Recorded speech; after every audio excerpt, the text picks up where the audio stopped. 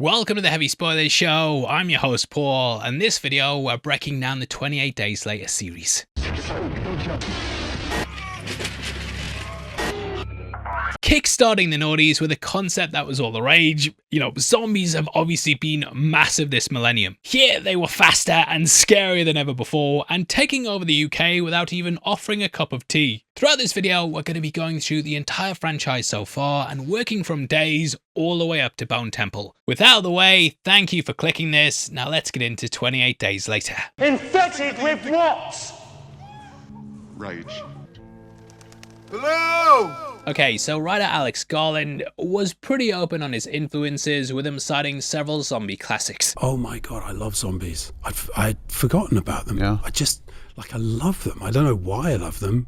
What's special about them, but I just love them. I loved Dawn of the Dead, and Day of the Dead scared the shit out of me when I went to see it in the cinema. Night of the Living Dead, phenomenal movie. But then I forgot about zombie movies and played Resident Evil. There was a game on the PlayStation, Resident Evil, and what Resident Evil did was it reminded me how much I loved zombie movies, and I thought, I love those, but there hasn't been one for ages. And after I got good at playing the game, I was thinking, the zombies are not actually very scary because you can kill them quite easily, or you can get away from them with a brisk walk. But there was something else in the game, which were these dogs. And the dogs moved really quickly, and they actually would give me a jump sometimes. And I think that's the thing that gave the sort of idea of a zombie movie, but where the zombies move quickly. Having worked with Danny Boyle on the beach, the pair rejoined forces to work on this film. And it's a brilliant story by Alex Garland. And Alex, the writer, was a mad zombie fan. He knew everything about the zombie genre, and I didn't. He also felt a lot of the concepts are outdated. So I said they've got to run.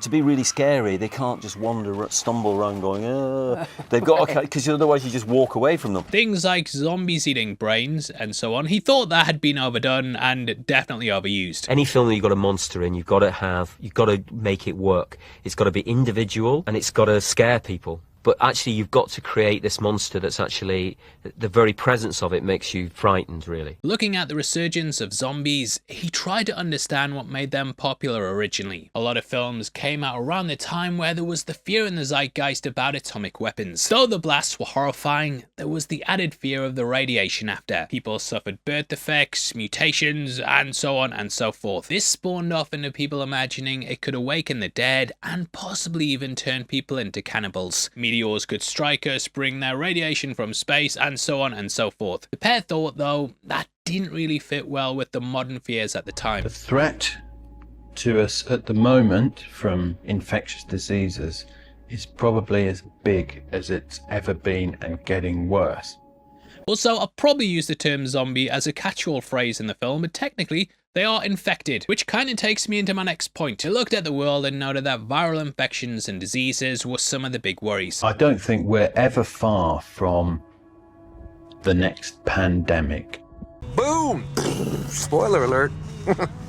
If you're as old as me, you might remember that mad cow disease and foot and mouth were a big thing in Britain at the turn of the millennium. If a disease is in an animal, that it won't at some stage pose a threat to us. Beyond that, there was also the fear of SARS and Ebola. Looking at that, Boyle figured they should focus on that as the cause of their outbreak. Ebola is able to pass through primates, which humans are a part of. This is transferred through the blood, and it typically leads to bleeding and red eyes, which is what we see with the carriers here. The symbol we see on all the marketing as well is actually also used for bloodborne biohazards, which is a nice touch. The title itself is also playing off the nature of a virus. According to IMDb trivia, this plays on the fact that it's believed the peak of immunity happens roughly 28 days after a virus is contracted and then dealt with by antibodies. I'm not a scientist, so don't quote me on that, but they do refer to the 28-day period a lot in this film.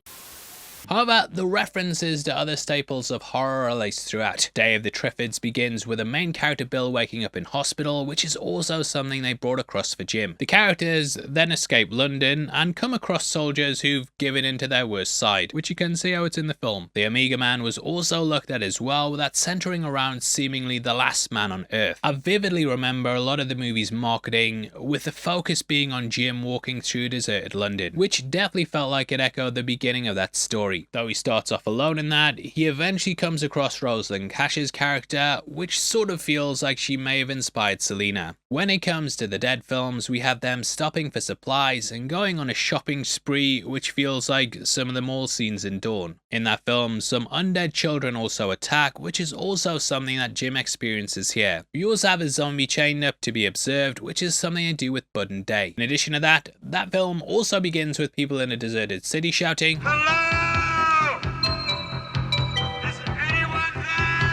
though you could say it lived in their shadows. I think at this point it's definitely carved out its own niche. For as famous as the franchise is now though, getting it off the ground wasn't easy. Though the producers secured funding from the National Lottery, Universal refused to make up the rest. So Christopher Eccleston had to take a pay cut at the last minute to get it pushed into production. The movie was also shot on a Canon XL1, which was one of the first digital cameras on the market. I think it's beautiful for urban work. It has a grittiness about it that's magnificent for your city movie, really. This meant the crew had more room to maneuver and could pull off an almost handheld style quite easily. This is the way we record our lives. We are surrounded in this city by cameras. They're everywhere, and they're all these DV cameras, all types of them, and they're recording our every motion all the time. It's great because you can get so many different perspectives and you can do things that you can't do with big 35mm cameras. Before that, film cameras required someone with a stand, tripod, or carrying it on their shoulders. A few occasions, you might just go, and there's a camera there, so you have to be aware of it all the time, But this allowed them to just shoot on the go. Which you've got to be aware of as an actor, because you can sometimes think it's a wide and there's one stuck in there that is covering you very close. This gives the film an almost homemade movie feel, and it makes you almost feel like you're part of the apocalypse yourself. It definitely suits the story, suits the British story, particularly that sort of slightly rough edge.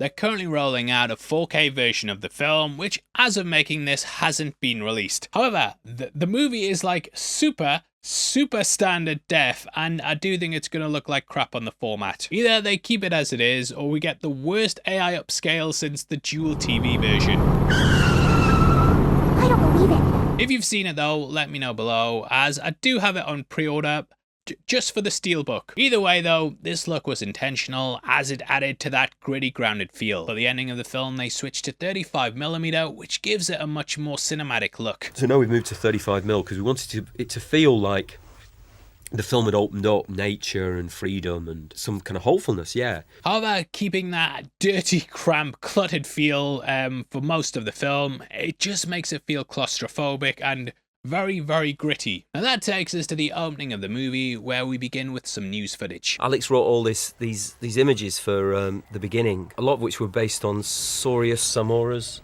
footage from Sierra Leone. I remember I had been to a country that was suffering some very intense kinds of hardships, and when I went back to England, I was sort of frustrated in some ways by some of the complacency of the country, and I was thinking of bringing some of those hardships back home, I suppose. And we debated at one point about using the real footage of terrible civil unrest and death and violence, and we decided rightly, I think, that we wouldn't use anything that involved any real deaths. And it's put in place to stir up emotions in a monkey. Panning across to CCTV footage, we then see bloody animal rights activists, bloody unleashing rage. You'll doom us all, throwing your beans over paint. Now, what I actually appreciate about the opening is that both sides sort of share part of the blame. We of course have the scientists trying to play God, but on the flip side of it, the activists just go in and open up the cages without asking if it's the right thing to do. Both sides are great though, I can see things from both sides. In order to cure, you must first understand. In the comic, 28 days later, Aftermath, they actually go through the development process. That's why the monkey's watching the TVs, because they want to see if they can then understand how to set it off and then diffuse it. The scientists want to build an inhibitor which will hold back the emotion completely. They'll distribute this through a contagion and thus put an end to rage. The comic has two characters called Warren and Clive, with the latter being angered by the project. They end up paying a prison officer to get a violent offender that they then test the virus on. Obviously he went crazy though, and thus they quickly kill him. Realizing they have to hide the body, Clive then ends up leaving the project. He then called the Animal Freedom Front, which explains how the group knew about the lab. What I love about the virus itself, though, is that rage is something we can all relate to. Garland and Boyle thought that when this becomes uncontrollable, it's a really interesting aspect of humanity. And it leads to the all permanent, appalling state of aggression. Feel this incredible rage which blots out any other feeling at all, and rage manifests itself in just totally wanting to destroy another person, destroy buildings. It's just about complete destruction. Imagine yourself in your worst moment of road rage and multiply it by 1,000,000, and that's what these people are like. It opens up big philosophical things, that whether it's a very modern disease or whether it's always been with us. It's actually part of us, and all it's doing is bringing out something that we're all terribly, I'm afraid, capable of. The world is over, and it's just how you deal with continuing life. What I love about the ending, though, is that Jim sort of embraces this. In the end, he even acts sort of like one of the infected. He moves through the house, brutally butchering the soldiers, and is a silent killer that's just focused on killing. Even the fact he's shirtless and in some raggedy pants, it clearly reflects some of the clothes we see the infected in. Selena even considers he's one of them for a second, but she ends up staying her hand. But yeah, I love how this reflects that. Rage. This is a pretty harrowing opening, though, and you can totally see why someone would get the wrong read of what was going on and they'd then free the animals. Unfortunately, though, they're infected. It's here we meet David Schneider, who I'm sure my Brit heads will recognise from lots of different shows. When one of the chimps is unleashed, we then see it bite and tear apart one of the activists. It's difficult to not think of some of the chimp attacks that often make the news, and they're known for sometimes going into rages. We then watch as the virus turns people against each other in seconds and end with a focus on the chimps. In videos, we often talk about edits and cuts, and I love how we go from focusing on its eyes to then Jim's in the hospital. Just in the same way they cut in 2001 from the bone to the ship, filled in millennia of evolution, we then get this idea that the virus has passed to man. Waking up is often also used as a framing device to highlight the character finding themselves somewhere new and unfamiliar. Whether it's Jack waking up in Lost, the constant awakenings in the Matrix franchise, well, lots of stuff, Jim finds himself in a very strange world. Seemingly abandoned, he starts to make his way through the hospital. It's clear this influenced The Walking Dead, with a comic for that debuting 1 year later, though Kirkman said he only saw the film after writing the first issue. Since then, he said he didn't really think it would matter either way, as the stories deviate so heavily from then on and become completely different. Which is fair enough, I think. The film begins with this guy, he wakes up in the hospital, he's naked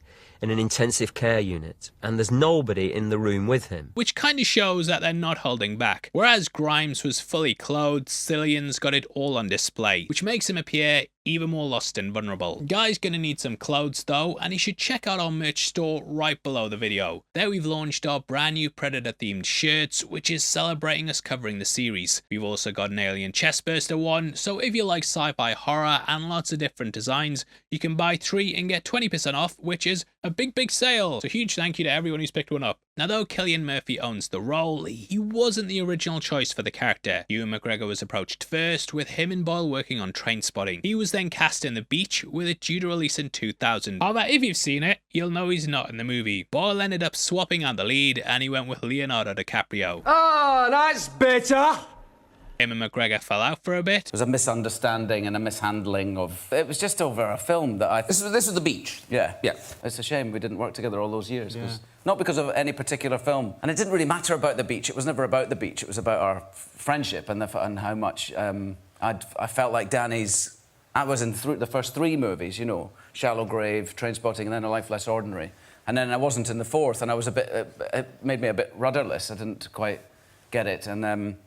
yeah, we didn't speak for a long time, which was such a waste. Though they've since made up. We had this film, this Slumdog Millionaire, which was doing amazing, picking up all these amazing things, and somebody asked him, he didn't tell me, somebody asked him whether he'd present this kind of promotional award to me, and he stood up on stage and he made this amazing speech. And I was like in tears backstage. It was like, oh, God. So, yeah. Wow. I'm very grateful to him. But yeah, that's why he's not in this. But you're back together now. It's all good now. It's all good now. Very good. Okay.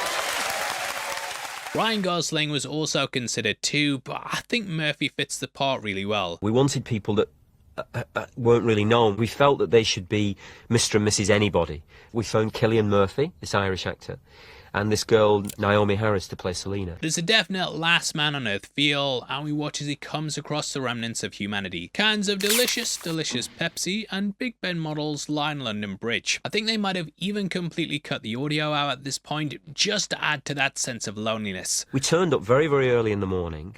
We had a lot of cameras, digital cameras, because we were able to use a lot of them, so that we could capture enough material in 2 minutes of the traffic being held back to create a sequence so that you would feel like the camera's moving around town with him.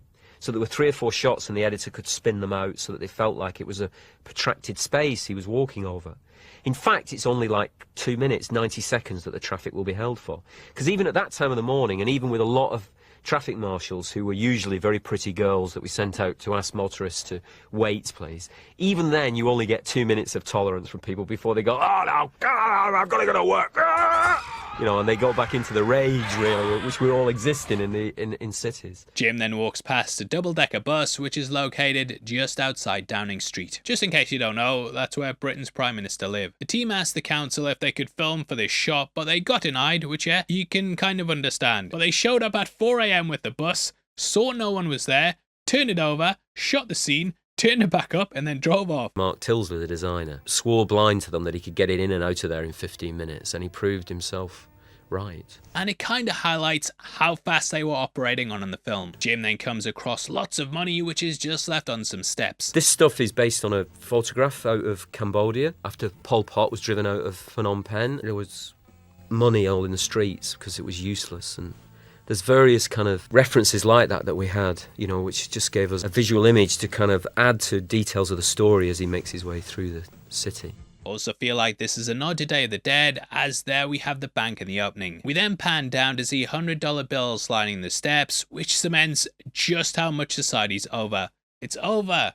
Done. It's over! I remember my dad had all this cash, even though cash was completely useless. About 20,000 other people had the same idea. Coming across a newspaper, we then see a front page that details the timeline. As we learn in the film, Britain is the only one affected by the virus. Due to us being an island, the rest of the world quarantined us old chaps. This is actually hinted to us in the second heading, which talks about the mass exodus of Brits causing global chaos. Obviously, there would have been around 60 million or so here in 2000, so that many people leaving, yeah, you can see how it would have gotten messy. Luckily, due to the speed of the virus, there was no one who could have incubated it and carried it across. Thus, the rest of the world could easily stop other outbreaks. This incubation and immunity causes issues in the second film, and this is how it's able to spread. Now, the rest of the front page references Tony Blair, who was Prime Minister at the time.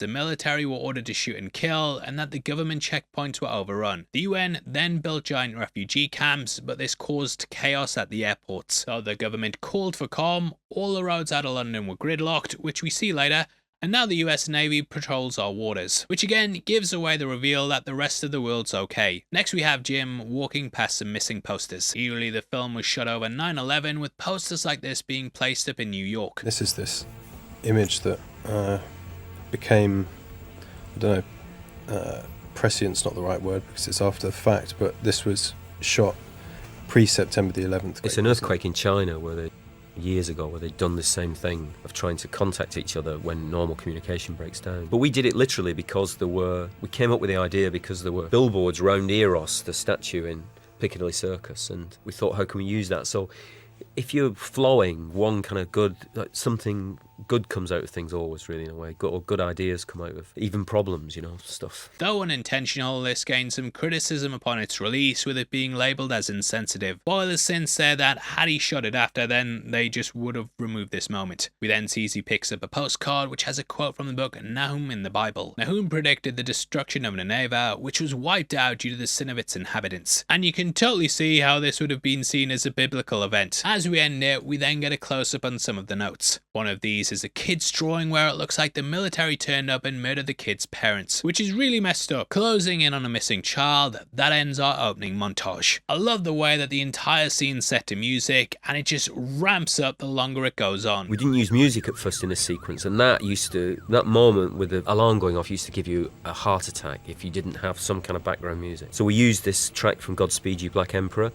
this French-Canadian anarchists who gave us permission to use their music, this driving, apocalyptic climactic music, which I think is a wonderful addition to the film. The score for this film's incredible and it just immediately grips you. Jim then travels to a church, and on this viewing I did wonder if it was inspired by the postcard. Seeing bodies piled up, Boyle said he took inspiration from this after seeing a pile of bodies from the Kurdish genocide. When you decide on that and you clear them all out, the bodies in the street, then we came up with this idea that we'd put all the bodies in a church then, which was sort of influenced by stories that we'd heard about, particularly like stuff you read about Rwanda and places like that, with corpses ending up in churches. We thought it'd just be a dumping house for corpses, some kind of mortuary or makeshift cemetery. It felt like the film was evolving then out of the circumstances, and that he was understanding as he went along in the way that we are as well, because he knows nothing like we know nothing, or virtually nothing.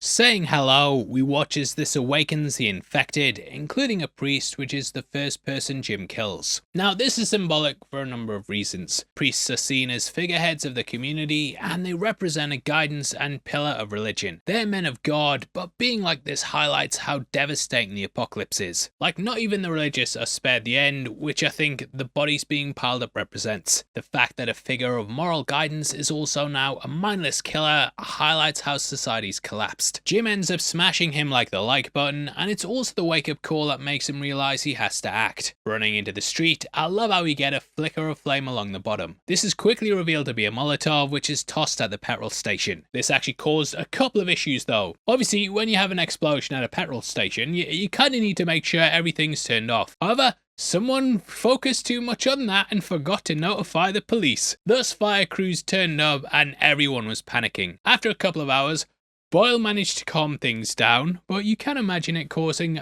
a spot of bother. The moment where they hide behind the windows in the blast was also inspired by a photo that Boyle saw of an explosion in Northern Ireland. Jim's then taken to the underground, and Mark introduces himself by telling a joke. I love how our humour kinda stares as the last bastion of humanity, and even in dire situations like this, Mark's trying to keep a hold of it. Man walks into a bar with a giraffe. They just get pissed. The giraffe falls over. The man goes to leave, and barman says, "Oi, you can't leave that lion there." He says, "No, it's not a lion. It's a giraffe." Completely falls flat, and then we're introduced to the other end of humanity in Selena. Described as completely humorless, a nihilist, she's focused on survival. Now, it's at this point Jim reveals he was a bike courier, which I actually love as a character type. He's not immune, isn't going to cure the virus, which Mark thinks he's a doctor due to his clothing. He's not a cop, not a soldier, not a fighter. He's just some dude. The dad and the daughter we meet later on as well, they're just regular people, but it adds to this realistic nature of the film. Scattered around this room are also lots of lottery tickets and a stand behind Mark's head. The film's budget was obviously helped out by the company, so yeah, they put this in as a little nod to that, explaining how the virus was initially thought to be riding. Something about it seemed a little different. It started happening in small villages where people didn't typically tend to cause an uproar. They quickly realized as well that those infected couldn't be reasoned with. What I love about this film is that because the people are still alive, they're able to be killed like how you'd kill a normal person. We've all seen zombie films, where one gets shot loads of times, and then they do that moment where they get back up and they're like, "What? I just shot you loads of times." So in those films, you have to aim for the head. You know what, mate? You know the rules. Yeah, though, if you shoot them in the chest, they're probably gonna go down. And stay down. From what Selena and Mark know, there's no government, TV, radio, and the world seems abandoned. Jim's the first uninfected they've seen in 6 days, and at this moment, they're just looking for survivors. When asking about their families, Mark and Selena say they're all dead. Boyle and Naomi Harris actually developed her backstory, and they went into the reasons why she became just so ruthless. The first people she killed was her mother and her father, and she did this to save her little baby brother. However, after cutting them up, she realized her brother was infected as well. So she represents the nihilistic side of the movie, whereas Jim represents hope. He looks up and spots the plane later on and believes that his family will still be alive, which is where they head next. Coming across his parents in bed, we see they took their own lives. Wishing to join Jim in his sleep, they left a note saying they hope he doesn't wake up, which is pretty harrowing. On the table as they come in the house, we can also see a folded up newspaper. This just says fails, and yeah, it's likely the last last thing they read before they felt there was no hope. This scene really stuck with me on this watch, and Jim just ends up walking out completely vacant. Looking at a photo of a time of innocence, we feel like that's all completely lost now. They died peacefully. You should be grateful. Now it's here that Mark tells the story about how he and his family went to the airport. Being unable to bribe their way onto the plane, he had to fight to get out of 20,000 people. Literally climbing over people to survive, he saw the face of his infected father in the crowd. He'll never forget it, and it hammers home how lucky Jim is that he doesn't have something like that as the final memory of his dad. And yeah, not exactly good what he saw either, but in comparison better, which shows how bleak everything is. Yay! Jim then lights up a candle and goes to the fridge. I remember I actually had this fridge, which I could tell off the dial at the top, so I related to the movie. Watching an old home movie of them just unpacking the shopping though, it reminds him of how the little things have been lost. This moment of happiness is then broken up by the infected, because yeah, don't put a bloody light on, mate. Turns out this is Jim's neighbour Mr. Bridges along with his daughter. Priests and neighbours are supposed to represent friendly figures, so it further hammers home how much has been lost. I also feel like the father and daughter thing is set up to later reflect Frank and Hannah. It's at this point that we then discover Mark's been bit and Selena goes at him without a second's thought. Jim's just in a horrendous situation now, and yeah, I love how it just shows how screwed he is. The Now Playing podcast really dived into the archetypes and how Jim's up shit's creek without a paddle. You've got the infected who are constantly trying to kill you,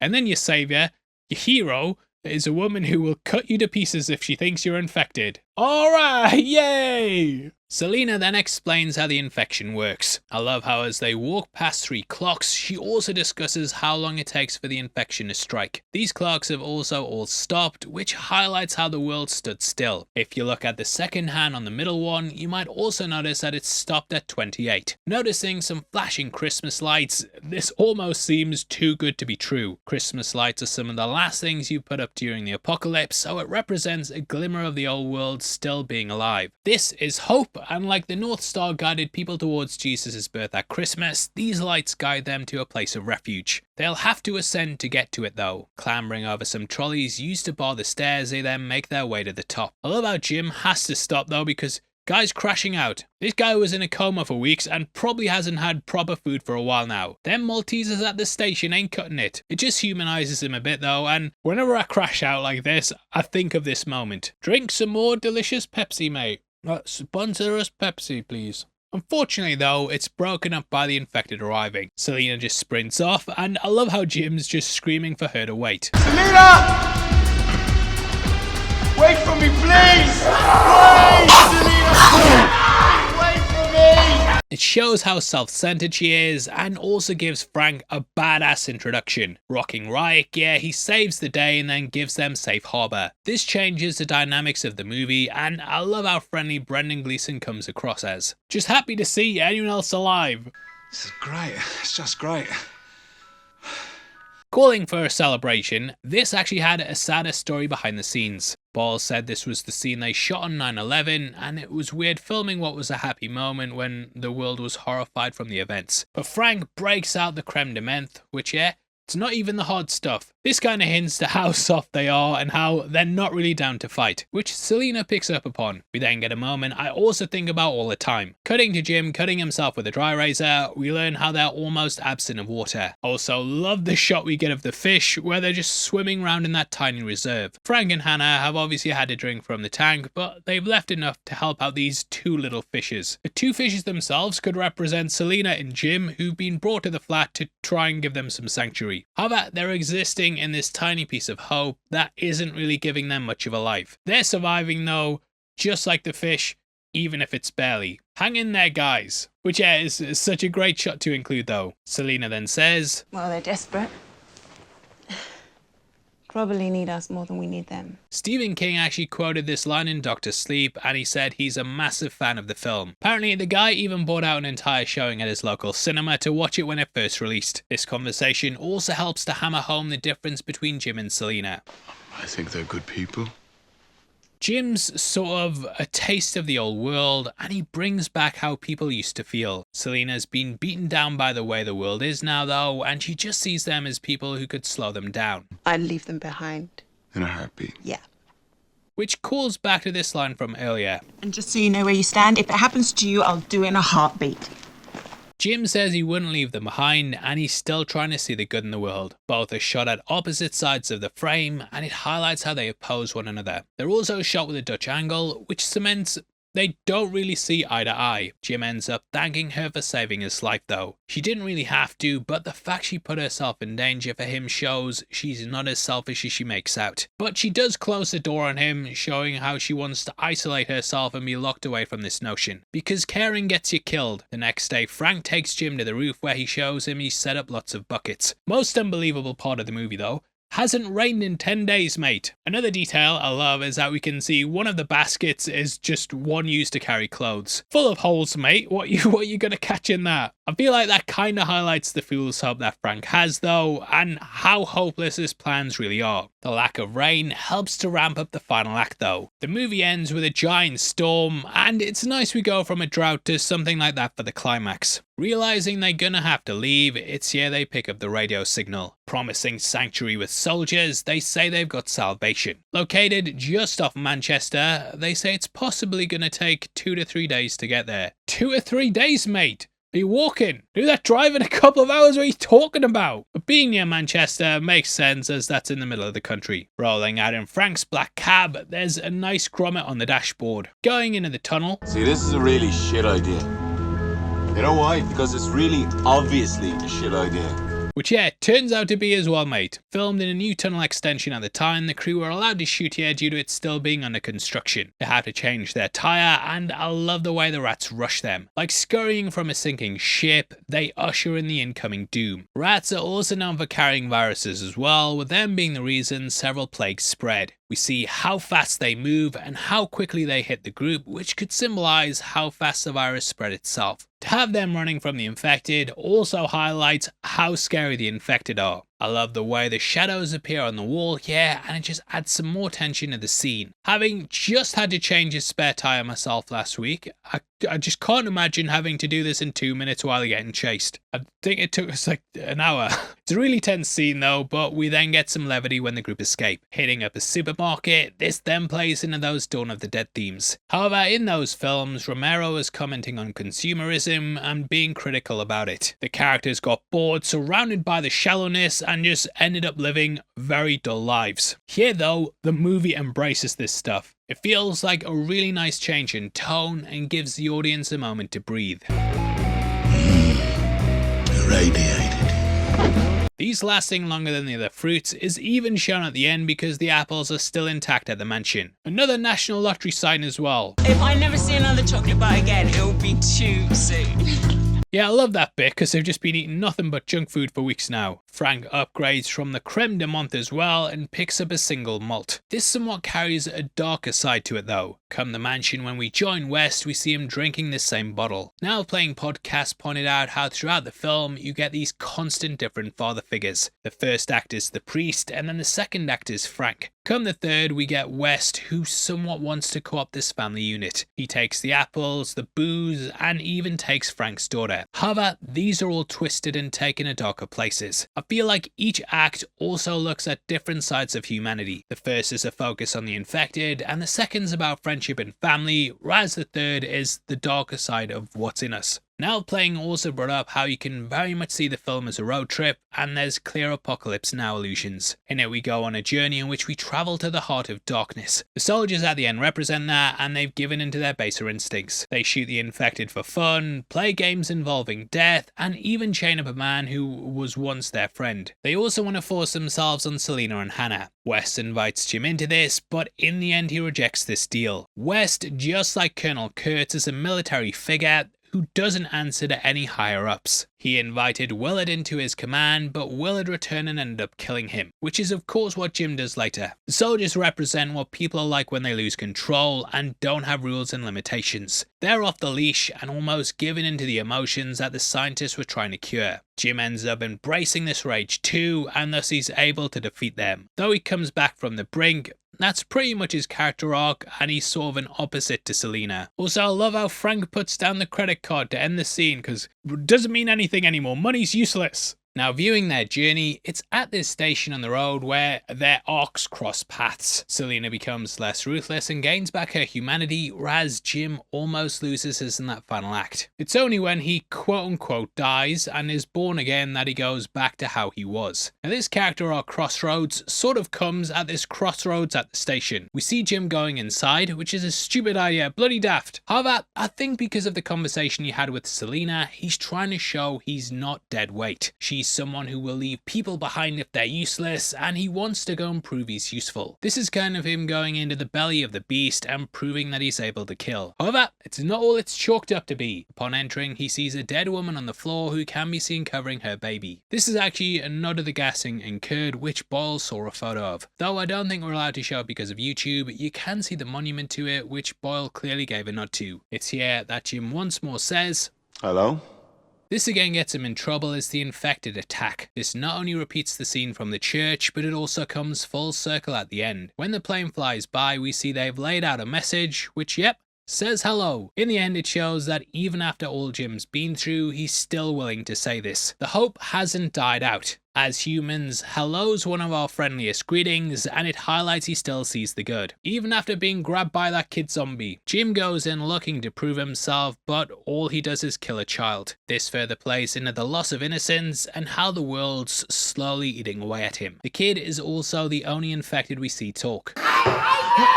It kind of just speaks to the mind state the infected are constantly in, and they just hate everything they see. I don't think it's any coincidence that we immediately cut to Hannah, who's around the same age. Jim went in thinking he was gonna find something big and bad and could be a hero in killing, but he's just killed someone who wasn't much of a threat, which yeah is pretty bleak in itself. Jim won't even tell Selina what was in there, and the group then end up heading out. Seeing these completely empty roads is crazy if you're from the UK, because yeah, M1, always manic. For this, police slowed traffic in both directions until it gave a gap for 1 minute's worth of film. Done between 7 and 9 AM on a Sunday, it's a big feat that creates this really impressive effect. Now, you just do it with CGI, but back then, they had to do it for real. Pulling over, the family then watched some horses galloping through the fields.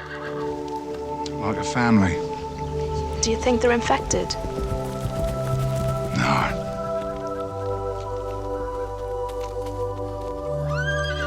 Just fine. Which is pretty much how you can describe the group here. The horses also represent how the rest of the animal kingdom remains untouched. There's still life and normalcy out there, it's just not for our species. The background of the green fields also represents a return to nature. It juxtaposes the harsh cities we've seen so far and acts as a nice contrast in the film. When we look at where the humans are, they're also amongst medieval ruins. This could represent the human world crumbling and falling apart. It's from this they can rebuild, and Selina admits she was wrong. She thought survival was as good as it gets, but in Frank and Hannah she sees that there's more. People can have each other and have a life. Selina then steals a kiss, and it's the first time we've seen her really open up. The group are unable to sleep, but they notice Selina's knocked out pretty cold. Turns out she's got Valium and trained as a chemist. These drugs play off later, as it's what Selina tries to give Hannah to make it so she won't really be cognitive when the soldiers want to have their way. Cutting to the next day, we then see Jim dreaming of waking up alone again. This is his biggest fear, and he screams hello, desperate for a connection. Hello?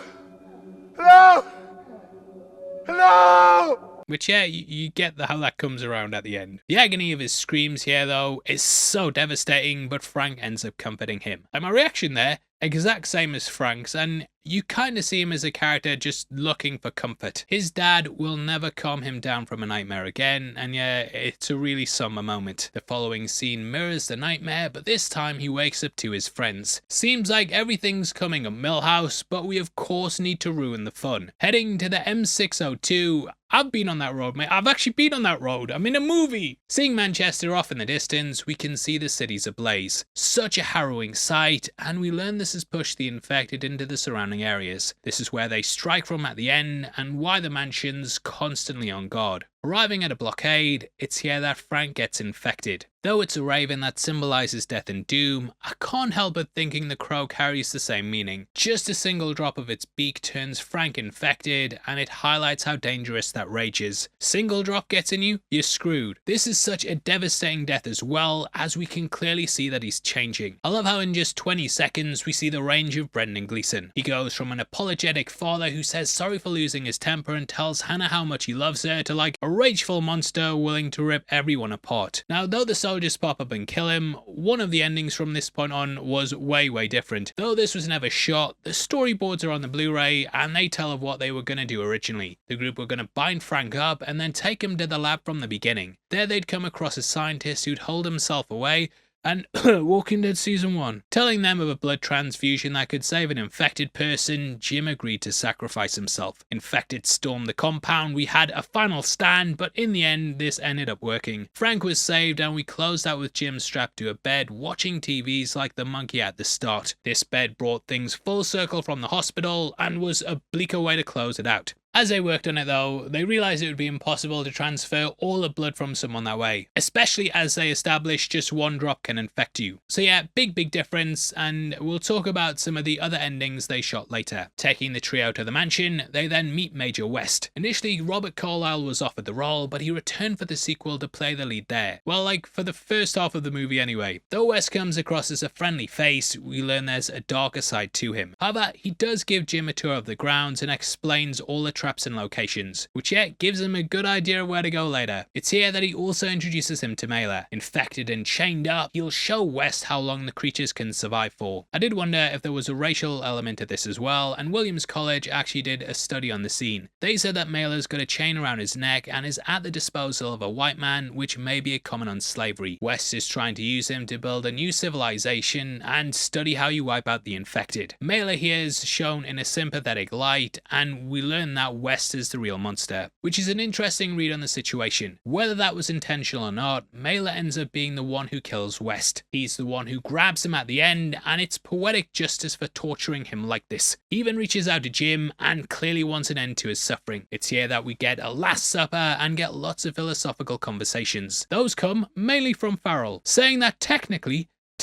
mate, if humanity's wiped out, the world will be what returns to normal. We've been there for a blink of an eye compared to how long the universe has existed, and it probably won't miss us. West just sees it as what's always been going on though, which is people killing people. The conversation's then broken by infected triggering a mine, which leads to the soldiers wiping them out. It's here that Mitch really comes to the forefront, and he's clearly harassing Selena. Jim jumps him, and Farrell joins in with him, which eventually leads to the pair being outcast. You might notice that there's a statue behind the group as well. This is Laocoon, who appears in Virgil, Laocoon. The character was a Trojan priest who warned that the Greeks had ulterior motives even when they came bearing gifts. This pretty much sums up the soldier and is a nice addition to the film. You should have known the story of Laocoon, Jim. You would have figured it out as soon as you saw him. But now though, West wants a drink and he asks Jim who he's killed. Saying he's done a child, West might see that darkness within him. He knows that he will do what he needs to survive, and then reveals the truth. West has promised the soldiers women because women mean there's a future. It's here that we hear about Jones, who West found with a gun in his mouth. Saying he was going to pull the trigger because they didn't have a future, he's since been sending out the message. I think Jones is clearly his favourite, and this is why Jim kills him the worst. Like, other than the eggs he cooked being off. He wants to destroy the thing that West cares about the most, as he's the one who destroyed it for him.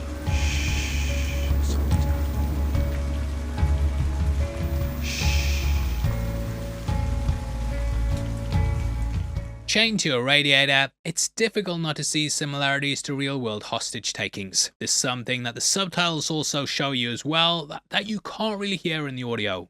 You see, that's what they're doing a few hundred miles from here across the channel, across the Atlantic. They're eating dinner and they're watching the fucking Simpsons. Now, in case you can't hear that, Farrell correctly guesses that across the Atlantic, men are tucked up in bed next to their wives watching The Simpsons. He can't believe that we've fallen this far in less than a month and sees it as insanity. He doesn't even see the world as needing to start again, as the world hasn't stopped. This catches Jim's ear and makes him realise that they're quarantined. What would you do with a diseased little island? They quarantined us. which is confirmed by what happens next. Taken in the woods to be killed, we can see this is where they hide the bodies. I do wonder how many times they've done this, and if they were even infected. Going to stick Farrell with a bayonet, this is something Jim later uses himself, showing how the turntables. How the turntables...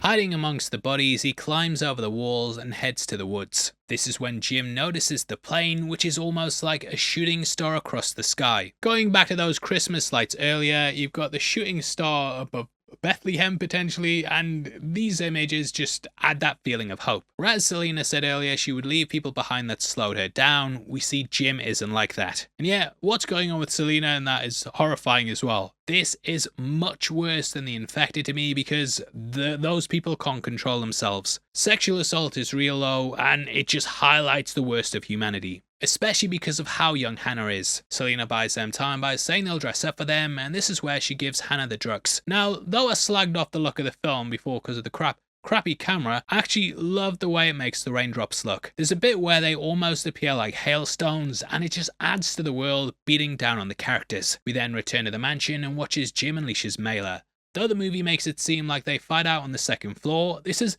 actually a bit of movie magic. The mansion's owner, they actually lived upstairs and they only gave them access to the ground floor. So everything was shot on that level, but shot to make you think they were on the second floor. It's movie magic. Mailer then ends up breaking in and whoa mate, don't bloody vomit on him mate, that's rude that. What I love though is that it lets us see how quickly the infection can spread, and yeah, if you scale this up, it gives you an idea of how it would have happened throughout the country. To the most epic use of music ever. We then watch Jim enact his plans. Just the way this entire scene's edited, the slow build of the piano, you get sucked into these moments. And yeah, there's a reason why they brought this score back for the opening of the second one. Titled In a Heartbeat, this piece by Jim Murphy was also used in Kick-Ass, which the composer scored as well. A bit lazy that, mate. The trailer of Metro 2033 and I Know Who Killed Me also featured it as well, and yeah, what a banger. The way it builds up and dips is perfect, and we get such a good scene where Hannah hangs off the mirror. If you've ever been really drunk or high and looked in a mirror as well, yeah, chances are you felt like the infected does here. No idea what I even am. Finally, Jim makes his way to Mitchell and kills him in a violent feat of rage, pushing his eyeballs in with his thumbs. This is something that would also be repeated in part 2. Selena then has Jim at her mercy, but she hesitates, bringing things full circle. That was longer than a heartbeat. Didn't know if I'd be kissing him yet, because that might be infected blood, but hey, works out alright in the end. Well, for a bit anyway. Clobbered over the head by Hannah, they then go to the taxi. Finding the Major sat there, he ends up shooting Jim. Hannah reverses into the mansion, and we see he's ripped apart by Mailer. Now it's from here that the group ride off and crash, which leads to a freeze frame. In my research, I even hear there was versions of the film where the movie would have ended when we cut to black here, which I don't think it would have been popular. Another version they shot had Selena failing to save Jim at the hospital. He then died and the pair walked off down the hall by themselves. She'd reverted to basically going back to just leaving people behind and was a cold-hearted person again, and yeah, just ready to move on. Don't look back, don't grieve. We then also had another version with pretty much the exact same ending, with Hannah and Selena doing just the sheets themselves. So we figured out from that Jim woke up in a hospital and died there.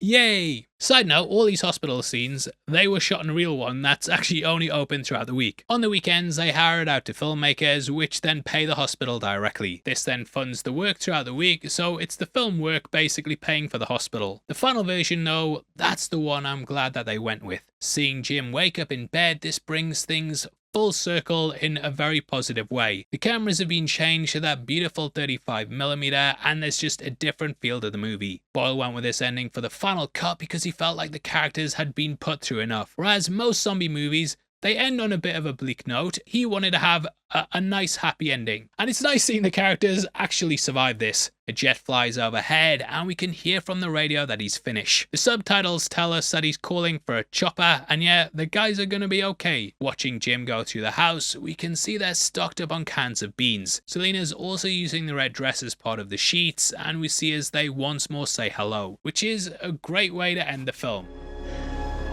Do you think he saw us this time?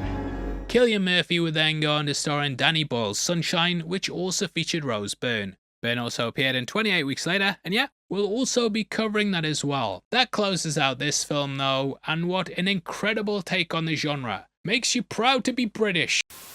Welcome to the Heavy Spoilers Show. I'm your host Paul, and this video we're breaking down 28 weeks later.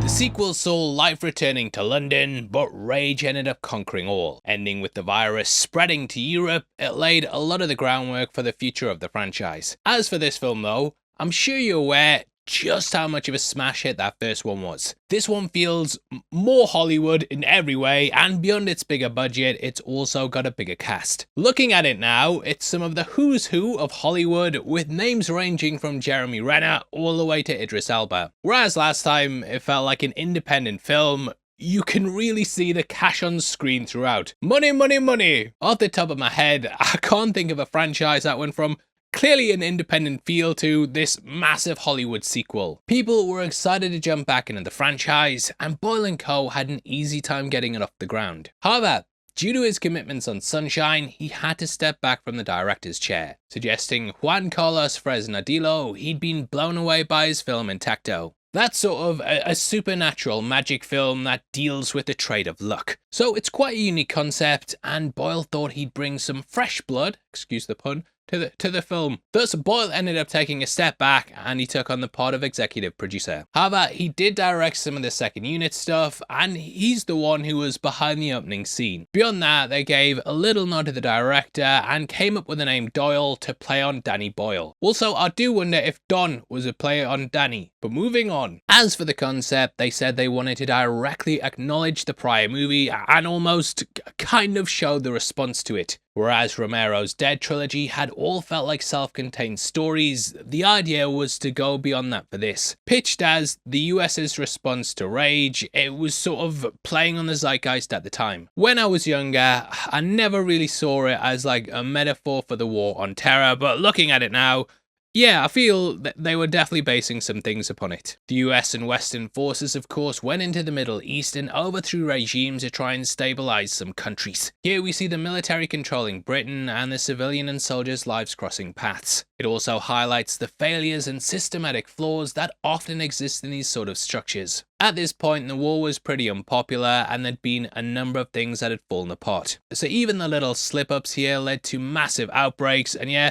We've all lived through a pandemic at this point and seen how these little slip-ups kind of happen consistently, it seems. I always appreciate when a film's not too heavy-handed with its messaging though, and yeah, I think you can totally watch it and think I'm an idiot for even bringing that up, which would be a fair assessment. As with all sequels though, they brainstorm lots of different ideas. The first of these was titled 29, yes, 29 Days Later, which would pick up with Jim and Selena. We'd see their life playing out after the events of the first film, and then watch as Rage had an outbreak once more. Another idea was to keep things with the military, but instead we'd have the British SAS on a secret mission. Tasked with retrieving the Prime Minister and Queen, they'd have to fight their way in and out of London, which I do actually think would have been an interesting concept. In the end though, I love what we got. The film's a really down-to-earth story that's filled with flawed and relatable characters. That focus on humanity's seen right from the off in what might be up there as one of the best openings of all time. In my opinion anyway. Back when I was doing a lot of perfect scene videos, this was one that I had high up on the list. For me, it's up there with The Two Towers and Spy Who Loved Me in terms of being one of the best ways to start a movie ever. It's basically a metaphor for ditching your wife, eh? Hey. Beginning in the dark at a farmhouse, we see some survivors are trying to lie low. If you've ever read The Diary of Anne Frank, then you'll know they clearly base this around some of the elements in that. There's little noise, little movement, and people all huddled together trying to survive. I feel like survival is a thing that took a big focus in the first films, whereas this movie kind of focuses on the aftermath. In both cases, the characters are survivors, but later in the movie it takes on a different context, as they're people who've made it through to the other side, rather than still going through it. But we still see what they were like during an outbreak. We see a match getting sparked up in the darkness, and then get a focus on Alice's eyes. I didn't really notice they were different colours the first time I saw it, but yeah, in hindsight, you can see they're slightly different. This hectochromia is a groovy mutation, and it creates a block on the symptoms of the virus. Eyes have always taken a big focus in the franchise, and we had a shot of them with the monkeys last time before we then transitioned to Jim's at the hospital. His were closed, highlighting his ignorance to what was going on. Now, Boyle suggested this and basically said, like, look, it can't turn both eyes red, so the virus can't infect them. Not sure how that works on a scientific level, but yeah, that's why they're immune. Eyes are very important though, and this is why around the 1450 mark we see an eye test being carried out. This then transitions into a combination of both eyes to highlight its importance. Ones with this just harbour natural immunity, and thus they don't go off the deep end and into the hateful state of rage that the others succumb to. One of their eyes just becomes a bit bloodshot. Beyond that, Alice's husband Don also kills her by shoving his thumbs through her eyes. This is something that Jim used to kill Mitch in the mansion with, so it brings it full circle from that. However, it is possible that it goes even deeper. As we know, rage makes one completely transform into a state of rage. We're spotting all the details here. Attacking the eyes could even be Don angrily attacking his wife like that because she carries immunity, and he doesn't. However, being immune doesn't mean that you want to carry her, as we see. This is how the virus spreads, as Don kisses his wife and then gets infected. And he also carries it to Europe, and from there, more people get infected, which is something I always loved. In stuff like The Last of Us, I don't know, like there was a time after the first game where there were questions whether if Ellie having the infection in her, if she kissed someone, if that would spread the cordyceps. Then they came out with the E3 trailer where she kissed Dina and everyone was like, oh yeah, clearly doesn't spread that way. That isn't the case in the end there, but because of this movie, it crossed my mind for a number of years. I think the way they handle it here works really well, and it just adds an extra level to how dangerous the virus is. Like, Dawn can't even kiss Alice without dooming the world. Her immunity may have had some other side effects as well. As we know, viruses mutate, and it's likely that rage changed within him, likely allowing him to retain some intelligence. I am recording this before seeing 28 years later, but the trailers appear to show smarter infected who act and hunt in tribes. Don restrains himself at several points and even acts tactically. We even see that he seems to recognize Andy, and in the subway, even holds himself back for a couple of seconds. We have seen these different versions before, and in that first film, there was actually a kid who spoke. So yeah, there's all these other versions, and I love how these theories kind of spring out from this opening. That has a long focus on their kiss, and I love how it comes full circle later. Now, we see that they're having to burn books for fires, which also thematically plays into ignorance. Reaching, but yeah, it could be playing off the fact how the infected go back to a state where they show a lack of intelligence. Reaching. Now, as for Don, he's played by Robert Carlyle, who'd actually turned down a role in the first film. He'd worked with Boyle on Trainspotting and also The Beach, but didn't really click with the first film. Thus, he turned down the role of Major West, which ended up going to a doctor who was named Christopher Eccleston. Personally though, I'm glad he waited, as I think he fits the role of Don much better. Don's an extremely complicated character, and Carlyle brings a hell of a lot of complexity. We see them using candles for light, and as we learn, all the electricity's down. I actually love how you get the impression that this is night, and then they open the door and you just get hit with that sunlight. It shows how much they've had to hide themselves and completely live in the shadows away from the world. Now, if you recognise this form yet, it may be because it appeared in Children of Men the year before. This whole thing's clearly inspired by Night of the Living Dead, which centred around a group holed up in a farmhouse. Alice also looks about the photographs and she sees one of Jeff and Sally with their grandkids. As we learn, Alice and Dunn have two of their own, and they're currently away from this hell. As we later discover, the pair were safe in Spain, and their son Andy arrives with a shirt for Real Madrid. This was put in by Fresnadillo, who wanted to give a nod to his home country. It also makes sense that they'd be safe in Europe, as that was of course a big part of the evacuation in the first film. As for Jeff and Sally's grandkids, we're not too sure, but I think you can read into it that they may have been infected. There's a big theme in the film around saving children, and that's established right in this opening, which we'll talk more about in just a bit. Either way, we see Jacob flicking through the paper, giving the impression he's read it cover to cover several times. The group also sit down for dinner, which appears to be playing off The Last Supper. That's something they did in the first film, and they had that big dinner scene before everything kicked off. The Last Supper is the last meal before a big time of change, and this is the last time the group will be together before everything goes to hell. Clearly, the cracks are starting to show though, and the group are coping with things in their own way. We learn that Karen's boyfriend Sam left 5 days earlier and hasn't been heard of since, so he's likely dead. Spoiler alert. She still wants some food kept for him though, and yeah, she's living in denial. Did Nile in a river in Egypt? On the opposite side of this, we have the nihilist in Jacob, who says there's nothing left. Now it's here we really start to see the key characteristics in Don and Alice. Even though Don can hear it's a kid, he says they don't know who's out there. He's hesitant to put himself in danger, whereas Alice leaps to her feet. Which yeah, I wouldn't answer it, mate. Tell them we're out. The kid comes in, eats some pasta, and does a little joke that you might know if you're from ye olde Britain. Where have you come from?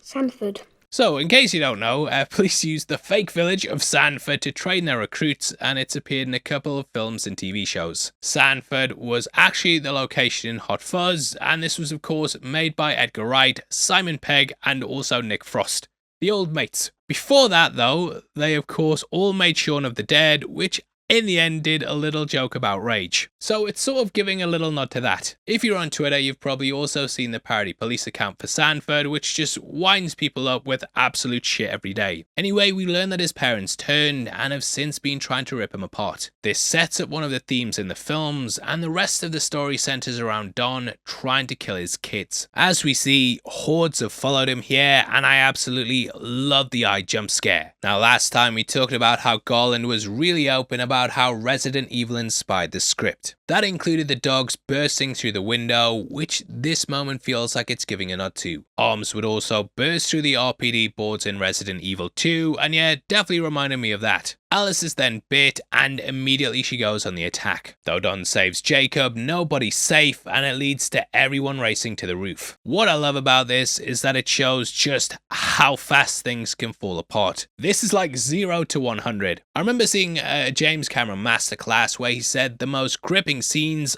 often take you from one emotional extreme to the other. So like the relaxation and relief that we have of a kid eating pasta to people coming through the windows trying to kill you, that's why it works. I think as humans we also forget just how brutal that nature actually is. We have a safe, relatively secure civilization, but on the whole, life is death. If you're an insect or an animal in the wild, you could really die at any second. So seeing us reduced to this primal state, it's such a great way to show how screwed everyone is. The virus also spreads extremely fast, and you can instantly see how the country would destabilize. Someone who's your friend 1 second can be an enemy the next, and yeah, absolutely desperate situation. That's aided perfectly by the shaky cam. We also see as Jeff gets taken over, and then his wife's paralyzed with fear watching him die. Jeff also holding people back to get infected sort of reflects the choice we see next. Don runs to the room with Alice and the kid, and then makes a split-second choice to run rather than saving them. And look, like, I see cons and takes online that Don was the biggest piece of shit ever and shouldn't have done it. I think in our heart of hearts, you know, we'd all like to think we'd never do what Don did, but in all honesty, if it happened, you just don't know. This is a guy making a split-second decision in which he chooses survival over death, because that's basically what it boils down to. When Don was fighting with the crowbar, he was standing there defending everyone, however, unarmed and left to go to Alice. Yeah, I don't think he would have made it out of the situation. Alice herself only survives because of her immunity, and that kid, yeah, we never see that kid again. I will remember you.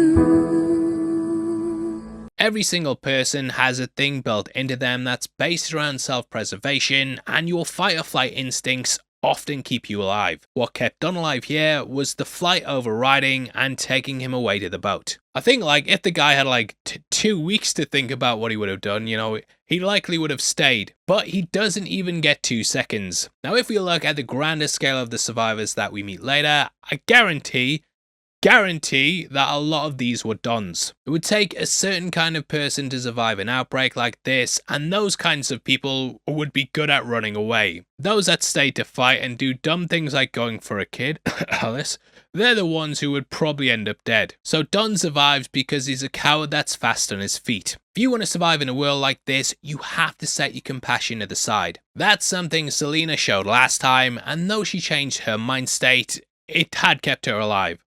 So, do you want to survive? Well, if you do, you're going to probably have to hit the thumbs up and also be a Don. However, on the flip side of this, I think we can all see why what he did was wrong. Leaving your wife like that, phew, I'd be in the doghouse for a week, mate. I think the film also clearly condemns his actions. Had Don died here, then it's unlikely that we would have had another outbreak. In the end though, this running and hiding causes more issues down the line. So the film is clearly commenting on how it's best to stand up and fight rather than act like a coward. Don is ultimately punished in the end, and it's his actions here that all lead into it. Like I said though, it's extremely complex, and it's only in these sort of moments that you'd see what kind of person you are. And I think if Don was removed from this context and commenting on Twitter, he'd also probably be like, yeah, Don's a dickhead, mate, I'd never run away. The scene is phenomenal though, and they bring back the song in a heartbeat from the first film. Thematically, this is a flip on Jim, as there he stormed the manor, or as Don pegs it. I love the shot where the infected appear over the hill and we get them running over his shoulders. This has been used in the trailer for 28 years later, and it's even used in some of the recent poster images. I don't think I've ever watched this scene without getting goosebumps, and I'm constantly leaning in on the edge of my seat. An element that I love is that Don is shown from the side as he pegs it to the boat. Later on during the carpet bombing, we see him from the side as well. In both scenarios he's surviving, but they flipped it to show how in one scene he's running from the infected, whereas in the other he's part of them. I think they also really handled the presentation of the infected here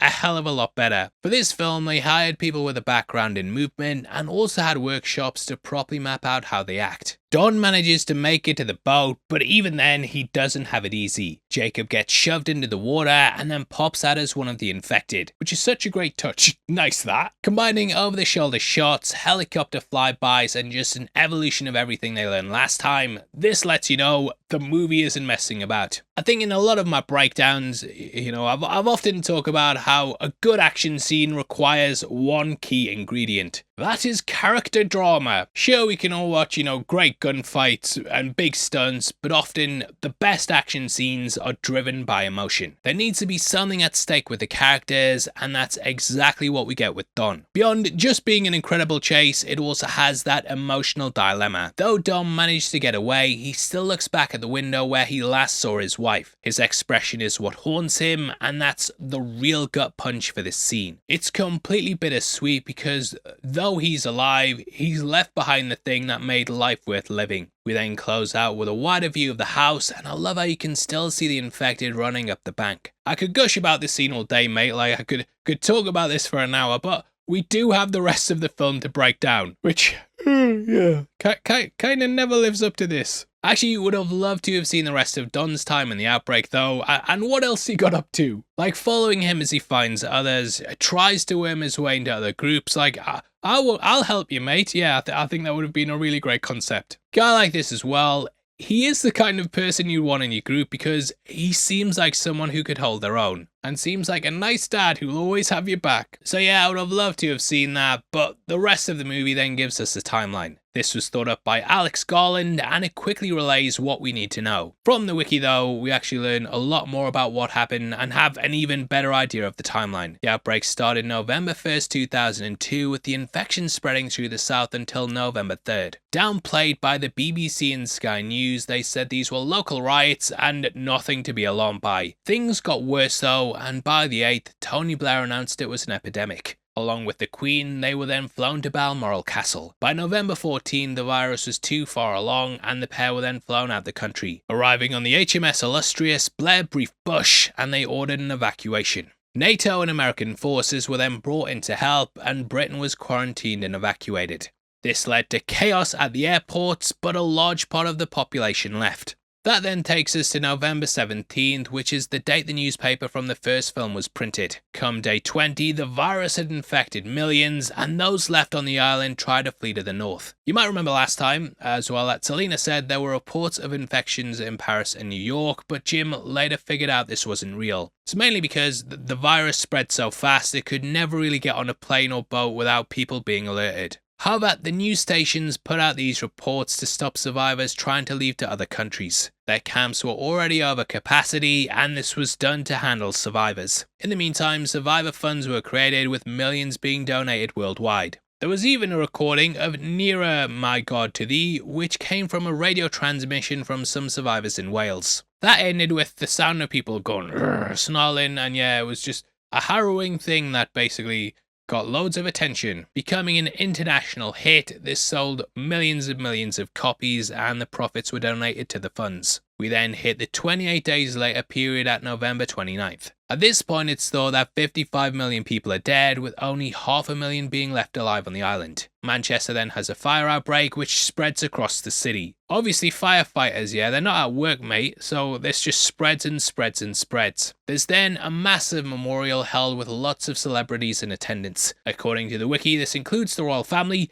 Elton John, and also David Beckham. Nice guy, that. The Queen's Christmas speech is then delivered around the world, which says their land will always be in her heart. After this though, some hope springs forth, and surveillance planes notice the infected are dying. This is when the Manchester 3 are found, with that happening on January 5th. Also, I was reading those dates like, are you sure it was winter, mate? Because it looks bloody boiling. Lads walking around in a hospital gown. But those are the dates. Scientists are then brought in to study the virus, and they announce it hasn't gone airborne. Thus, Britain can be repopulated. Come February 2nd, Bush announces that the US will lead the charge in repopulating the mainland. Things don't go according to plan though, and there's still a lot left without permanent homes. The cleanup is taking its time too. So on April 30th, they hold a lottery that basically gives the winners the first homes. The royal family and politicians, they also remain behind in Canberra for the meantime. This causes some outcry from journalists who say they were the first out, so of course they'll be the last back. There's a lot of skepticism the virus isn't gone because yeah, the news lied before. Come 24 weeks later, we hit May 26, and the Isle of Dogs gets its first group of refugees. There's plans to repopulate over the summer, but still a lot of skepticism. Come June 27th, Blair resigns, which yeah, sort of mirrored real life as well that. I love the feeling of hope we get in this opening though. We even get a shot of a plane overhead and the camera's pointed looking up at it. This mirrors Jim spotting the flight in the first film and brings with it that feeling of rebuilding. Cutting to the sniper Doyle on a roof, it's here we're introduced to the soldiers. Having just rewatched the original, I definitely felt like this was subtly trying to make the audience uneasy. The soldiers were the villains of the last one, and it's nice opening with them watching over the city with their scopes, which obviously is also supposed to show danger. I love the shot where Renner looks through his scope and you can see his eye gets magnified. Reminded me a lot of the moment from the Bourne movies, and Renner would even go on to star in them himself, which we don't talk about. He was 2 years off an Oscar nom though, and this does sort of feel like his audition for the Hurt Locker. There's lots of banter, and we see all the soldiers including Ariel supporting Flynn. Played by Harold Perrineau, this sort of feels like another nod to the Resident Evil games. Those often end with helicopters pulling you out, and these pilots will become characters in their own right. Rest in peace, Brad. We also meet Rose Byrne's Scarlett. She'd go on to star in Danny Boyle's Sunshine alongside Cillian Murphy. Some of the first people arriving are Tammy and Andy, which annoys Scarlett as they're now admitting kids. How old are you, Andy? 12. I think that makes you the youngest person in the entire country. Seeing the clean out, we then watch as bags are thrown in the streets, bodies are burned, and there's lots of processes they carry out in real world pandemics. I know when COVID hit that a lot of people went back and watched Contagion and were actually surprised at how accurate that it was. But these are just real world processes they have in place. As we hear, there's still a number of bodies to be cleared, and we saw things like the churches last time. There's also paint on roofs saying someone's inside the house, and you'll often see these sort of things on homes in the wake of disasters. Hell, even the last film ended with them spelling out hello. Reunite with Don. Hey, it's good to see you, mate. What you been up to? It's here that we really start to see the surveillance state set up in the constant CCTV. Though it's commonplace these days, I remember back then we sort of hit a turning point. Security stepped up in the wake of 9/11 and everyone was constantly being watched. This was sold as something that kept you safe, but there was always that feeling of paranoia. Scarlett talks about the dangers with General Stone, but he discusses the Code Red protocols that we see happening later on. That is complete quarantine. Around the table we also see a soldier with the name tag Bellew, which was a nod to co-producer Bernard Bellew. I also wondered if Scarlett was a play on the colour red, or even scarlet fever. We are reaching, I did say, learning Don has AAA access to his job. He is quite high up. Showing them the new apartment, it's a stark contrast to the farm at the start. There's giant glass windows, an actual view, like view of sunlight, and yeah, full of different kinds of foods. Sitting them down to tell them what happened, Don ends up lying. I can't help but think this film inspired The Last of Us, as we have lots of similarities. Not only is there an immune child, but there is of course also this selfish fatherly figure. Druckmann and Garland have done several interviews together, and the latter's even talked about how much he loves the games. There's definitely that divide though, which is seen with a top-down shot. Don has a much bigger couch than the two siblings, and they're scrunched up together on theirs. They will of course stay close and end up an opposite to Don, who wants to destroy them. So it's excellent staging. Haunted by what happened, we get the recurring vision of Alice banging on the window. This is a motif that constantly returns throughout the film, and we see characters pressed up against glass. The situations always seem to involve saving kids as well. Alice tried to save the child there, and later Doyle dies pushing the car with the kids inside. I also feel like Tammy is a bit annoyed that it's her dad who made it out. We're just happy you're still alive. Oh yeah though, cause you don't bloody sound it. Night then descends on the city, and we see Doyle and Flynn messing around.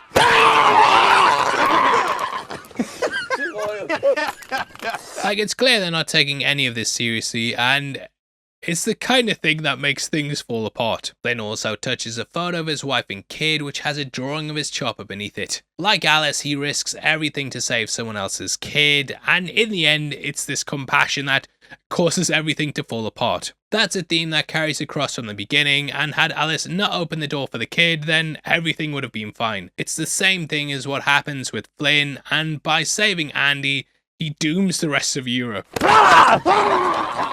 Surveying the city, we then see how much people are desperate to get back to normal. There's a guy exercising, people arguing, reading, a couple getting it on, and Andy and Tammy getting put to bed. Andy also has a dream of his mother infected, in which she rips off her face and reveals his beneath it. This is an eye carrying an infection, and symbolically it shows how the pair are both carriers. It's also sort of what spurs them on to go back to their old house. Sneaking across London, I also feel like this inspired the QZ smuggling stuff in The Last of Us Part 1. It's nice seeing just a sort of replay of the opening of the first film, and watching as the characters go through the deserted streets. The pizzeria also feels like a play on the diner, with there being lots of rotten food and corpses. Similar to how Jim exited without saying anything, Tammy does the same thing and just won't say what she saw inside. I think there's just this kind of feeling to not dwell on things and just try and keep moving. The idea of returning to home was also something that Jim did. I think naturally we would just long for it, and it makes sense to why all the characters go there. Heading to the attic, Andy then discovers his mother. She's almost feral, and yeah, I do question whether the virus may have infected her in some way. It obviously alters behaviour, and she isn't acting normal. But then again, she has lived in this nightmare for weeks now. Squeezing Andy too tight, he ends up rushing outside, and it's at this point the army heads indoors to get her. Quarantined and sanitised, we see them discover her bite, which is also around the same position that Ellie was bit. Though she's back, it's clear Tammy's furious because Don said he saw her die. Thus he goes back to his wife, but there's a bit of back and forth between Scarlett and Stone. She sees Alice as the key to the cure, whereas Stone just thinks the cure is wiping the virus out entirely by killing Alice. So Alice's fate was sealed either way, and yeah, Stone was just going to basically send people to kill her, which may have been better than the fate that she ends up with. Don arrives and kisses her, which spreads the virus through her saliva. Don starts twisting and turning, and it's such an amazing transformation. It really plays into the themes of love and compassion as well. Love can make you do crazy things, but it can also easily become hate. If the person you're in love with breaks your heart or something, then yeah, that emotion gets turned up to 11 in the opposite direction. So passing through a kiss and then the focus on the bloody tear, it shows how it manifests as rage. This moment is also clearly based off Frank's transformation last time, and they even reused the score from that scene. I feel like this also showcases what would have happened had the military not put Frank down. The army failed to kill Don here, and he ends up attacking his kids. There, Frank probably would have attacked Hannah, but the soldiers had time to kill him. Don smashes his head like the like button and then pushes his thumbs through her eyes. Even after she's dead, he still pummels her head, and yeah, everyone gets covered in blood. You're gonna need some new clothes there, mate, and you should check out our merch store right below the video. As of me making this right now, we've just launched our Rage Virus shirt, which has the biohazard sign laid out with some red skulls. This is one of my favourite designs, so definitely go and pick it up. We've also just launched a new Xenomorph inspired one, which has the creature laid out in the game over man text. These also come in double-sided prints with some really cool designs on the front. All helps videos like this get made, and if you pick up 3 from the store, you get 20% off. So thank you. Anyway, Don heads out, and I love the over-the-shoulder shot we get of his rampage. Very much plays off the chase at the start, and is a great way to highlight the sort of out-of-body thing that I imagine the infected are going through. But it's time for Code Red. Scarlet realizes the kid's importance though, and it leads to her saving them. This further ties in the themes of saving kids and how it just all leads to everyone's downfall. What message are you trying to tell us? The troops then announce a lockdown and people are piled together in a room which is then plunged into darkness. It feels very similar to the description of gas chambers, and even scenes like the stuff in Schindler's List. You know, we see people get escorted en masse by soldiers to then go into a room to die. Don then breaks in and we get a scene that feels like it's playing off Mark's monologues in Days Later. There he's talking about going to the airport with his family and then watching as the infection spread through the crowd. He had to get up high to escape, and we see as it moves through the group, multiplying his people a bit. Mark's story ended with him seeing his father's face bearing the look of the infected, which is something that he said he'll never forget. That's what also happens in the scene too, with Andy constantly spotting Don throughout the crowd. It's horrendous, and like Mark, Andy makes it up to a level to escape, but we see as it continues to spread. Also, shout outs Easy Dan's voice 5968, who on our last breakdown said Mark was his old flatmate Noah Huntley. Get him on the channel, Easy Dan's voice. Why haven't you got him on the breakdowns? Also, love the red lighting used on the staircase, and it sort of mimics the poster art. Colours used fantastically throughout the film, and we later get that green night vision as well. Ultimately, the army can't control the crowd though, and it's impossible to tell who's infected and who isn't. Everyone is running, and it's chaos. Ultimately, the army give up only trying to hit the infected, and are told to fire at will. Poor Will. We've lost control. I think the idea of losing control is also really important for the film as well. The soldiers at this point become like the infected and just mercilessly want to kill everyone. Doesn't matter if they're infected or not, they just have to kill to stop the virus from spreading. Now, my memory of this movie was that it was always worse than the first one, but going back through this, I actually forgot how relentless it is. I think it takes about 40 minutes until Don's bit, so you do have kind of a slower pace, but yeah, once the infected come, it's non-stop. The soldiers are back to being shown in a threatening light as well, but it's in this that Doyle shows who he really is. Refusing to shoot Andy, he ends up ditching his post.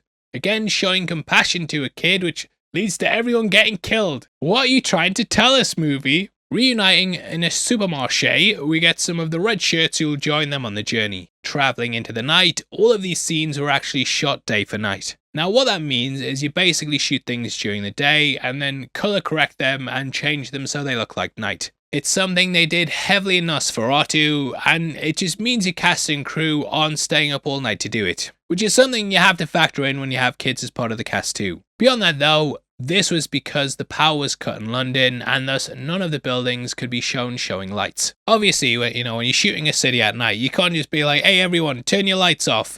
So it's easier just doing that than having to CGI out all the lights. Now, the peril goes beyond the infected, and we see some soldiers having to abandon their posts. Doyle even brings in some friendly fire, which was a big talking point in the War on Terror. And he also spots his dad stalking them, which yet again makes it seem like he's retained some intelligence. London is then carpet bombed, with the streets and buildings being purged. It's pretty harrowing and clearly a desperate move by the higher ups to keep things contained. Again, I feel like this plays off Resident Evil, as Raccoon City was nuked at the end of 3. The group managed to make it out though, and we cut to the James Wolfe statue in Greenwich. Not sure how or even if it plays in what's going on, but if you know, then please drop it below. He was part of several sieges though, and led the charge in a lot of battles. Wolfe was praised as a martyr for dying in combat, and his sacrifice helped others. So it may be that. On Wikipedia, it says that this spot in Greenwich is just popular because it gives you a panoramic view of London. So yeah, maybe they used it for that shot. Yeah, if you know, drop it below. I feel like it's giving the idea that this historical city's being wiped away though, and we have the feeling of those that made it looking on. This is something that we also see at the merry-go-round, which is adorned with lots of famous faces. Arriving at Carter's Steam Gallopers, this is featured in lots of film sets in London. This includes Paddington 2 and also The Craze. It's a nice respite, but it doesn't last long. I love how a couple of minutes before the infected arrive, we can also hear dogs barking in the distance.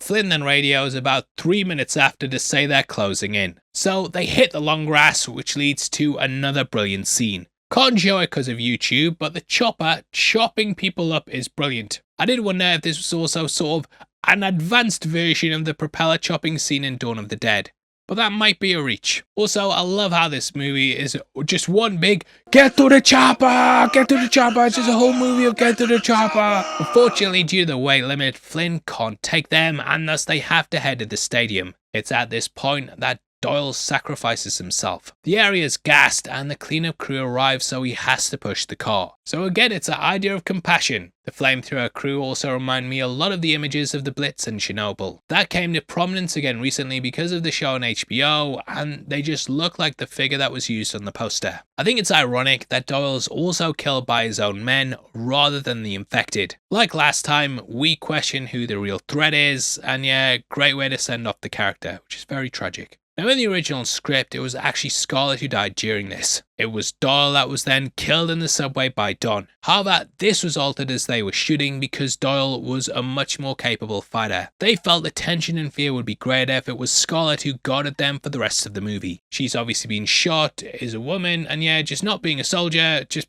puts them in more peril. You bloody sexists! Chased by a helicopter, they then head into the subway. We then get a shot of them coming down the stairs, which repeats one in which the infected fled before. So instantly you're on edge. This is made even worse by the night vision scene. Scarlett's the only one who can see, and she has to guide them through the dark. You don't really have a clue of what's going on, and they try and navigate all the bodies on the escalator, which leads to them falling into piles of the dead. It's a really claustrophobic scene because these kind of scopes have their limitations. Though characters are lit, there's not really much else you can see. Having it swing around rapidly as well, it disorientates the viewer. We then see Don arrives, and through the scope itself as it's used to beat Scarlett. It's here that Andy comes across his dad, which is when he attacks before he's shot by Tammy. It's here that we then get revealed that Andy's okay. Andy, are you okay? Are you okay? Are you okay, Andy? Yes, he is. Making it to Wembley, good old Wembley Stadium. You might notice this looks slightly different to real life.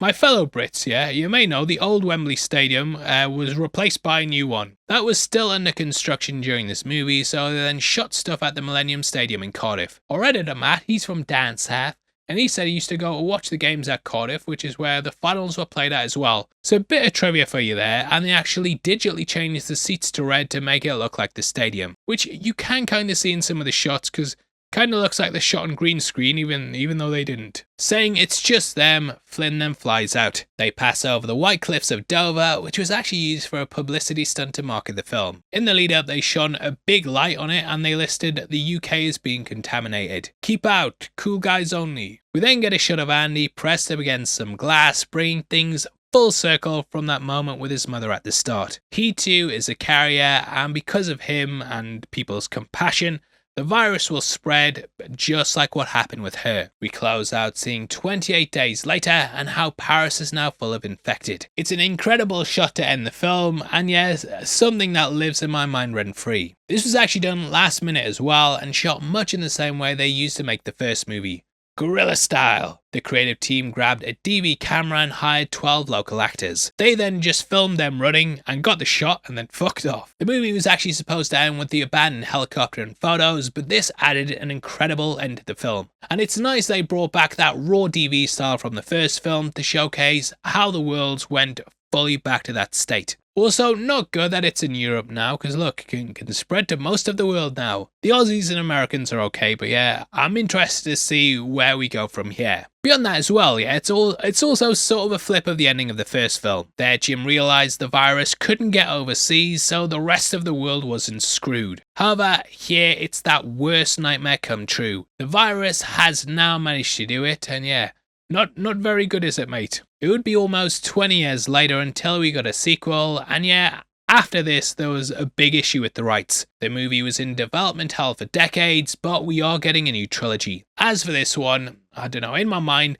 I always thought this was a pretty meh movie. Going back though, I think it's really good and quite underrated, and I hate myself. Though I don't think it's better than the first film, I actually think it's sort of a sum of their parts thing. What I mean by that, you know, some of their parts greater than the whole. We probably have better moments here than we got last time. It's just, as a whole, I think that first film vastly outdoes it. I just felt more of an emotional connection to Jim, Selena, Frank and Hannah, and I'm kind of more invested in the journey there. However, things like the opening, the firebombing, the fleeing through the streets, it's all stuff that I think still packs a punch today. So for me, the movie's an underrated gem. I actually really enjoyed it, and I'm excited to see where we go next time. Welcome to the Heavy Spoilers Show. I'm your host Paul, and in this video we're breaking down 28 years later. After what felt like a gap of 28 years, we are finally back in this rage-filled world.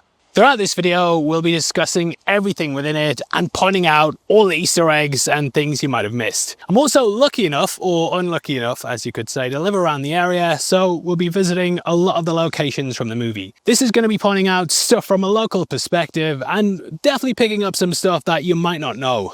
I was actually surprised at how Geordie the movie was, and it was amazing seeing the places I grew up with appearing on screen. So I've travelled out to a lot of the sites from the film to discuss the legacy and history behind this journey. So come with me as we break down the film and talk about everything within it. Very nice. Previously on the 28 Days Later series.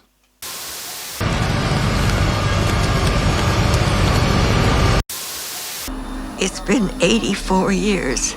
Now, the reason for this was because the film was pretty much in development hell. Wicks had been pretty successful with it making $72 million off a $50 million budget. It also did fantastic on home video, and people were queuing upside their blockbusters to pick it up. Never going out of business. Boyle announced the third film had been mapped out and that they were getting ready to go. However, come 2010, nothing had happened. Due to the rights, Alex Garland said the project was being delayed. By 2013, Boyle said he didn't think it was ever coming, and in 2015, fans had lost hope. However, Garland also said he'd been working on the script for 28 months later. Though details on that are sketchy, we do have a rough idea about what was going to happen. Imogen Poote would reprise her role, and we'd see the virus ravaging Europe. Beyond that, we'd also have the return of Cillian Murphy.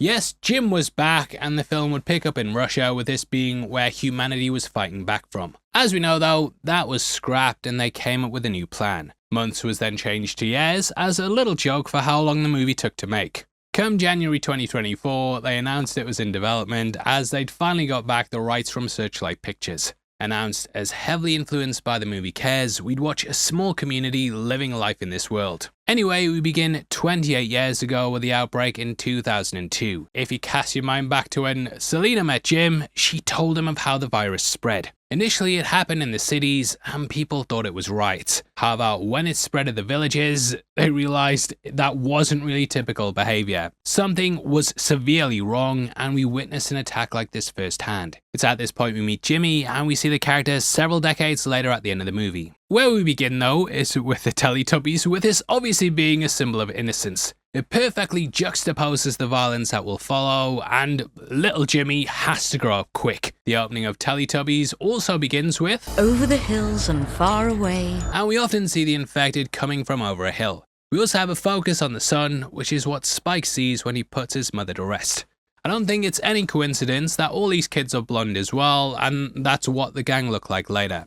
Children being thrust into this world and seeing how they deal with it is of course a major theme in the movie as well. Both are sort of led along the path by their fathers, but in both instances, they turn against this figure. As we see, Jimmy's dad's a local priest who believes the virus is a biblical event. This sort of builds off the note in the first film which Jim found when moving through London. He of course then went to the church and came across an infected priest. So it brings things full circle from that. Jim even called the figure Father. Priests are of course also called father, but for Jimmy it's literal. He decides to turn away from his dad, which is something that Spike later does as well. Who is really trying to aid the children in both circumstances is the mother, and we see she's here trying to protect the kids. Either way, the Teletubbies are bright and colourful, they work in a gang, and in a way, may have inspired the gang we see later. When I say work in, they don't work in a gang, the Teletubbies. Oh shit, they're here! His get-ups, of course, also heavily inspired by Jimmy Savile, who's notorious in the UK. He committed several heinous crimes, was covered up by a lot of people in power, but before this was discovered, he was a beloved children's figure, at one point at least. Several TV shows, documentaries and radio stations, they gave him a platform and covered for his abuse. Though he was once a figure who represented childhood, he now also represents innocence lost. The horrors he committed vastly changed our perception, and now you look back on his work with a completely different view. However, in this world at least, Savile was never exposed.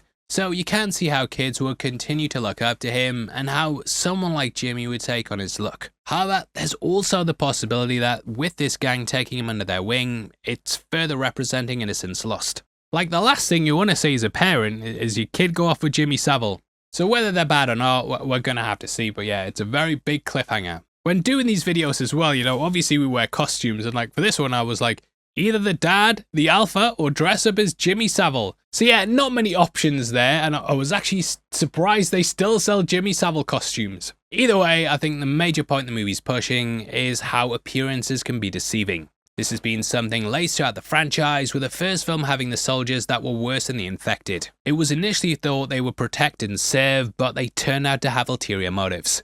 Don also seemed like a great husband and father, but he abandoned his wife and then went after his kids. He was also the person though who showed the infected might possess some intelligence, which kind of showed that appearances could be deceiving. This idea is also mirrored in Ray Fiennes' character Dr. Kelson. Kelson seems insane and we're told he's a dangerous guy. However, he seems like a nice dude that always hits the thumbs up and always subscribes. The islanders though, they lock themselves away as they believe that's the best way to survive. However, the others we meet highlight you can make a life on the mainland, and this is what Spike ultimately accepts. We also have Jimmy's dad, who's a pillar of the community, but almost gets his son killed by infected. Jimmy somewhat gets the others killed as well, as he's the one who alerts the infected. He was told to sit down and watch TV, but instead went to the door. Him speaking is what alerts them, and he says dad, playing into the themes of the film. Also, I love how we hear like the Teletubby uh-oh as it all kicks off. As things start to ramp up, we also see lots of religious imagery along the way. We have a crucifix on the windowsill, and then he runs to the church. Catching his dad praying, there's also a crucifix shadow on the floor. This is upside down, which is how Jimmy later wears the crucifix around his neck.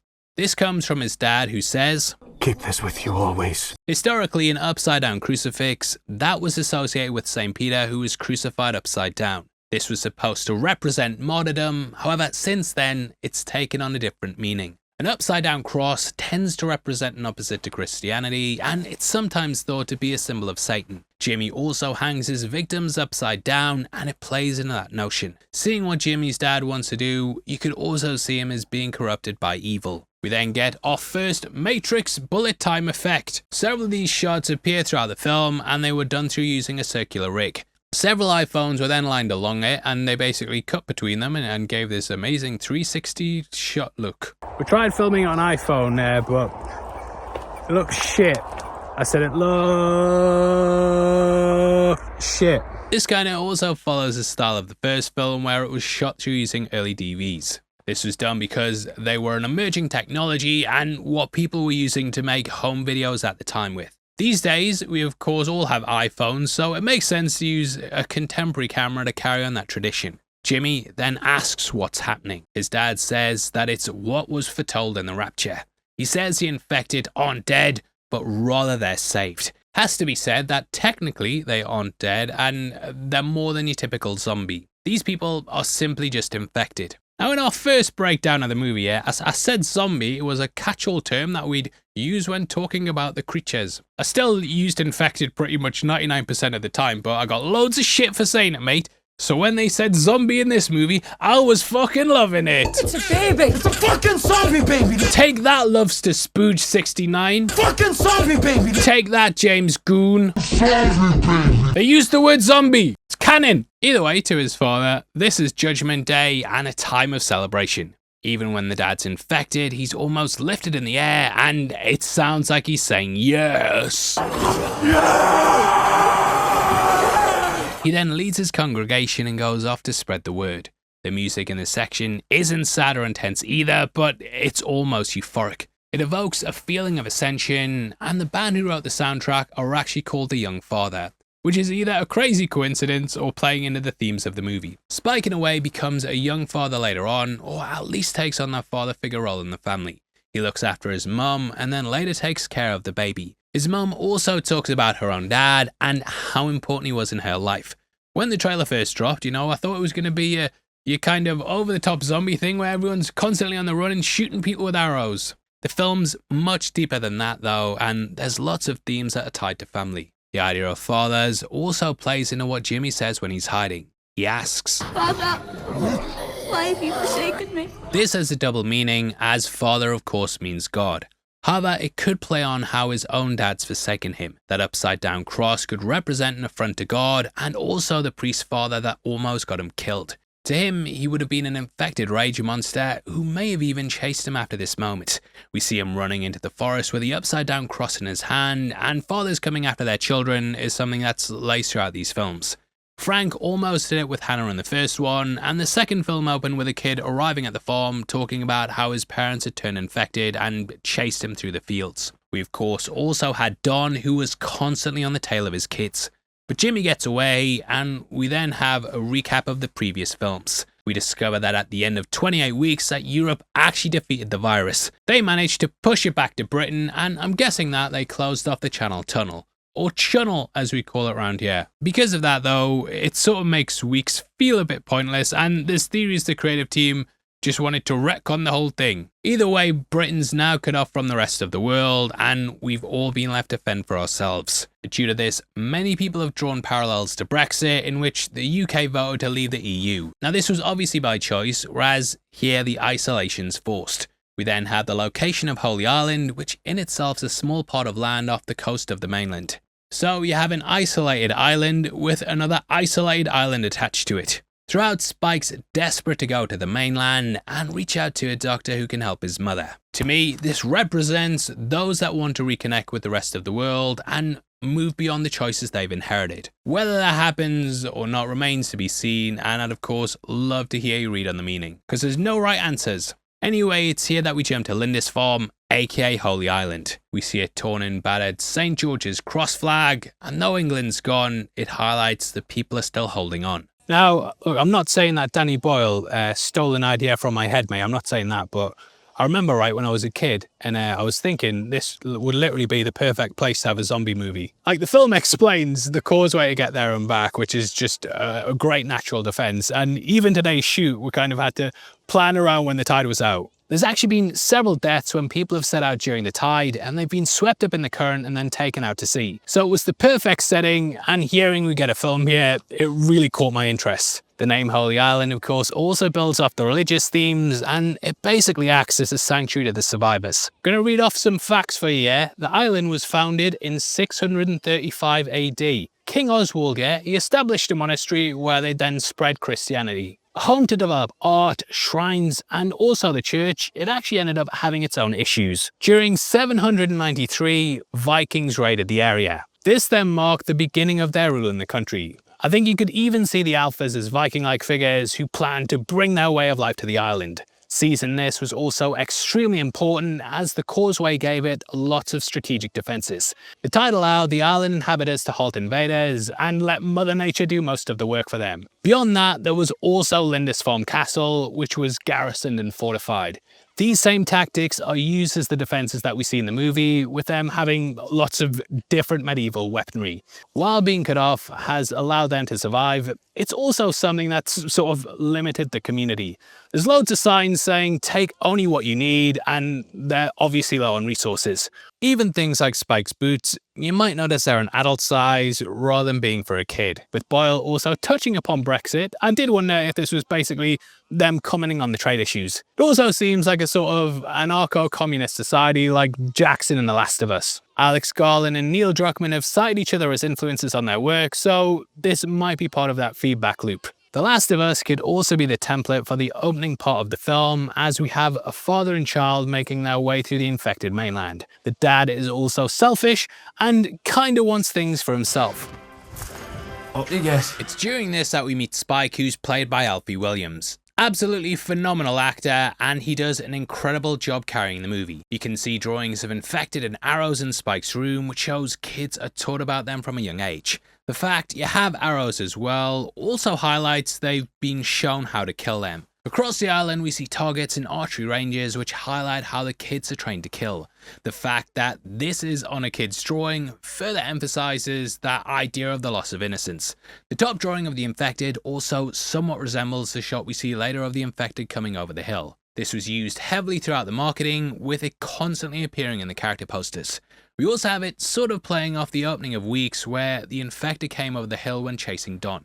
Spike almost takes the Power Ranger toy with him, but instead decides to leave it behind. This taps into the coming of age themes and may foreshadow Jimmy's gang at the end. They arrive like Power Rangers themselves and basically play things out like the show. Spike leaves it here though, because to him he's no longer a child. We then get another close-up of the infected drawing. This one very much resembles the alphas we see throughout the movie. I do wonder if they're taught about them as well, and you could kind of see how they're like a boogeyman type figure. Bogeyman, not boogeyman, they're not dancing. Spike then gets bacon with his breakfast, which is of course a luxury. However, it's the character's birthday, and though they're low on resources, this is a very special day. Spike saves a piece for his mum despite Jamie insisting it's just for him. This is an early example of how Jamie's given up on her, but Spike still has hope. In the end, his mother doesn't eat it, and we see as it's still there the next day. Kinda shows how no matter how much Spike tries to help, it serves to be fruitless. This naivety and loss of innocence comes full circle in the end, as the character has to accept her death. You might also notice the anchor on the mantelpiece. This does resemble a crucifix though, and kinda builds off the one on the windowsill before. It's here that we get our first introduction of Isla, who's shown shoving stuff off her table. Definitely feels like it's a play on the notion of how the infected act, and how, like them, she is slowly losing herself. Isla is basically locked away and sort of out of sight, out of mind. Isla also means island, so it's a fitting name for this isolated character.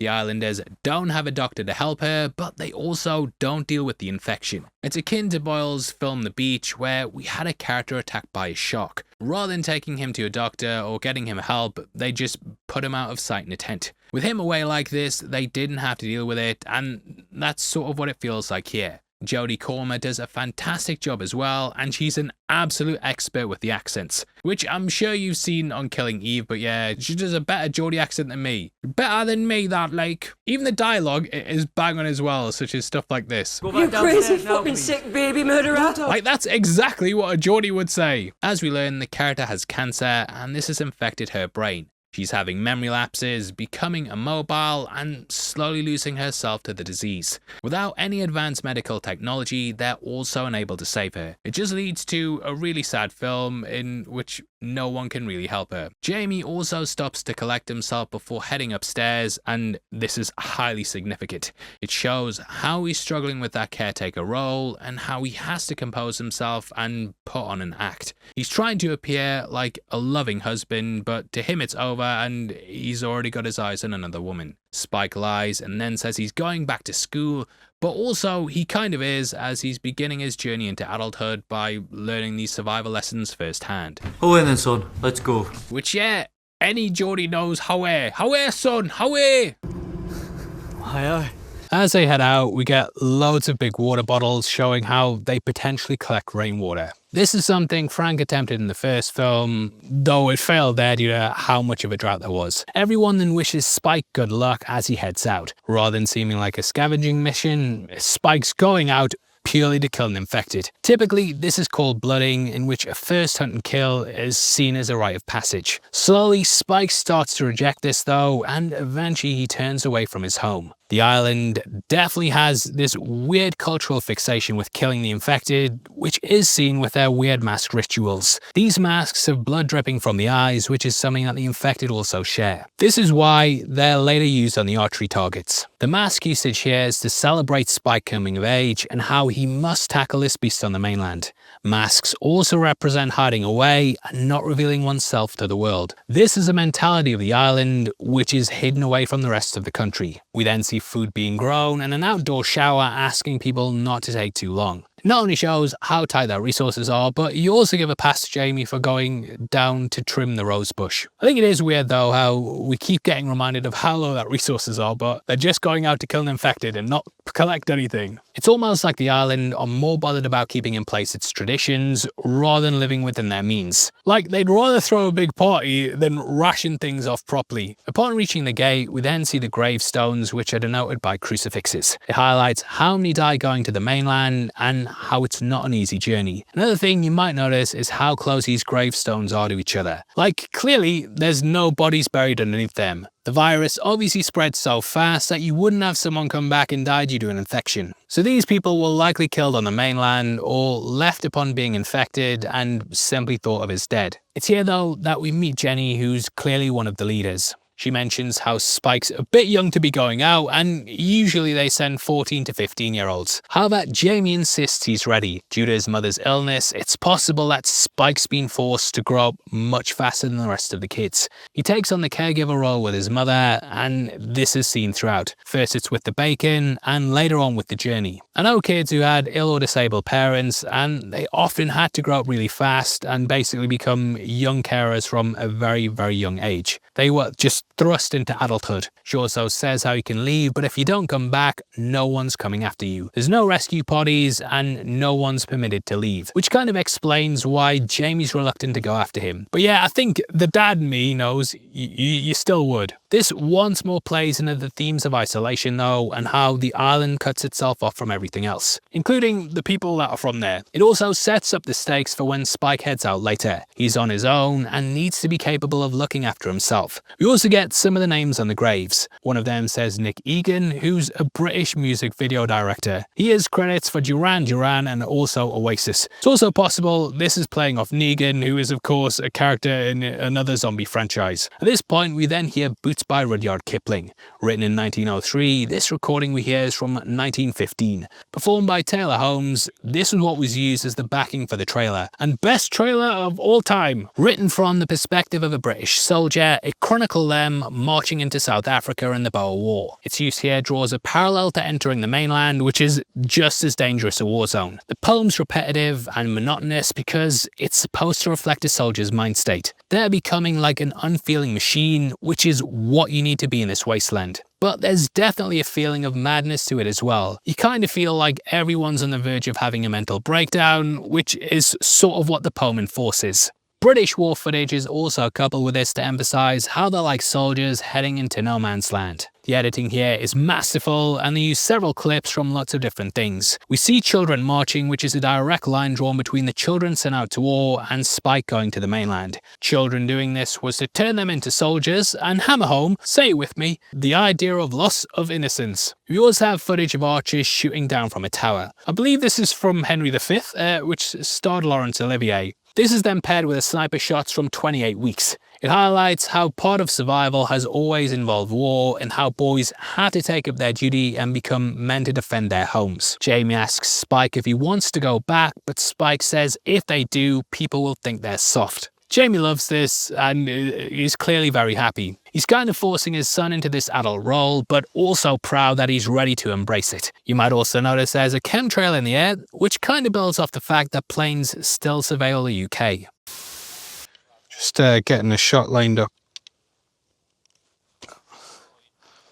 Just practicing if any infected come out here, you know, got to keep your aim up. Yeah, it's a good shot that, good shot that. So the next part I want to talk about is basically the causeway. Now, not to get like, actually, because obviously I'm a survival expert, but they do change up the geography of the land. There isn't the massive forest lining the coastline, and even getting there, it's not just a straight line back and forth. These forest sections are actually filmed in Kielder, which is actually 66 miles away. Now, throughout the forest, we can see tree stumps and inserts of men and boys working on a lumber farm. Jamie tells Spike he'll work there one day, and this is how they get their fuel. Wood can of course be burned, and it's likely used to create their fires now that they don't have access to gas. Spike mentions other villages as well, and Jamie asserts, just don't go any. They have nothing they don't have on Holy Island, and it's best to isolate yourself off. Jamie clearly doesn't trust outsiders, which we see later with the Doctor.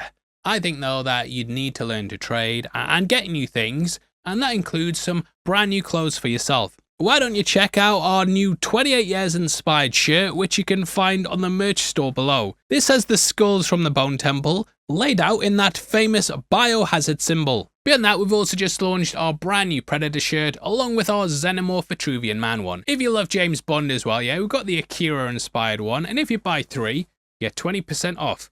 So do it now! Now, coupled with this, we also have inserts of the infected. Shot with a red filter, it exemplifies the rage they feel. This red was also used on the posters for the first 2 films, and red is of course associated with rage. Beyond that, it also feels like balls riffing off the night vision used in Weeks. It's even been theorized that these red shots are in fact the night vision goggles of the soldiers. From my research, I found that some early night vision goggles had a red filter, and infrared, yeah, it's got red in it. Whether that's the case or not, I just love the way it looks, and I feel like it shows the embodiment of rage. This could be why Spike later sees his mother drowning with his filter applied over it. She's there calling for help as she's drowning, but no one's going to her aid. Kinda like the same thing with the virus. We also have just her head popping out the water, which is symbolic as her skull's later put on the monument.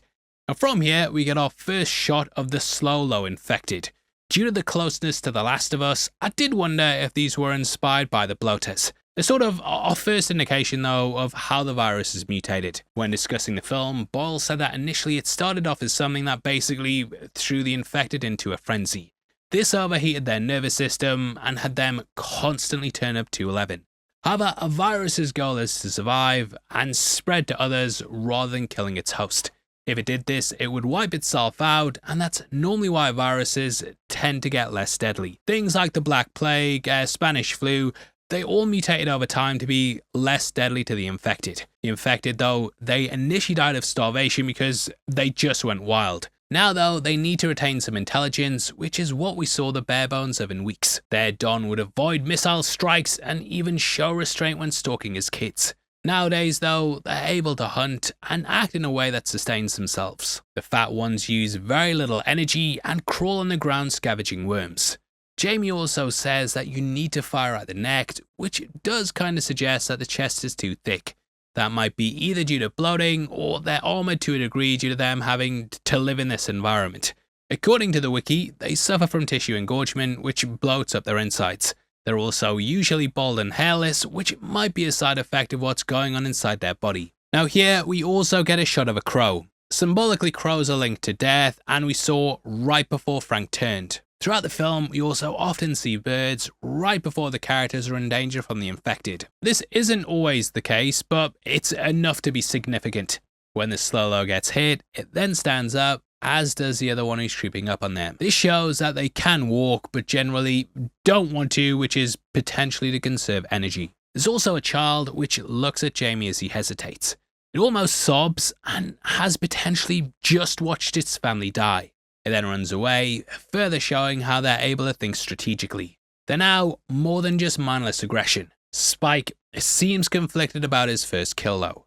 He says it feels good when he's prompted by Jamie, but it's clear he doesn't know how to feel. This is an early example of Jamie neglecting Spike's feelings and just kind of forcing him into this life. They then encounter a massive herd of deer. The wild animal population has clearly ballooned without humans there, and the scene also reminds me of the horse scene from 28 Days Later. That highlighted how the world had continued and flourished in our absence.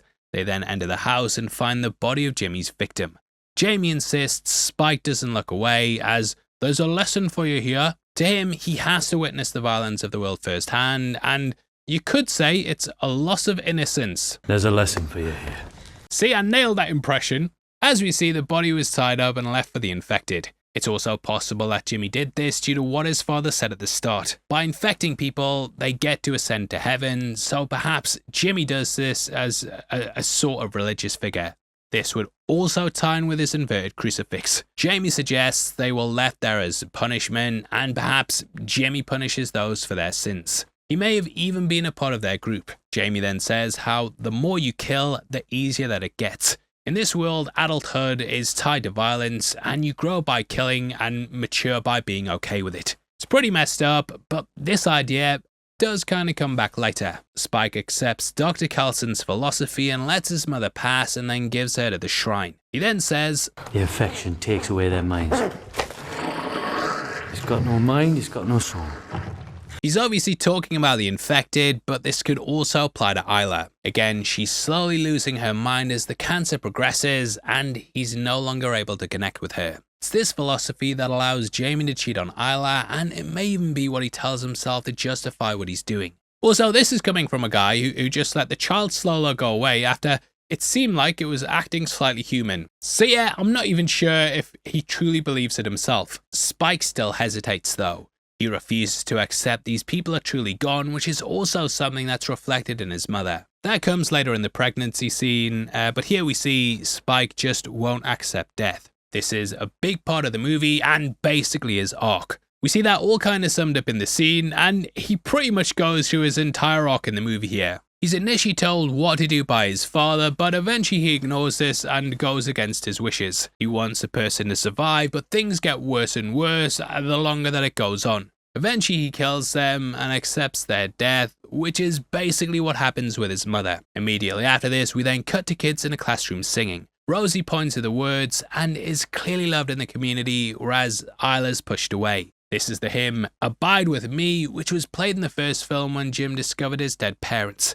Again, this is an obvious juxtaposition between innocence and violence. From doing something I'm sure we all remember doing at school, we then see kids firing arrows at a mask. They're shown walking along the top of a hill, and it mirrors the way the infected are shown as well. Both could be seen as becoming mindless killers to this world of violence around them.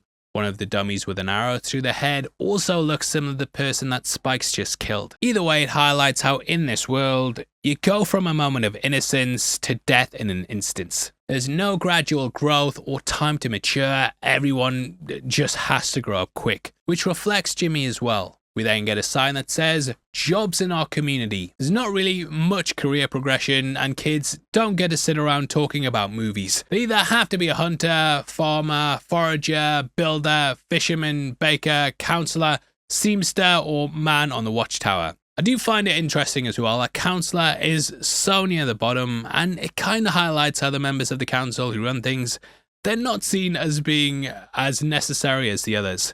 Most of the people here will have seen firsthand how quickly society can collapse, and thus maintaining and running a government, isn't that important to them. Being a hunter is the most crucial role, and when it kicks off, they're the ones with the skills to survive. Back with Jamie, he says, There's another killer here if we're lucky. That, if we're lucky, is pretty much showing that they're wanting to kill. Jamie wants to make it so Spike gets used to it, and thus killing becomes easier. It also shows how much mentalities have changed over the last 28 years. In the first film, everyone was desperate to get away from the infected. They'd run, climb over each other, and even abandon their wife because she didn't hit the thumbs up. Now though, people actually seek out encounters because it separates the men from the boys. However, things quickly change, and Jamie realizes that he's not the alpha in this land. They find a deer carcass, which Spike's disgusted by. Jamie just laughs at it because in this world, eventually men just become apathetic. He even says I weirdly like it, which it might be either because he's showing his bravado or he's just at home in this world. I weirdly like it. I weirdly like it.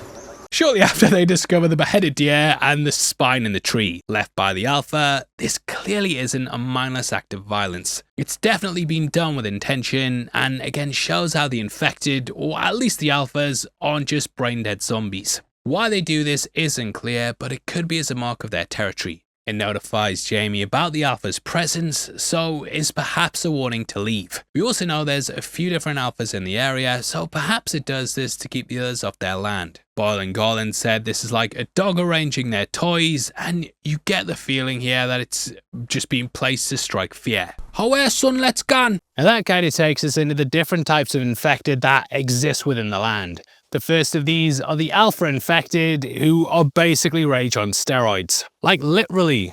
Don't know who this dog is, probably one of the stupid ones from Screen Crush. Get the hell out of here. The virus mutated though and acted almost like a growth hormone, which increased their height and muscles. And also something else. Yeah, he's got a massive dick, hasn't he? Yes, this movie confirms that British zombies have the biggest dicks. I don't know whether to run away or admire his cock. What? It is miraculous. Now, but for this, they had to use prosthetics, and rightly so because, they were filming around kids. These alphas seem to have extended abilities though, beyond just being able to direct and manage the infected. At one point, it even appears like some control and murder of crows. This further ties into that one from before. They also have the stampede of deer, which may have been set off by the alpha. Now, I've done as much research into this as possible, and there's a more, let's say, rational explanation. This says that the deer react to the alpha out of fear, and this is why they run away in herds. Crows are also scavengers, so they may be waiting for the alpha to kill so they can then pick off the scraps. They'd obviously stalk and follow the targets closely, and in turn, this would alert the alpha to where people are hiding out. What they can command though are the other infected, and we see the ones in the hills waiting for the alpha's command. Alphas also seem to be more interested in straight up killing their prey rather than passing on the virus. Their modus operandi also involves twisting the heads and pulling out the spines, which we see with both the deer and soldiers. Now, on the opposite end of the spectrum, we have the first generation. These are pretty much people that have been around since the second outbreak or were infected with that original strain. Because of this, they're normally incredibly skinny and appear completely naked. Their clothes have decayed and rotted away, and now they wander the wasteland looking for nourishment. They appear much like the skinny dying ones at the end of the first film, and this is the type that we see near the Angel of the North. They don't really have much sense of self-preservation and eventually die either due to thirst or simply just a lack of food. Beyond this, we also have the Berserkers, who are sort of a mix between the two. Like the original variant, they're filled with rage and will chase after their prey and try and infect them. However, unlike the other kind, these will actually also seek out food. They also hunt like animals and are pretty much in line with a wild animal themselves. Unlike the original strain, they also don't bleed from their eyes. Lastly, we have the slow-mos, who are the ones we mentioned before. Now Jamie immediately senses the danger and wants to head home. Spike's got his kills, and the presence of an alpha is way too much danger. It also kind of shows the hunt's sort of performative. He later lies about the ones they killed, and when they're faced with something beyond a slow-lo or a guy tied up, time to leave. We then see the infected coming over the hill, which is where they wait for the alpha's command. Interestingly, the alpha only gets them to attack after they turn their back and run. This is similar to the behavior of wild predators like lions, wolves and bears, and it highlights their more animalistic nature. As they run across the field, there's some swooping drone shots, some of the ones when Don escaped the house in 28 weeks. Though it was a close call and they're nowhere near home, Jamie still laughs and shows he actually enjoys this. I can't imagine when you're just living life locked down on an island that a bit of excitement would make you feel really alive. During this, we get a shot of the masks as the islanders begin setting up the party. They just stand still as the rest bring in their plates, and it seems a bit weird. Mate. Perhaps this is symbolic of how the islanders live their normal lives while the infected / mainland constantly looms over them. During this, we also get a banner that says, "For we may, but go we must.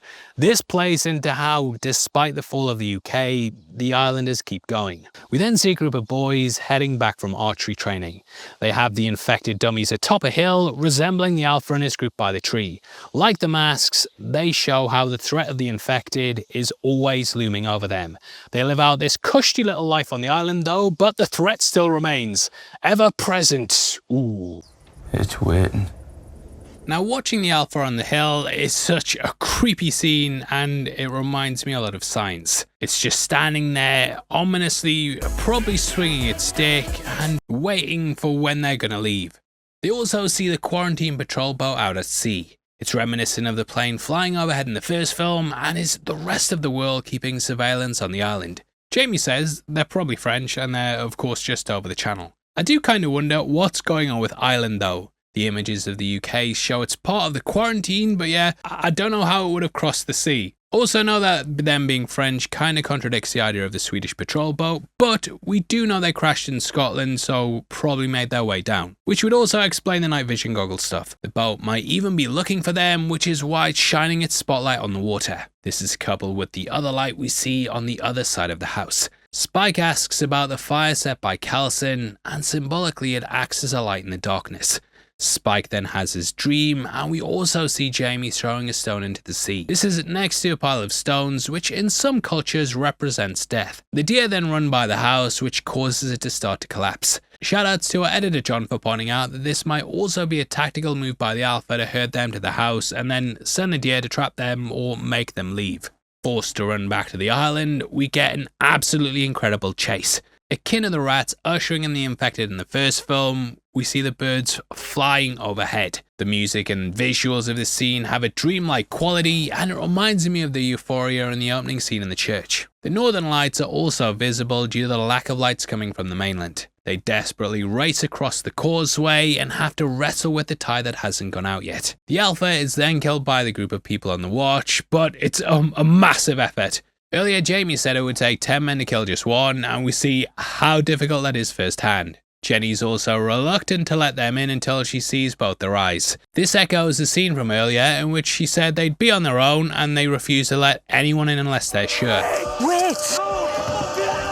Now this takes us to the party, and you kind of see the tonal whiplash you'd have from living in this world. The opening of 28 Weeks Later was like absolutely incredible because we had that intimate moment with the man and wife before then meeting the other survivors. Things then kicked off and everything went to hell. On the flip side with this, you have the insane chase that's then coupled with a party. We then get the Blade and Racers, which I'm sure everyone from Newcastle will recognise. My granddad, right, he actually used to always play this on the harmonica, and when he was on his deathbed, he was pretty unresponsive, but then we started playing this, and when it got to the, oh, I remember him sitting up and actually doing that. So it's quite an important moment to me, and just seeing that on screen, you know, it meant quite a lot. You might also notice the Newcastle away strip under the accordion, which is actually a strip that I had as a kid. We also have Queen Elizabeth on the wall. Huge shout-outs to Mad Morph Movie Club for pointing out this is actually an image of her in her 50s. It further forces the idea that we've gone back in time. In the original, we learn she was evacuated from the UK and survived both films. This movie is actually set in 2030, and it's unlikely they know she passed. Jamie then calls him Billy Big Bollocks, which is a bit of Geordie slang. The frisbees are thrown, everyone's subscribing, they're just having a great night. Spike's then hoisted up in a chair and encouraged to drink alcohol. It's pretty much like a Geordie tradition to drink when you're 12, so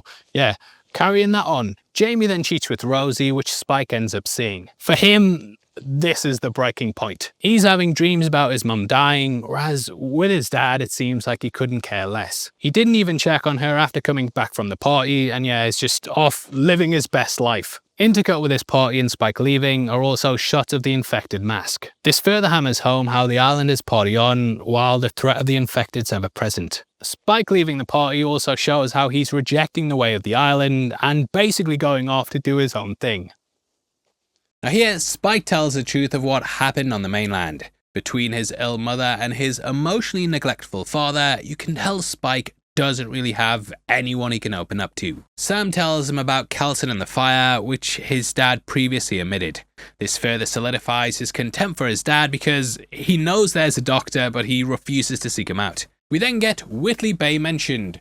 Salute! Now, when he said Whitley Bay in the cinema, everyone around me cheered. And that's not like a, and then everyone cheered kind of story, like everyone cheered for real. Sam then mentions how Kelson was his GP, but won't say more because Jamie wouldn't want that. Spike then sends him off to the party and he'll watch Isla, which shows he's taking the responsibility as caregiver. In the morning, Isla then asks Spike to go to the shop for some Nurofen, showing how she's losing her grip on reality due to the cancer. In her previous life, he could have just popped to the shop and got that and some Bombay mix for his mum and dad like I used to do. During this though, we get a shot of some streets and you might even notice people walking along them, which kinda highlights the old world. We then get a shot of rundown and dilapidated houses as Isla realizes how the world actually is. Jamie then returns home after what's likely a night with Rosie trimming the rose bush, and you can tell he's got no love left for Isla. Spike confronts him about Dr. Kelson and he tells him he's gone insane. Obviously though, we see it's a bit more complicated. From his point of view though, he's actually the most sane person in the UK as he's accepted how things are and is living on the land. He hasn't deluded himself into like some Teletubbies fantasy sort of thing. While the islanders hide away and party, he sees himself as part of the land that creates tributes to the dead. People deal with things in different ways, including Jimmy, who kind of sees it like a Power Rangers episode. Jamie then tells Spike when they saw Kelson and all the lines of bodies. We later learn Kelson's philosophy of death is very much a celebration of life. Even when he waved them over, Jamie was too scared to interact with them. Which yeah, you can kind of understand. However, this kind of links to his lies at the party. The truth doesn't matter to Jamie, just the perceived one. Spike then asks Jamie if he wants Isla to die, and though he insists he doesn't, he does this with his back turned. I think a part of him does indeed want things to be over, and he resents her for being sick. In this world, death tends to be something that happens incredibly fast, and you just move on. In our breakdown of the first film, you might remember that we talked about how Selena was an embodiment of that mentality. She killed Mark at the beginning, and one of the original endings had a similar motif. Jim originally died in the hospital, and then Selena and Hannah left and simply just moved on. There was no tears, no time to grieve, no funeral, they just moved on. Isla's death's extremely dragged out though, and they're all stuck in a state of misery. He then brings up Rosie, and Jamie then hits him. If she dies, are you gonna be with Rosie? Watch your mouth. What would her Davy think about I said, watch your bloody mouth! You can see he regrets it, but the damage has been done. This is an embodiment of rage, and it manifests later when he punches a hole in the wall. In the original prequel comics, they even explain they were trying to cure rage because it's something that we can't really get a grip on. Things like road rage, punching a wall, even though we know it's going to hurt and could be bad, we do it because it's rage manifesting within us. We can't take a step back though and see that it's wrong, even though if we were being rational, we'd know that it was. So the scientists wanted to see what triggers rage and then remove that from our brain. It's moments like this though that show it exists within us all. Now throughout the first third of the film, he seems like a good guy. He's a bit emotionally neglectful, and though he's violent, we still see him as a good man. Here though, it highlights he's more complicated and that shine's starting to wear off. Hitting his son, cheating on his wife, they're all things that make him much more complicated. And yet, he's completely relatable. We all have that side of us that can do dark things, and deep down, I think he cares for his family. He just knows things will never be the same. Spike then goes to comfort his mother, and when Jamie follows, he tells him to get the fuck away. Earlier, he told his dad not to swear at the party, so it shows how far he's willing to go here. He even pulls a knife on him. Jamie is of course a skilled hunter and he easily snatches it away. Shakily though, he gives it back and it's kind of showing the rage that's bubbling within him. He even makes a fist before calming down. Leaving, this is the final straw for Spike and he knows that his dad's never getting his mother help. Now Spike starts a fire to distract the guards in the tower. He then sneaks across to the mainland with his mother. Spike crosses this at several points in the movie, and all of them represent a change in the character. The first time was as a hunter under the wing of his father, and now he's going out as a protector of his mother. Come the third time, he drops off the baby and acts sort of like a protective father. Here, it's the first active choice he's made, and he accepts his role as the caregiver. Now, it's not until they reach the top of the hill that Isla comes to and realizes they're not on the mainland. She's scared of the danger, and calls for Jamie, which is really tragic because Spike knows he's not interested in helping her at all. Calming her down, they then head to the doctor, and it's here we witness one of the landmarks.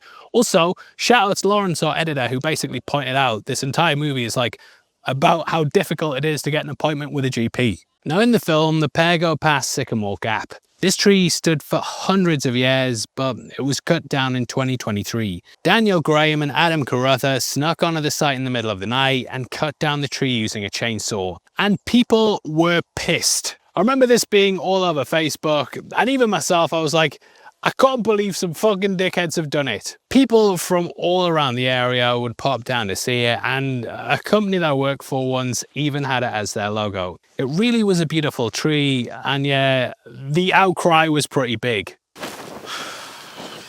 This is our 9/11. Like, people were out for blood. And in the movie about rage, you know, it's a subtle little reminder. When this popped up on screen, it's like the only time I've been in the cinema where people have gone, oh, en masse. The pair gave pleas of not guilty, but were pretty much banged to rights. Not only did they both put their phone on airplane mode when they were getting close to the tree, but they also filmed a 2-minute video cutting it down. The pair had experience in tree felling and were found guilty of causing 600 grand of criminal damage. So seeing this tree in the film kind of has a different meaning if you're local, as in this world it never got cut down. Boyle actually digitally inserted it as this was cut down before they started filming. And yeah, it's just a reminder of what used to exist in the area. Now we then see a quote that says, "Behold, he is coming with the clouds." However, Jimmy has been scratched into the wall instead. This is a direct quote from Revelations 1:7. It emphasizes the return of Jesus Christ, who will bring salvation at the end of the world. However, with this being changed to Jimmy, it of course perverts that. Sort of plays into his role as an antichrist type figure, and also foreshadows him saying it to Spike at the end. Jimmy's full name is Jimmy Crystal, and Jimmy Savile was also connected to the church, and several higher figures. They then make their way across the landscape and decide to spend the night in an abandoned abbey. This is Fountain's Church, which was used in the climax of The Omen 3. This is of course notable due to all the other religious imagery present in the movie. It's dilapidated and decaying, which could tie into the whole Jimmy thing, especially as it follows the previous scene with the writing on the house. While resting, Isla asks if Jamie's silly with Spike and he says no. This is another example of how Jamie's forced Spike to grow up too quickly. Like, he won't even have a laugh with his son. Isla talks about how her father was outwardly stoic to everyone but her. Spike says his dad isn't like that, and Isla says he just wants him to be tough. Isla says when she looks at Spike, she sees her father's eyes. This explains why she mistakes him for her father throughout the film, but beyond that, it has a symbolic meaning. Spike takes on the fatherly role in the family and looks after Isla just like her dad did. He also drops off the baby and is forced to become the man of the house. When Spike tells her to get some sleep, we watch as she even mockingly calls him dad. You should get some sleep. I'm gonna stay awake. Keep watch. Okay, Dad. This sort of mirrors the scene from the first film where Jim had a nightmare at the ruins. Frank comforted him and he called him dad, and it kind of reflects how father figures are seen as providing security. The film flipped that with Frank's transformation, and then we had the same thing with Don in the sequel. Now as they fall asleep, we see as the slow-lo approaches. Before it arrives, we see birds flying overhead, again likely waiting to feast off the scraps. It does show restraint though, and seems more interested in eating Spike's shoelaces, which it thinks is a worm. Failing this, it then puts its focus on Spike, but waits until it's close enough to do a killing blow. Though it could bite his leg and infect him, he'll just get up and run away, and it won't be able to feast. So it has to have a killing stroke. Isla then smashes its head in like the like button, and she sort of snaps out of her delirium. It highlights that Spike isn't quite ready to protect her, and how her maternal instincts will always prevail in the end. This is something we also get more on later with the train.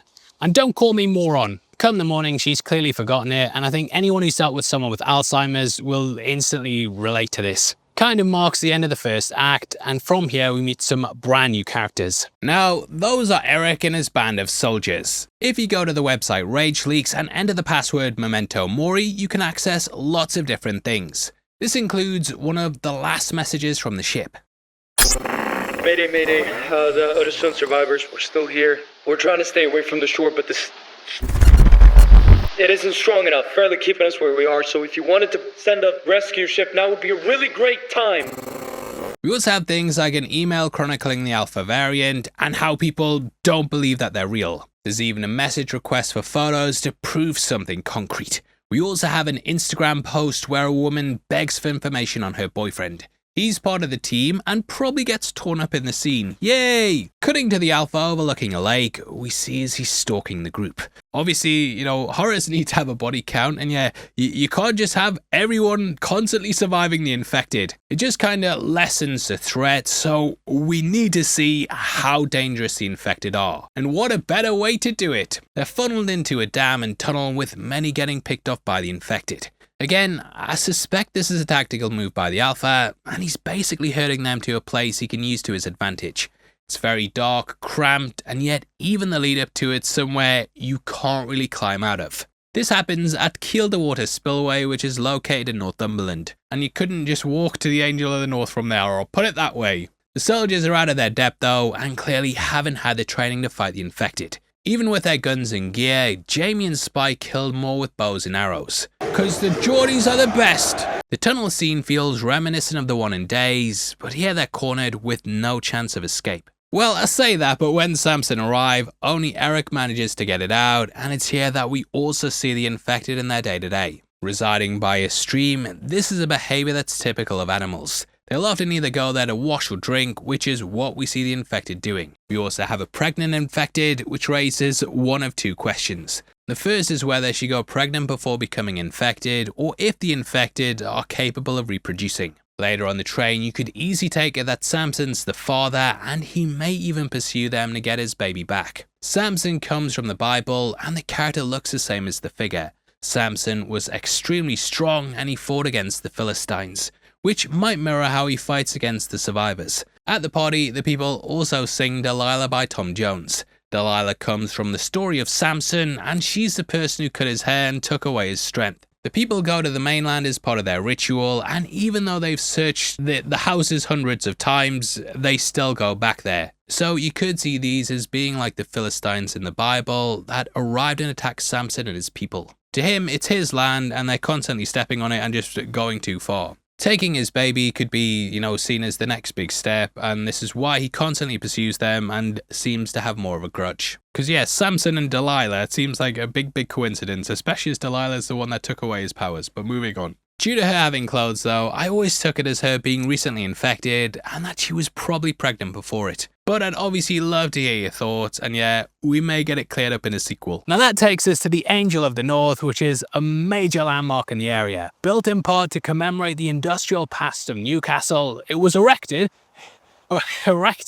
as we transition from the industrial age to the age of information. I think if you were alive around the turn of the millennium, then you'll no doubt remember it being put up. The hilltop side is important and has the feeling of being a megalithic mound. When you think of the mining that was done underneath the site, there's a poetic resonance. Men work beneath the surface in the dark. Now in the light, there's a celebration of the industry. What's interesting as well is that the virus turned back the clock. People were forced back into like that 18/1900s way of life. Islet talks about time travel, and you can think of that with going to the future or also going to the past. Angels obviously have ties to religion, and the monument obviously also has a crucifixion pose. To me, it represents a guardian, which is seen not only in Spike, but also the memories that it triggers for Isla. She recalls spending time here with her dad, and it acts almost like a time machine that takes her back to when she was with him. Her father said it would stand forever like the pyramids or Stonehenge, and now it does as a symbol of a lost civilization. Her nose bleeds as well, and she also loses herself a bit, which echoes the blood coming from the infected. We then see not Cillian Murphy. Everyone watched the trailer, and thought it was him, but Boyle just cast him because, he thought he looked interesting. Played by Angus Neal, Boyle put him in the part because of his very distinctive appearance. He lets out a scream which alerts you they're infected, and the pair then flee to a petrol station. Now, we did try and shoot some stuff at the petrol station, but it's since been fenced off and further boarded up. This is Nosegay Petrol Station, which was dressed up with a canopy for the movie. An old shell one, they've removed the S to make it say Hell, which is a nice touch. It's similar to the help sign in the first film, and again ties into the religious themes. It's got a red happy eater sign as well, which may play into the whole infected zombie thing eating people. To reach that, I'll admit it. Happy Eater was a chain in the UK though, before it was then changed to Little Chef. It also represents a bygone era in England and sort of feels like a step into the past. We see how Spike's slowly improving as well as he doesn't miss his shots. Hiding inside, we can see the petrol's been leaking through and the locations basked in fumes from the tanks. Overrun, they're saved by Eric, who lights up this layer of gas. The heat rises, so that's why they're safe to duck below the explosion, which I don't know if that would work. Also, hell ends up on fire, so yeah, that's fitting. Finally meeting Eric though, he makes it clear they should leave Isla behind.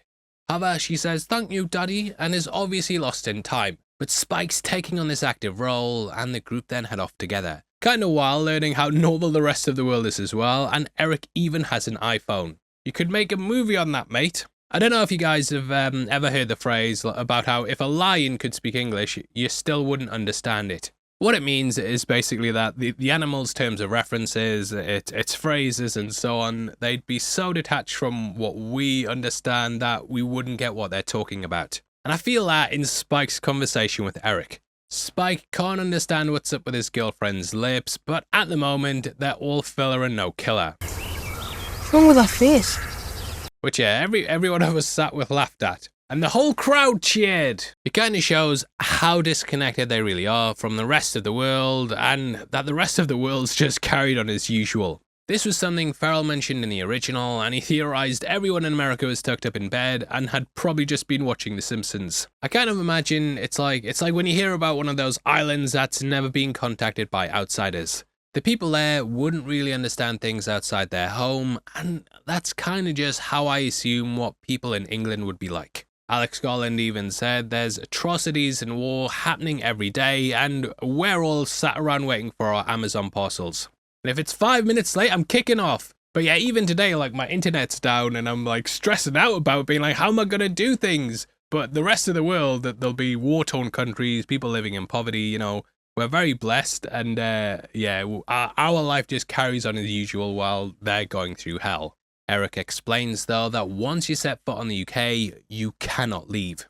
This could be symbolic of how once Spike stepped onto the mainland, he became forever changed. Kind of playing off that notion of how you can never really go home. Isla calls Spike dad again, and Eric questions it, saying how he knows there's probably inbreeding in these parts, but that they seem unlikely. Eric really adds a lot of levity to the movie, and is kind of a fish out of water that alters the tone. If we're using Isla's phrasing, he's allowed to be silly because he hasn't grown up in this world.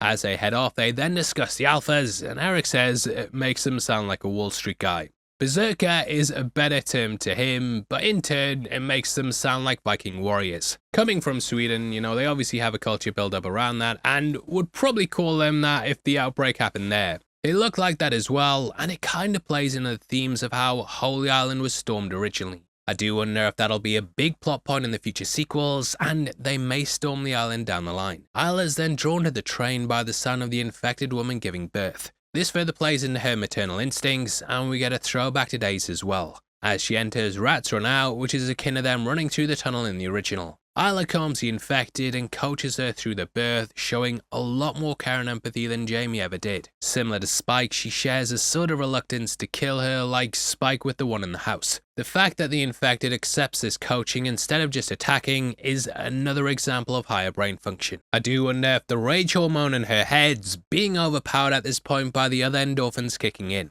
Thus she's able to give birth and concentrate on the moment. It's a stark contrast to Zack Snyder's Dawn of the Dead, where they had a similar scene. Another surprise is that, unlike there, the baby isn't infected. Dr. Kelson later posits that the placenta acted as a barrier to the infection, which works in line with real-world biology. The placenta acts as a filter and prevents viruses and infections from reaching the fetus. So it makes sense. Babies are also basically the ultimate symbol of innocence. However, the fact it was born from an infected is incredibly notable. If not for the characters being there to put down the mother immediately afterwards, it would have likely been infected or killed immediately after being born. So this is them managing to preserve innocence in a world that strips it away. Isla is also mentally present throughout all of this as well. Deep down, her maternal instincts kick in once more and overpower the disease, much like we see with the mother. After the birth, the mother then returns to her violent tendencies and is quickly put down by Eric. Birds then fly, which signals the approach of Samson. Eric then demands that they put down the baby or he'll shoot, which is when Samson pulls him through the gap in the roof. I don't think Samson literally did this to save the baby, but I think symbolically it's an example of a father saving their child. The film could even be seen as centering around two families where both mothers die and then the father goes looking for the child. As mentioned earlier, I think you could easily read this as where Samson's the dad, which might be the case now I think about it. I'm sorry for saying it wasn't before, I'm an idiot, what can I say? He then stops during the chase to look at the mother and after realizing she's dead, just throws her to the ground in anger. Which leads me to think there was some attachment. It's possible he even has multiple breeding partners, which is what you get with alpha gorillas. Bro's packing 28 inches later. Get off the next wall! No! It's here that we then meet Dr. Kelson. He stops Samson with a morphine blowpipe, and even though he has him at his mercy, Kelson doesn't kill him. I think he sees all life as being precious and something that should be respected in all its forms. This is an opposite to Jamie, who's been raised to think the more you kill, the easier that killing gets. Now this is sort of a flip on the original. If you watched our breakdown of that, you might remember how it's shared a lot of similarities to Apocalypse Now. Based on Heart of Darkness, that story's sort of a road trip through humanity where every stop shows a different side to it. At the heart is, well, darkness, which was embodied in Colonel Kurtz. 28 days later had Major Henry West, who'd also given into the darkness. On the flip side of this, we have Kelson. He's clearly really similar to Kurtz as well, but his baser instincts are much more positive. Doctors have to take the Hippocratic Oath, which basically means that they'll protect life no matter what. Kelson lives with the land and has even painted himself an iodine to halt the virus. He explains that Samson's lived in the area for 3 years, but never gets that close. Although not outright stated, I'd assume that Kelson has been observing and experimenting with the infected for a while. He's a doctor, so I can imagine he'd try and understand the infection. Now, because he's studied treating diseases, he sees the infected as people instead of monsters, which is a stark contrast to the mask rituals on the island. He then takes Eric's head for the bone monument. We learn he's waited 13 years for someone to ask about it, and probably spent the other 15 building it. Called Memento Mori, this means remember death, remember you must die. Every skull is a set of thoughts, these sockets saw, and these jaws spoken swallowed. While exceptionally grim, it isn't a monument to death, but more a monument to life. The use of the word temple is also very religiously coded. It reminds me a lot of the Cambodian Genocide Memorial, and this actually inspired parts of the original. Whereas that highlighted the horror, here it's a much more positive monument. He worships life through accepting death and thinks life is precious because it comes to an end. He sees beauty in that and thinks everything's important. Spike accidentally knocks some of the skulls down, but Kelson insists they're not precious in that way. Time and the elements will take them down eventually, again linking into the inevitability of death, as opposed to like the Angel of North. This is meant to exist for a short period of time, thus the Memento Mori is actualized. He then takes Eric's skull, burns the flesh and purifies it while Isla walks around the monument with the baby. Here we have a dying mother and a newborn child, and a pile of skulls, which is fairly on the nose imagery. I think it's here that she herself begins to accept death and sees this as a place to be memorialized. We also get Kelson say, "Alas, poor Eric." Which is obviously a reference to Alas, Poor Yorick from Hamlet, but Spike doesn't get it obviously. They've got Power Rangers but not Shakespeare. Makes me sick. Nah, I'm the same to be fair, mate. Kelson examines Isla and then determines she has cancer and that's spread to her brain. He asks Isla to describe her phases of confusion and consciousness, and she says they're like waves, but the tide's now coming in. This evokes the nightmare Spike had earlier and how she's drowning. Symbolically, the island kept her safe, but eventually that tide would have come in. I do wonder if this foreshadows the attack, and maybe Jimmy will learn of it and try and take it over himself. Isla says she suspected she had cancer, but didn't have the heart to tell Spike, and nobody else would. This is another example of Jamie's neglect and how he shut it away rather than dealing with it. He concludes that she'll die soon, and that in this world, cancer's impossible to treat, especially with how far along that it is. Spike hugs his mum, and then Kelson blows a dart at him, which is nice, I suppose. Isla then hands him the baby and the pair hug. We get the phrase memento amoris, which means remember you must love. Kelson is basically giving her a peaceful death, which in this world's a blessing. She's surrounded by someone who loves her and will be remembered on the shrine. Kelson then shoots her with a high dose of morphine. Images of the mother and son are intercut with shots of the baby and flames circling up the monument. The inclusion of the child also shows how Isla will live on through baby Isla. Even though she's not biologically her, it was her kindness that allowed the baby to survive. We get the fire spinning around the monument, and this creates a burning circle and loop.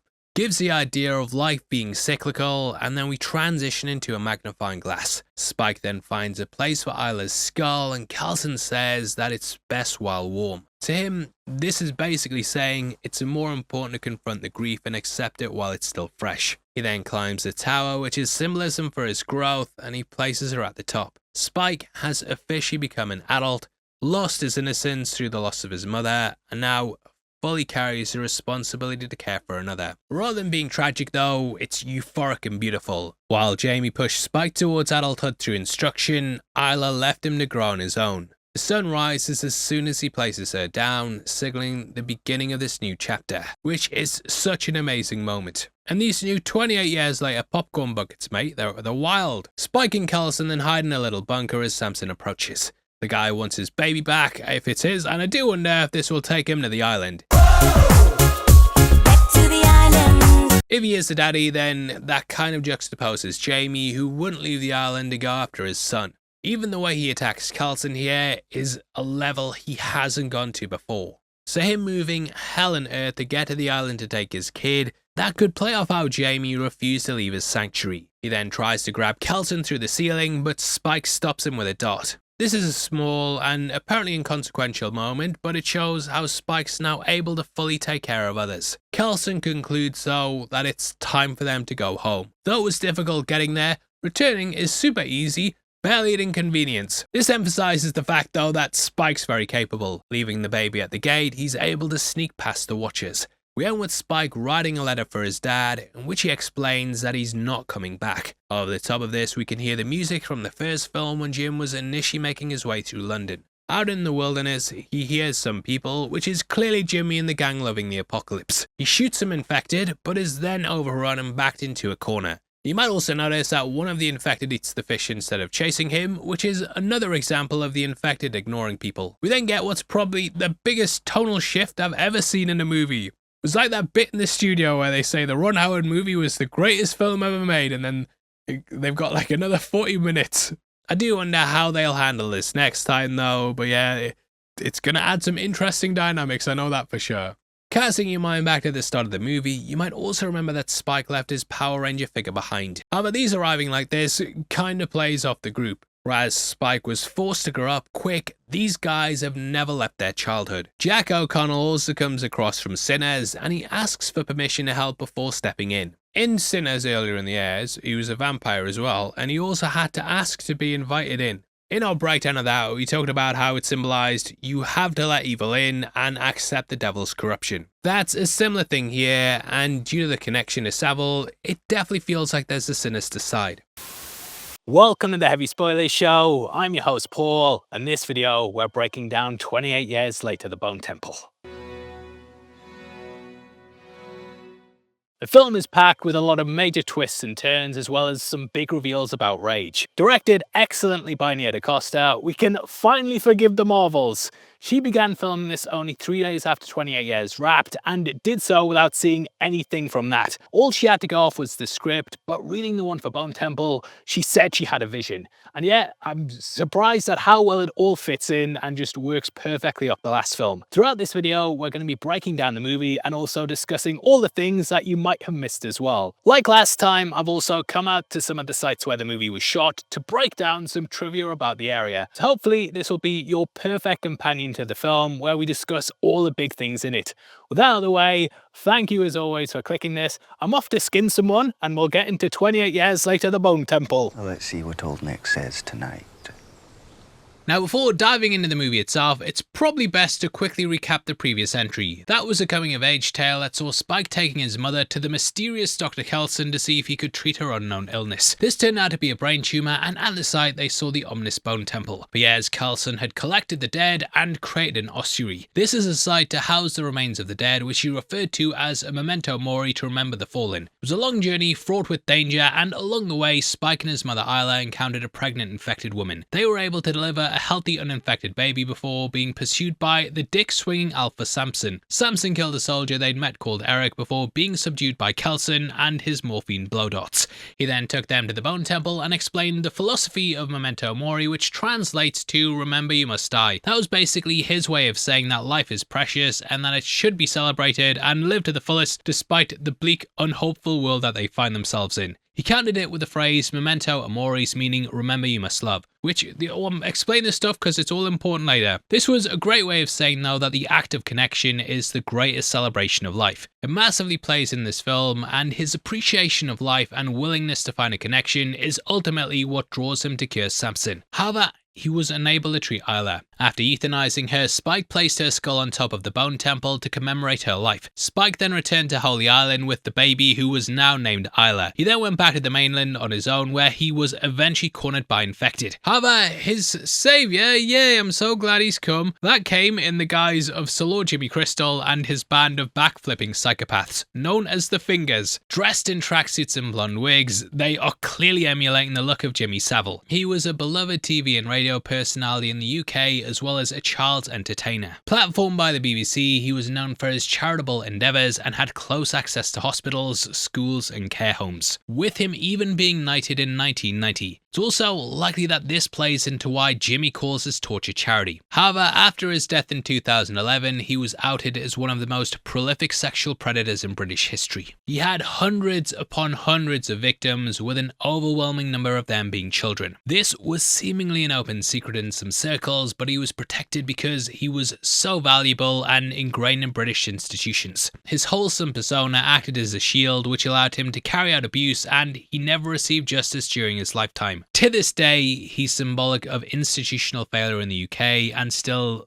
a cultural scar that hangs over the country. So having the Jimmy's costume in this way immediately made viewers in the UK fearful of them. I've seen people doing fancy dress of them in America without knowing who he is, and yeah, I might want to rethink that. People were even asking me like, oh, are you going to dress up as Jimmy for the video? Oh, are you gonna go naked like Samson? I was like, I'm doing none. I'm doing the Jamie cosplay again, mate. Because I'm pretty sure you get added to a list if you Google Jimmy Savile costume. Either way, what's very interesting about the film is the fact that in this timeline, the rage virus outbreak happened during 2002. So Savile's crimes would have never become public knowledge. They're simply emulating the appearance of a beloved childhood figure, similar to the Teletubby references. That of course also harkens back to Jimmy's childhood, and it was the last thing he watched before it all went down. Although the casting creatives have never out and out said it's a comment on Jimmy Savile, I think it's vague enough you could probably write a whole paper on it. Kind of like the Brexit allusions in the first film. Though they've denied it, it's difficult not to bring it into the movie, and it signaled to the audience that they're not to be trusted. Now, the last time the film was bookended by Jimmy's past and present, and it was in this opening that we also met his father, who hangs largely over this film. His dad was the pastor at their church, and on Outbreak Day he said it was the day of judgment. To him, those claimed by the infected were saved, and his final act to his son before turning was to give Jimmy a crucifix. As the infected came into the church, he was turned, viewing it as a kind of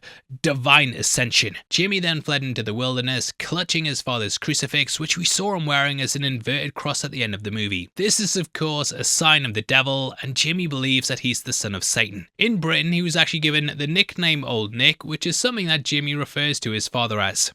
Hello!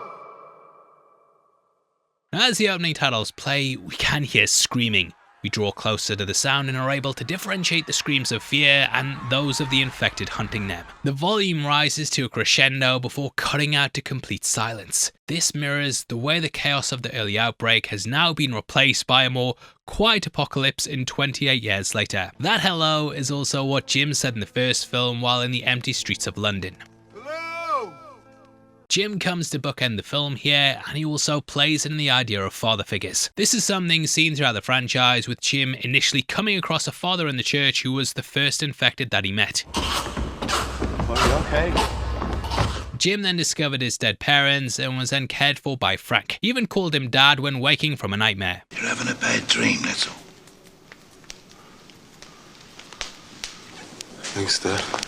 Frank then died after being infected, and his final act was to warn his daughter away. The Major then took on the role of the father figure, but he was a twisted nightmare version of Frank that wanted his daughter for his own ends. So we had the themes of the surrogate and protecting father that was then warped into a dark reflection. This is something that Weeks did as well. Don was a dad who became infected and went from the protector to hunting his children. Years also dealt with Jamie, who Spike turned against throughout the film. Initially, they bonded over hunting, but after learning of his infidelity, he abandoned his father, and the island as well. We have this same father theme returning here as well. Jimmy has issues with his dad and was kind of abandoned by him due to his madness. Thus, he created a fantasy in which his dad is the devil and all the evil he carries out is kind of under the view of what his father would have wanted. We also have Jim at the end, and he too is a dad guiding his child. However, we can see it's in a far more positive light and that he's showing her he's willing to help strangers even if it puts them in danger.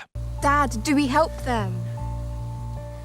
Of course we do. I also think, in general, the character names have been chosen to reflect how they're all reflections of each other. I don't think it's a coincidence that we have Jim, Jimmy, and Jamie, and all these father figures represent the different aspects of parenthood. You can have your selfish parents, your ones that raise their kids the wrong way, and also the ones that raise them right. It's such a good way to carry things on thematically, and though that ending scene's quite a positive one, this is a horror movie, so we have to center around the worst way to start things first. But yeah, names in general carry deeper meanings in this franchise. Jimmy Crystal is also a play on Jesus Christ, which speaks to his role as an antichrist figure. There's also Kelly, who's known as Jimmy Inc. That could be a play on Judas Iscariot, who was a follower of Jesus who ended up betraying him. Kelly means warrior or fighter in Gaelic, with that being fairly literal for her, but with Kelson, it could also relate to how he fights the infection. His first name's also Ian, which means God is gracious, and that kind of ties into his kindness and love for life. Now in that first film, that opening image of the Teletubbies, that perfectly contrasted the violence that was to come. That played with the idea of youth and innocence, and Bone Temple does something similar. We pan across a disused water slide with a sign saying "No children beyond this point," which is a detail that I love. This is where Jimmy has taken Spike to turn him into a man, which in this world involves getting your first kill. Signifies that the world created by the rage virus is one where children no longer exist as they cannot be sheltered from violence. Similarly, it points to the corruption of youth with the Jimmys. They were either not born or children when the outbreak happened and have had to grow up in a world that's been shaped by rage. Having nobody to properly raise and protect them, they've continued to act childishly but have wrapped that up in their brand of sadism. Finally, and most literally, it highlights Spike and the danger that he's now in after meeting them. He is literally going to have to grow up fast if he's going to survive the group. While the first film was a coming of age story, the development he went through is now being put to the test. This is actualized as we tilt over the slide and look down on the empty pool. This place would have once been filled with children playing, but it's now an empty shell of itself and an arena of death. We see the fingers circle Spike gleefully, and they say how old Nick is gonna have his way with him. I think in general, we've probably all been in this position in our childhood at some point where we're surrounded by bullies and unable to really do something. Piggy in the middle, that sort of thing. And we've all been the piggy at one point. Just instantly makes you feel tense because it's not nice being in this situation, especially as we know Spike's not going to be able to stand up to these guys. While the majority of the group spin, we can also see that one Jimmy stands facing a fearful Spike and that they're both holding knives. Above it all sits the Lord Jimmy on a lifeguard chair that acts more like a throne. A lifeguard's job is of course to literally protect life, so placing him here is a bit of ironic symbolism. Throughout the film, the fingers make up a fist, and fists are basically only ever formed for violence. The Jimmys are agents of pain and death, and they dish this out wherever they go. They're sort of like their own group of infected in a way as well. The infected show up and cause nothing but misery and also turn people to their side. That's something the Jimmys do as well, and you can either join them or die. They also have an alpha who leads the charge too, and the group itself's all built around a hierarchy. However, unlike the infected, they operate on a one-in, one-out policy. This is something Jimmy wants to change though, and thus he edges himself more towards the infected come the end. In order to do this, he has to get permission from old Nick, because yeah,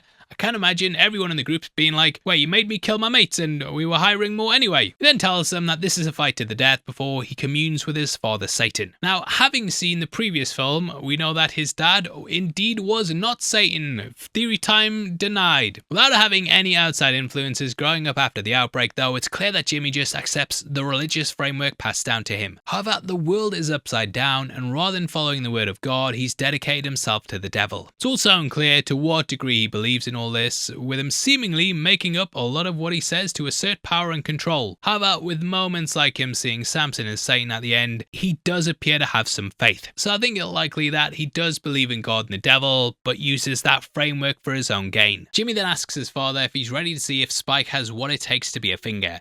Now, though they call the fingers, there should be 4 fingers and a thumb to make a fist, but there's actually 7 fingers in total. But this is for a reason. These are Jimmy Jimmy, Jimmy Ink, Jimmy Shite, Jimmy Fox, Jimmy Jones, Jimmy Snake, and Jemima. They're called the fingers because altogether they make up the fist of Old Nick. The number of fingers being 7 is significant for a few different reasons, as it's obviously an important number in Christianity due to the 7 deadly sins. It's also the 7 princes of hell and the 7 circles of hell as well. The earth was also created in 7 days and it constantly repeats throughout the Bible. 28 divided by 7 also makes 4, with this being the 4th 28 days film, or weeks film, or 28 years film. Look, we need a name for a franchise. I'm not in charge of that. I'm not the boss. We need a fucking name, Danny Boyle. Hand it over. The 7 could also be referenced the 7 children seen hiding out with the Jimmys at the start of 28 years later. It's not confirmed what relation they have to him, but many fans have suggested they're siblings, cousins, or friends, or neighbours, but regardless, he may have tried to recreate those that he lost during the outbreak. They're all blonde as well. They're all kids who kind of wore tracksuits, I think. So yeah, he's just basically trying to recapture that friend group. What I think it is, though, is symbolic of his arrested development. Do you not know the Teletubbies? And it's quite telling that he's only able to maintain this group through domination and violence. The one going up against Spike is Jimmy Shite, and he's so confident that he throws his knife away. This isn't unfounded as well, as he quickly disarms Spike and continues to taunt him. Ultimately, he loses, though, and I think it plays in the idea that overconfidence can often be a downfall. This is what also gets Jimmy in the end, and he starts demanding more than Kelson's willing to go along with. We also hear one Jimmy say, "Come on, kid," and see a shot of Erin Kellyman's Jimmy Ink exasperated with Shite playing his games. Judging by this reaction as well, and her arc throughout the film, I wouldn't be surprised if she was the one cheering on Spike here. She tells Shite he's taking the piss and to just finish it because Spike's half his size. "You're taking the piss." Don't fucking you worry about that, Jimmy. I plan to. It's pretty clear that despite the violence she surrounds herself with, that she doesn't take pleasure in it like the others. I don't think it's as simple as her disagreeing with it either. Rather, I just think she's like a full-blown true believer. We can also see a cross is being cut into her forehead, and it feels very similar to the Manson families. That was also a cult willing to kill innocents, and it's just a great detail that plays into the movie. She's still got a long way to go though, but these are just some quick moments that foreshadow her eventual turn against the group. Jimmy Shite encourages Spike to pick up the knife, but stands on it to prevent him enjoying the power he holds over him. So we have this sort of chain from the top down. So Lord Jimmy exerts his power over the fingers, and they mimic this towards others. I could do this for fucking hours. Shite's too complacent though, and Spike literally catches him with his pants down. But also shows that in this world, you cannot afford to have hubris. Take everything seriously, do not mess about.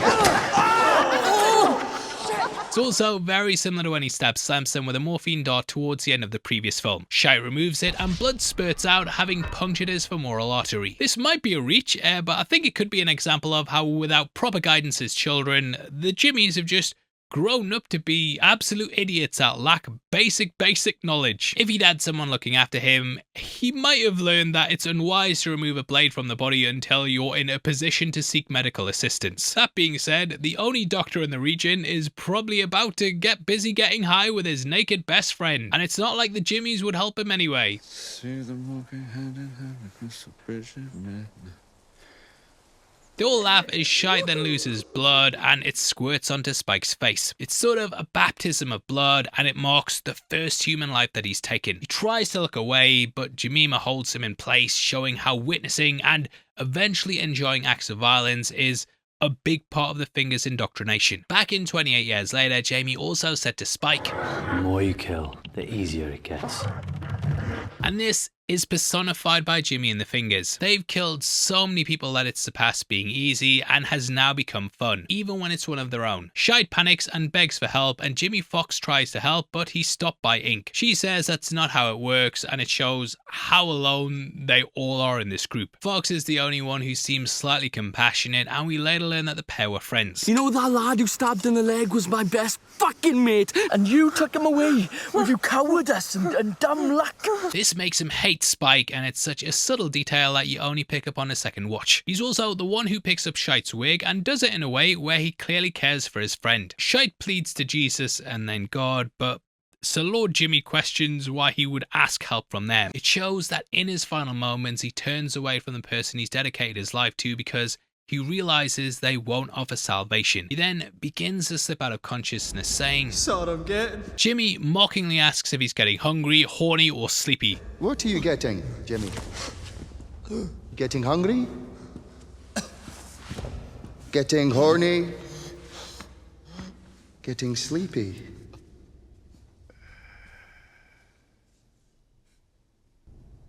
Oh, sleepy. The performance from Jack O'Connell is excellent, and I'm sure we'll continue to point that out throughout the movie, but it's also like a great choice by Garland to start the story this way. Having the villain show such disregard for the pain and suffering of his own people immediately shows how much we should fear him. It also lets us know that though Spike has found a group, he's still in a load of danger. While he plays a smaller role here than he did in the previous film, there's just a constant tension regarding his safety that kept me on edge for the entire runtime of the movie. Like, even if he's not there in frame, I'm still like worried about Spike all the time. Anyway, Jimmy Shite dies and Sir Lord quickly moves on to his new Jimmy. He asks Spike his name but disagrees with his answer. He even ponders over what his new moniker should be, while Jemima excitedly repeats Jimmy. I think your name is...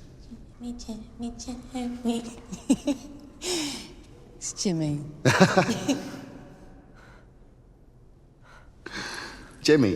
Of all the Jimmys, she's still the most childlike and is very ride or die. So Lord Jimmy then agrees and they begin to head out, which is when he says, "How's that?" How's that? And this is another reference to Jimmy Savile. He had many catchphrases, but one of them, as I'm sure you know, was, "How's about that then?" It's not one-to-one with it, but close enough that it kind of evokes that feeling. And we will also talk about how Jimmy gets stuff slightly wrong throughout the movie, that he's clearly misremembering it. Nonetheless, the call and response nature of it just adds to the cultiness of it all. You have the Jimmys mimicking their lord in both vocabulary, how they look, and also in acts of violence. Jimmy Fox then solemnly removes Shite's wig and throws it to Spike. This is his new identity as a follower, and it seals his place within the group. This is framed within a smashed window, showing how he's now trapped in the circle and unable to escape it. You can also see that Shite has a shaved head.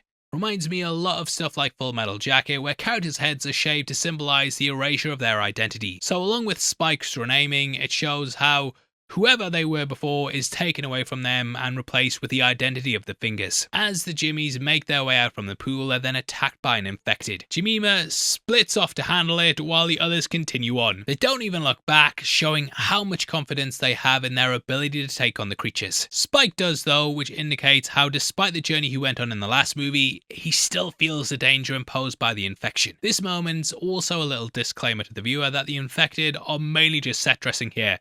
The true danger is the Jimmys. How's that?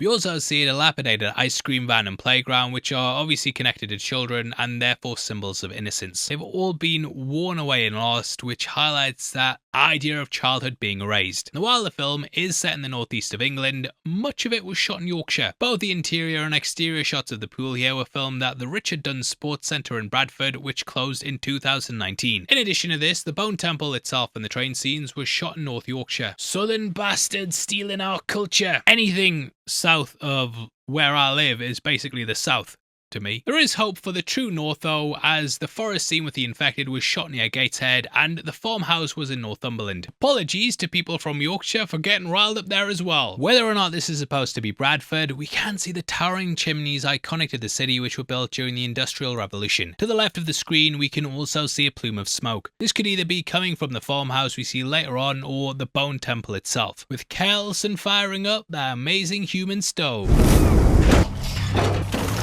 was of course the fire and plume of smoke that first drew Spike's attention to it in 28 years, and given how unpopulated the landscape is, it's hard to imagine what else could be causing it. We also know that it's near the Angel of the Northern Gateshead, so if it is the Bone Temple, then this can't be Bradford. Who knows though about the geography in these movies, because they're all over the place. And yeah, I remember seeing Terminator with a guy who lived in LA, and the whole time he was like, none of these locations in this movie are as close as they seem to be. And now I'm being that annoying guy. We then get the title card, which is hand scribbled in red, evoking the blood of the rage virus, as well as the violence of the Jimmies and the whole Satanist theme we have going on here. The fact that it's handwritten as well points to how this long after the outbreak, Britain has returned to pre-industrial technology. Spike is now fully in the group though, one of those guys who might even pick up our lovely 28 years later inspired shirt at the merch store below that you can see behind me, what the hell am I talking about? But yeah, on there we also have lots of different stuff, horror icon t-shirts, so what you see behind me, and the more you buy, the more of a discount you get too. Fittingly, we then cut to the Bone Temple before panning over to the forest. It's at this point that we get a tease of the other survivors, and that takes us to the wilderness.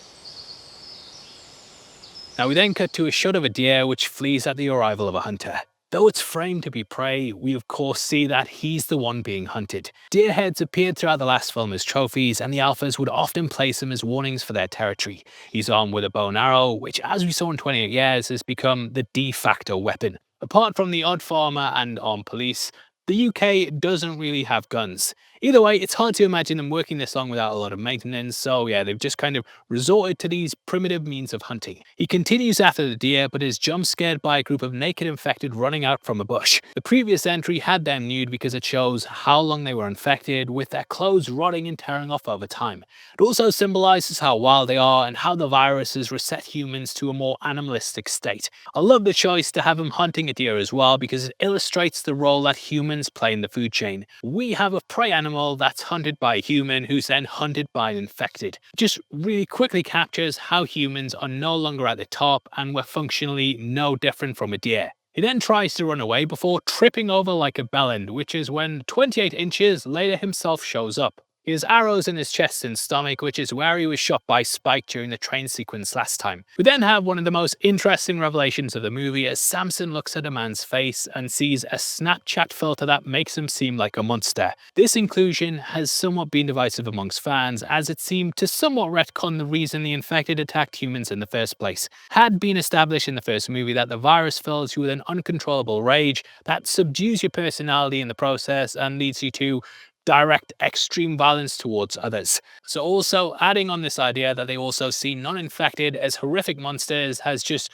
been said by some to undercut the idea, but yeah, personally I like it. To me, I just kind of see it as like an evolution of the virus, and in the previous movie we've seen the other ways that it's mutated to create stuff like the Slolo and also the alphas. They, along with the pregnant infected, had some quieter moments not characterized by anger, so I think it's unlikely that the virus would be able to survive this long purely based on rage. So perhaps this visual hallucination is the virus's way of spreading the infection without relying on it. Whether that's true or not, we do know the virus creates this delusion and basically renders the infected as being more animalistic. So perhaps this is just an early indicator to how the virus is a psychiatric condition which Kelson's later able to treat. In general, I think the film's about perspective. Jimmy views things through a religious lens, whereas Kelson's more science-based. The infected are more based around instincts, where they view everything as kill or be killed. Samson is basically a wild animal at this point, and he deems everything else other than his own kind as a threat. Same way like a bear might come across a mountain lion or something, you know, they're both likely going to attack each other. On the flip side of this though, a bear might not attack another bear if it sees one. Same way like my dog goes fucking mental if he sees a cat, but he's absolute broing it up, sniffing buttholes and stuff when he comes to other dogs. Whether I'm reaching with that, don't know, but yeah, everything he sees is an enemy except his own kind, and his perspective is to kill or be killed. He then performs his finishing move and basically predators the bloke's head off. They then feast, with Samson getting the best part of the kill. Your classic zombie, of course, used to love Ugh, that's a terrible impression, but this is also a fantastic piece of symbolism. Throughout the film, we see as a drugged up Samson's able to restore his cognitive function and humanity. So literally having him consume a brain here is a great bit of foreshadowing on how you are what you eat, and he gets his brain back. Meanwhile, we catch up with Dr. Kelson, who's back at the train from the first film. As we can see, he's gathering more corpses for the Bone Temple. And at a certain point, mate, just leave. Do you not have enough bones already? Nah, but I think he's basically created a purpose for himself, because without purpose, life seems pointless. We also know the body he's currently moving is also the pregnant infected who gave birth to the baby Isla as she's wearing that same flowery dress. It's very sweet and in character for Kelson that he would return here to collect her body. The Bone Temple is all about paying homage to the dead and honouring the lives they lived. As shown in his relationship with Samson as well, he doesn't discriminate between regular humans and the infected. Being a doctor, he just sees the infection as something to cure rather than it being something to kill. Trains are also very, very symbolic. In fiction, trains often highlight a transitional part of life and one starting out on a new journey. This is very much the case here, as it's where Kelson starts out on his train to cure the infection, and when the infection gets cured, Samson comes back here. The woman's motherly instincts kicked in and her brain was able to act rational for a moment. So yeah, she gained her sanity back, Samson gains his as well, and it's just nice having this train symbolism at this point. Now once again, Kelson's skin is orange due to covering himself in iodine. Iodine is often used to disinfect wounds, so it likely sterilizes infected blood or other bodily fluids from entering his body through small cuts. His orange skin also becomes a major plot point later when the Jimmy's mistake him for old Nick. We could also hear him singing Girls on Film, which is a Duran Duran classic and not the only song that we'll hear from the band. Hearing Samson, he then heads off towards him. Heads off! Because he ripped that guy's head off. Kelson spots him though and then pulls out his morphine blowpipe. He aims at Samson, but then Samson stops. This shows that Samson's able to recognize a threat and clearly has signs of higher brain functions. They repeat this several times throughout the film, and Kelson eventually fires when he gets too close. As we come to learn though, Samson's actively seeking out Kelson and his morphine after he was darted twice in the previous movie. He charges at Kelson, but only as a means to get his fix. Kelson then begins to treat Samson's wounds and he removes the arrows. As he does this, he says that he named him Samson for his long hair and strength. Now, in case you don't know, in the Old Testament, Samson was a Nazarite dedicated to God. He never cut his hair and was granted immense power.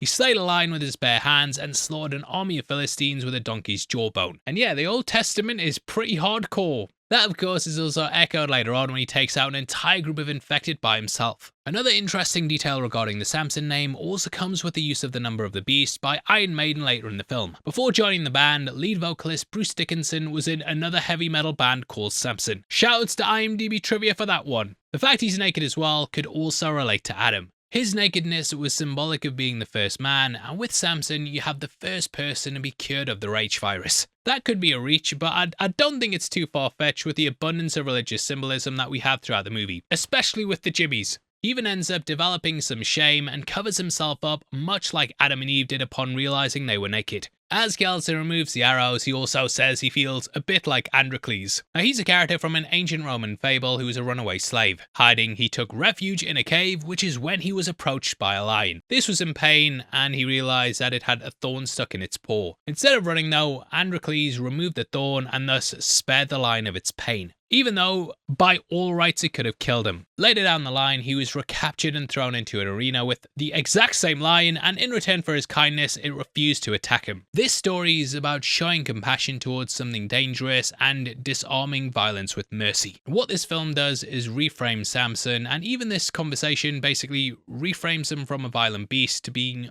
a wounded animal in pain. The story's ending's also somewhat carried over to the ending here, where a cured Samson finds a dying Kelson. He treats him with kindness as well, and it's just a nice way to bring it full circle from this little moment here. Now Kelson concludes that if he's Androcles, then Samson owes him, before then clarifying that he's joking and he's NHS. In case you don't know, this is the UK's National Health Service, which is free at the point of use. In the first film, we heard about him being a GP in Whitley Bay prior to the outbreak, so he never would have charged for care. Despite being a joke as well, it's also indicative of the character that he treats patients out of compassion instead of an expectation of payment. He then returns to the Bone Temple, and we get a quick shot of a crow feeding on a skinned human face. This has obviously been left by Kelson after taking the skull for the monument. In his whole memento mori philosophy, we can view faces and skin as like the life that ends when we die, and bones is what we leave behind after death for people to remember us by. And that's basically what the bone temple is. Fuck that up, but yeah, that's basically what it is. Crows are also scavengers as well, who are commonly linked to death and seen as bad omens.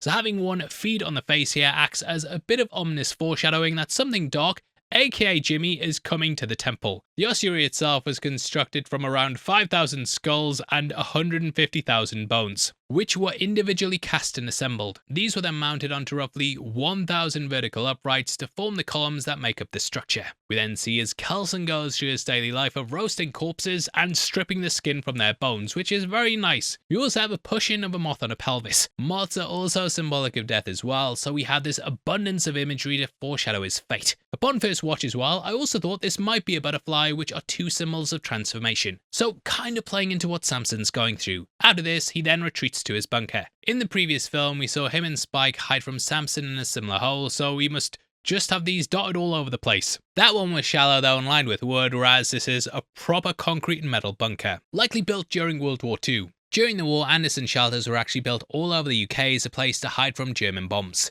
The northeast was actually a key target for German bombing due to its robust shipbuilding industry and abundance of coal that was then shipped down to London. It also featured key transport links to Scotland via the railway, so this was an important piece of the UK's infrastructure. This also explains why the train line's so close, and it's just a nice little detail that plays into the area. As we see as well, he's transformed it into a little home, and the set dressing here is fantastic. He's fashioned a shelving unit out of an old clothes horse where he keeps his camping stuff, like the stove, kettle, and various cooking utensils. From his stick on the wall also hangs a bunch of tea bags, presumably drying out for reuse because he's a proper British gentleman. You also see a picture of his partner and get one of Simon Le Bon, aka the singer of Duran Duran. He has an abundance of books like Food for Free by Richard Mabey, which is a guide to foraging. There's also Herbal Medicine by Diane Buckman, which is, well, a guide to herbal medicine. Just these little touches though, they go to show how he's managed to become so resourceful and survive this long in the apocalypse. He also has Grey's Anatomy, not the TV show, which is fitting because my GP also has a book to look up everything before diagnosing me. What do you mean he doesn't have it memorized? Ask Grok! He obviously also doesn't have access to power, so he's got lots of candles and little oil lamps to light the place up. Continuing on from the lack of power, he also has a wind-up record player. This basically works on a mechanical spring that you wind up the tension on, and as it uncoils, the record spins away. Placing the needle on top, it creates the sound through the sound box because of waves or something to do with making scratches in vinyl that the needle then picks up. I don't know how it works, but it's very, very clever, and I don't know how they discovered it. But well done, Thomas Edison, if it was you, I think. Anyway, we then hear girls on film, and considering this was what was on the player, it makes sense as to why he was singing it before. Duran Duran were obviously massive in the 80s, and if we assume Kelson's around the age of Fiennes in real life, then he would have been a young adult at the time of its release. I think if we're looking at it and how it relates to the character as well, it also connects him to a simpler time before the outbreak. The song explores the exploitation of the modelling industry and the exhaustion felt by models. So it's quite dark despite that upbeat sound, cause this contrast's also played upon in the movie as well by juxtaposing it against the backdrop of an apocalypse. He then strips his clothes, and while he's no Samson, I'm sure he and his lass were very, very happy together. Fiennes is of course no stranger to nude scenes, and he has done it in The Return as well, which I'm including because we're being thorough on this breakdown. Blame Garland for having everyone have their cock out. What it does though is draw a line between him and Samson, with their relationship of course being a key part of the movie. Despite the virus, they're not so different. He then goes and solemnly sits on his bed. This is combined with the images of his past life on the wall, featuring what I presume is his wife and children. This is really, really devastating, and it just paints out the picture of a sad, lonely man who's experienced great loss. Adds quite a lot to his memento mori philosophy as well, and explains why he'd be so keen to remember those that have passed. Previously in the other films, characters were like, oh, you're dead, whatever, we don't grieve, we move on and just keep moving, whereas Kelson feels like he's almost constantly paying tribute to the past. This loneliness is also why he seeks out friendship with Samson, which is what we cut to next. Whereas previously Samson had come to him, here Kelson actively waits for the alpha. He emerges from the trees and Kelson shows him the blowpipe. He gestures him to come closer, saying that he's going to trust him. He's not entirely sure that Samson will cooperate, but is willing to try due to his scientific intrigue and compassion for life. He has the morphine that Samson wants as well, and will give it to him in exchange for not having his head pulled off. He describes it as being a transaction or a quid pro quo, which in Latin means something for something. He jokes at Samson, probably doesn't understand Latin, but when he stops just in front of him, he says, "Thank God you do," and darts him. What we see through Samson is that although the rage virus is overwhelming, it's not all-encompassing. Beyond the animalistic exterior remains thought and desire, which in this case is defeating addiction. Just like the motherly instincts were able to override the virus last time, that's also apparent in this. That showed how there's like the constant idea of how instincts override all. Even though, you know, Isla had those brain issues, her motherly side still kicked in to save Spike from a slow low. So not only do we have the theme of fathers, but that of mothers is here too. But yeah, Kelson's obviously joking when he says that he understands Latin, but perhaps he's not too far off. Later on, when a cured Samson returns to the Bone Temple, he does refer to Kelson by name. Kelson. So it's clear he can take in information despite the virus, otherwise he wouldn't have known his name. They then sit together outside the Bone Temple. Kelson ponders whether or not Samson can understand his words or even his tone of voice. As experienced by the previous clip he can though, it's just the overwhelming nature of rage that clouds his behaviour. However, beneath it all, he's still just a person. As we come to learn throughout their interactions, it's more akin to a psychiatric condition. When treated with morphine, the virus is suppressed and subdued. With continuous use, the person inside Samson's able to regain some comprehension and even speak. Kelson says it would be wonderful to hear him talk just a single word, and yeah, it is, mate. Moon. Spelt M-O-O-N. That's just an incredible moment and one of my favourites from the entire series. We'll talk about it a bit more later, but yeah, just so good. Kelson then puts his life on the line to test whether Samson actually has self-control. Both characters go through a scene in which they're almost killed at this location, and they have to put trust in the other. Kelson does that here, and then later almost euthanizes Samson. However, he doesn't, and trusts that he's getting better. As Kelson falls asleep, Samson then begins to grunt, almost mouthing something with his lips. So it's clear that he's beginning to break through the exterior of the virus and slowly regain part of himself. This somewhat mirrors the Jimmys as well, with Kelly and Spike's journey being about recapturing their old identities. When Kelson wakes up, he also remarks how his head's still attached and begins to dance. We also hear Ordinary World by Duran Duran playing in the background. While the previous song was used somewhat ironically, this is a bit more sincere. It's a song about finding normalcy after personal loss, and it reflects Kelson really well, kind of taking him back to the ordinary world. A key line in the song is, "I won't cry for yesterday," which is basically how Kelson's been living his life up until now. Sure, remembering death to celebrate life is a poignant idea, but it's deeply sad and he's clearly longing for the past. The healthier thing to do is carry that weight and move forward. That's the difference between Memento Mori and Memento Amoris. The song also signifies the potential to reclaim the country from the virus and return to an ordinary world. Kelson's able to cure Samson with morphine, so if this was distributed en masse, then things could go back to how they were before the outbreak. We then see him producing more darts. When the film was first released, I saw a lot of people wondering how he got the morphine, with most assuming that he just raided nearby hospitals and doctors' practices in the area. And basically when you move through a house on The Last of Us and you're just constantly hitting the triangle, just grabbing everything you can. This is confirmed here though when Kelson tells Samson that he's raided every medicine cabinet in a 70-mile radius. However, we also see the fields around the ossuary littered with poppies. These are Papaver somniferum. These produce a white sap which can be used to produce the drug, which is why in Game of Thrones and stuff we have milk of the poppy, which is basically morphine there. I'm not sure if his books explain how to do so, but he actually has everything he needs to produce his own morphine. The alpha then comes to him again, brandishing a deer's head, which is kind of like when a cat brings you a dead bird. Oh, that's really kind of you, thank you, that's so sweet. Kelson then waves and beckons him over, and we're treated to a friendship montage of the two getting high and hanging out.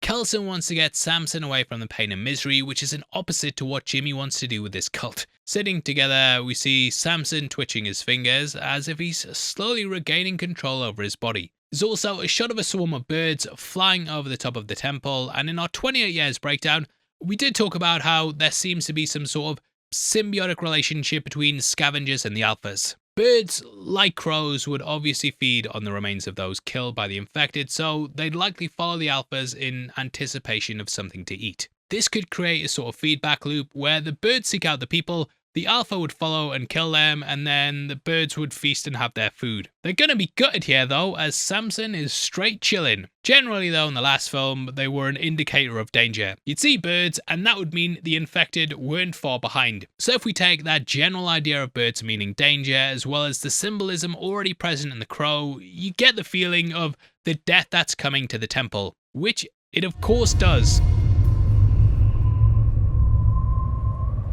Now it's here we cut to the woods and meet a new group of survivors. These are Jono, Tom and Kathy, who we can also see is pregnant. Tom is actually Andy Serkis's son, which is a nice bit of trivia that I'm dropping for you for free there. 28 years as well, you know, that obviously had a pregnant infected, and when the trailer dropped, I did assume that we were gonna kind of see her backstory. That hunter before as well, he had like black beard and long hair, and I thought, oh, we're getting Samson's origin as well, but I messed up. Theory time is over. We are on Fraud Watch now. Now, as we see, they live not too far from here and in an old farmhouse with a few others. That is Planky Mill and Hexham, which I've travelled out today to see. We'll talk about this place more in just a bit, but they're quietly moving through the trees to not alert the infected. They carry silent weapons and also communicate using sign language. Kathy's obviously read similar books to Kelson as well, as we see her gathering some mushrooms. They then hear the sound of an infected limping through the bushes. Against her warning, Jono tries to sneak up on him, saying it might be a screamer. This hasn't really been touched upon much before, but they're sort of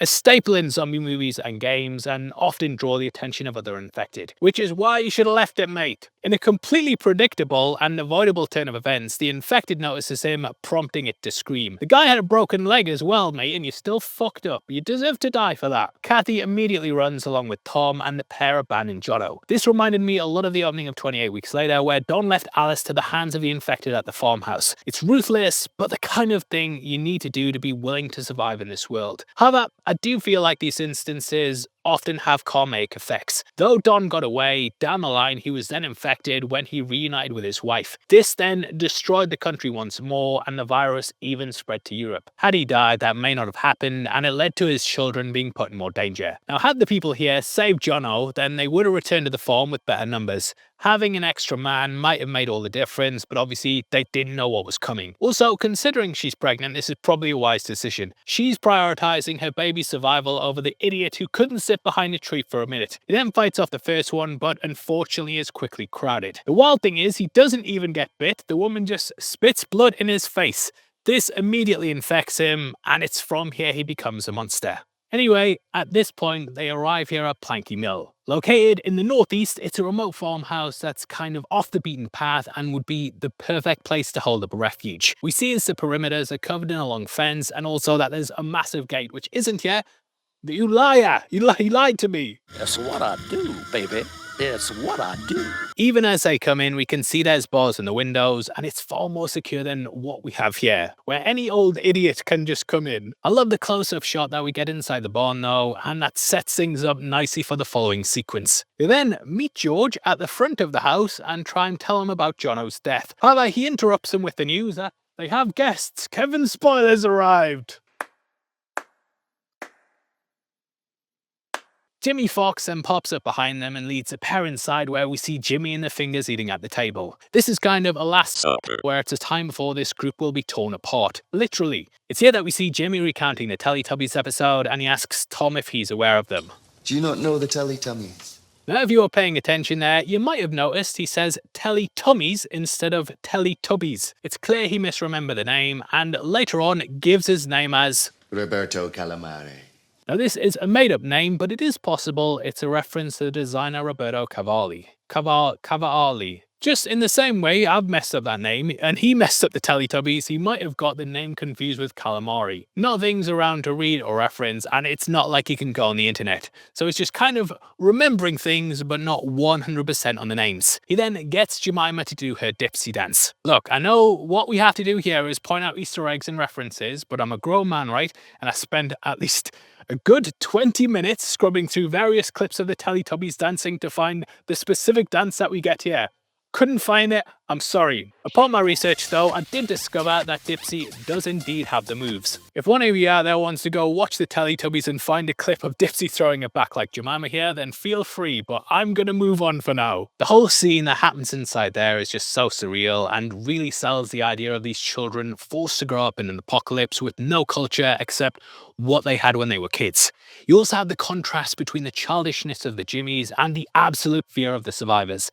And it's just incredibly tense. That actually reminded me a lot of the opening to Inglourious Bastards, where Hans was acting all friendly and drinking milk, but you knew something was about to kick off. The Jimmies are absolutely loving it though, and Jimmy Snake makes Tom watch, similar to how Jemima made Spike watch shite bleed out earlier. That was to witness a murder, while this is just for a fun dance. But to the Jimmies, there's not really a difference. Brutality and harmless fun are one and the same, and it's just all a form of entertainment. New to the group, Spike naturally doesn't laugh, but interestingly, neither does Ink. We'll talk more about her in just a bit, but I think she's one of the most interesting characters in the movie. We then conclude with a "how's that?" and Crystal turns his attention to Kathy. She's acting sheepish and asks what they're doing there. He begins to rattle off how they're a group of wanderers brought in to be fed by people there, but she cuts him by questioning if they were really brought in. Jimmy then says how she broke his flow, and it's clear he's not used to being interrupted. He's the leader / prophet of the group, so to not let him speak is pretty much a form of blasphemy for the Fingers. There's even a reaction shot from Jimmy Fox looking at Crystal, which implies to me that such behaviour is not tolerated. Jemima insists that the door was open, but George denies that, and judging by his black eye, I'd tend to agree with him. Also, the gate was locked when Kathy and Tom arrived, so unless the Jimmies locked up afterwards, they're clearly lying. He then finishes his thought before asking if they're not welcome there. Kathy says he knows he's not, and he feigns innocence. It's actually comparable to his Savile outfits, as he was supposedly innocent and a benevolent figure who actually had much darker intentions. Before continuing, he reminds Jemima to keep doing the Dipsy dance, pushing the contrast further and almost signifying to the farmhouses that he's the one with all the power. By having her dance, he shows that he has full control over people, and right now that extends to them. He then loses his temper, which scares the others quite a bit, and admits he's going to kill them. Are you going to leave? Yes. But obviously we're going to kill you first. My guy at the back then makes a move, and then it all kicks off. The Jimmies then spring into action and pin down the others. Kathy manages to escape though, and we see how this angers Jimmy. It would frustrate old Nick to lose both her and the baby. He sends Jimmy to go and get her, and she's frustrated that she's going to miss the charity. This is why I think she's a true believer. Despite being visibly fed up with all the childish fun, she clearly finds the violence itself to be important work. She obviously mistakes Kelson for old Nick in just a moment, and later takes Spike's place when he's unable to. This is why the discovery of Kelson's true identity hits her so hard.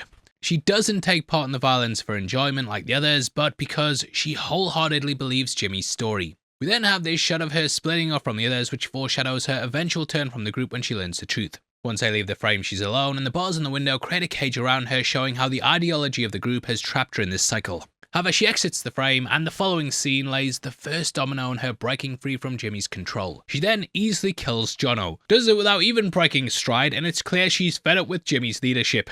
Cutting to Kelson singing Rio, we see as Samson's senses zone out and a calmness washes over him. Ink watches him from afar, and I love how she does this through one lens as the other's cracked. She takes him as being Satan because that's how she's been told to view the world. Jimmy's world is one of pain and despair in which life is discarded for entertainment. On the flip side of this though, Kelson cherishes everything. Now I think this all ties into Spike's journey throughout the films. Again, his dad said the more you kill, the easier that it gets. Jimmy is the extreme of this, and the more you kill, the more you enjoy it. Kelson is someone on the opposite side of this who enjoys saving life instead of extinguishing it. I've always thought in horror as well that it marries really well with comedy, and this is something that Zach Cregg has done really well too. Both Barbarian and Weapons, they have excellent moments of levity, and that's something that this film does as well. I think if you have a joke in horror, then it makes the horror part of the film feel that much more, horrifying. So having this dancing to Rio and then married with the next scene takes us emotionally from one side of the spectrum to the other. Here we catch Jimmy giving a sermon on how the infection started. He said that old Nick unleashed the demons on the world and how God did nothing. Now this speaks to the idea of religion and how when you believe in something, you're going to view the world through that lens. Someone religious will see the world as the way that it is, all being part of God's big design, whereas someone who's an atheist will view it completely differently. Science versus religion is a theme that's laced throughout the film, and the things that we believe alter how we see everything. Jimmy thinks the infected are demons, whereas Kelson sees them scientifically as patients who have an infection. Jimmy's ignorance of the truth has caused him to manufacture beliefs rather than having a complete understanding. For example, the ancient Greeks, they didn't I don't want to pick on any religions, but yeah, we'll go with the ancient Greeks to not offend anyone. They didn't understand how the sun rose, or even the sun itself. So in the place of not having knowledge, they came up with the idea that Apollo the sun god carried it across the sky in a chariot. Their beliefs were built around the ideas of men, so that became Apollo, and they used chariots, so that became the device that Apollo used, instead of like a spaceship or a Concorde airplane or something. If chariots hadn't been invented, they probably would have come up with something else, and no doubt other civilizations had their own explanations for how the sun came up. But yeah, a bit of a tangent to say how in knowing nothing, you often come up with an explanation for it, because that's how the human mind works. We need to know everything. We need to explain everything. Unsolved mysteries, I cannot deal with it. I need closure. So basically, him coming up with this idea in the place of not knowing, that's how he's created this thing where, yeah, Satan sent his demons to Earth, which was obviously, of course, enforced by his dad, who taught him religion. But yeah, since then, he's appointed himself as the son of Old Nick, whose mission is to give out charity. Earlier, we also mentioned how Jimmy Savile was known for his charity as well, but again, he used that as a cover to commit his terrible crimes. Similarly here, we have the word used not to describe acts of kindness, but violent depravity. The farmers are then strung up in a way that was similar to the infected Spike and Jamie found in 28 Years. He was upside down and had the word Jimmy carved into his body. Jamie said it looked like he'd been left for the infected, and given how the scene plays out, I'd say that's probably true. They also wondered why someone would do this, and we now know that the Jimmies were performing charity. This house itself was probably full of survivors at some point that was taken over by the Jimmies, and yeah, then we got what we had there. There, Spike didn't want to look, but Jamie made him to, saying there was a lesson to be learned from it. It's of course also similar to how Jemima made him watch shite die, and we have this reoccurring theme of not being able to turn away from violence throughout the films. Here charity will be the removal of the shirt, and we watch as the gang will put on masks. This is much like the Islanders last time, and it plays into the idea of rituals centered around belief. Now, we still don't know what the Islanders believe, but I do feel like they might have used the masks there to later tie into this. Symbolically at least. They then begin carving them up, and Spike rushes outside to be sick, similar to that moment with Jamie and Yes. It's pretty horrendous what they're doing inside, and Ink then has a moment of humanity. She sees him as just a scared little boy, and this is another step towards her change. I think it highlights we're all capable of horrendous things, and we've seen humanity commit countless atrocities across the years. However, we all have that side to us that's kind and caring, and Inks is starting to emerge here. This is also shared in Samson, who he joins staring at the moon. Kelson says that he's running out of medicine and that it might just be better to put him down now. Just as he did with Isla, he believes it would be better for Samson to pass peacefully rather than suffering from this illness. A brain tumour was impacting her cognition and perception, and with the rage virus being a psychiatric condition, the two aren't so different. There, she considered a euthanization, and here Kelson's kind of asking like, can you do something to show that you consent? However, upon saying the word moon, he realizes that he can be saved. Now symbolically, the moon is also quite a calming thing. It's of course associated with night and signifies it's time to go to sleep. This puts us in a calm and restful state, and it can be something that symbolizes peace. The moon also ties into Samson's memories. In the train flashback, we see that a young Samson was reading about it, and combined with the morphine, the sight of it here, it's ultimately summing up brings him back. This again was very similar to Isla, as her condition basically had her getting fleeting moments of childhood memories. Kelson then talks about how the infection washes over one's mind, and we see as clouds go over the moon. These obscure it, and this metaphorically acts like the virus that's clouding Samson's memories. It's such an incredible scene, and this is a real breakthrough in the character. I know Chi Lewis Parry said last time that he was a bit annoyed that all people were doing was talking about his dick, because he said he really put a lot into the performance. But everyone at the time, including me, was like, nah, but your dick, mate, your dick's all over the film. Obviously, though, they filmed these movies back to back, so I can see why he put this amazing performance in and was getting very frustrated that all people were doing was talking about that. It also kind of plays in the notion of the civilized zombie, which was too explored in Day of the Dead. As much as I love Bub though, this guy here is now my zombie MVP. We then cut back to the farm, and the calmness of the night is broken up by a scream. The gang's been carving away at the captors all day, and it's so messed up. All the gore is blurred as well, and it's kind of in the background, but you still fully get the impression of the skinning. Kathy then sits and watches above the barn, and she sees as Tom has offered a chance to join the Fingers as Spike was earlier. He goes for Jemima, thinking she's the easiest, but we see how quickly that he's bested. Again, the idea of hubris is back at the forefront, and we see how overconfidence in this world leads to misfortune. The performance by her here is just so good, and she even seems really worried at first. Just the tears there are fantastic, but there's also a grin as she nods along. Jimmy then says old Nick sees through his eyes, and he commands them to fight. He keeps saying that old Nick is pleased and stuff, but it's clear he's just giving his own thoughts. Jemima makes quick work of him, and like Shite, she kind of toys with the character. Once more, this leads to Jimmy's downfall, and Kathy uses the hook to kill him. Tom then starts a fire, and several of the Jimmys die, and yeah, I remember being so happy at the cinema seeing this, and I might be a psychopath. Just the way that Jemima stops mid-sentence though, and we hang on her as her nose starts to bleed.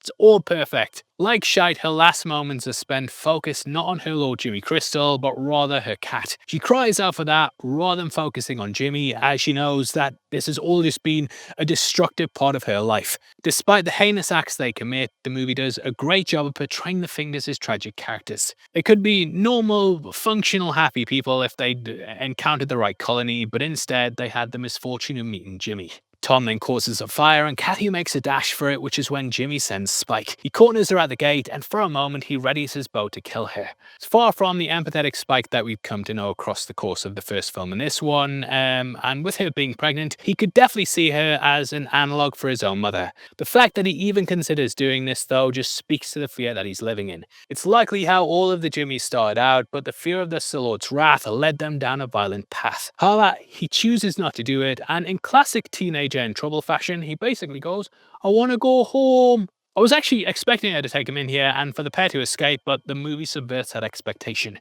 She doesn't know that he's a victim and just sees him as part of the group that just brutalized her friends and likely the father of her child.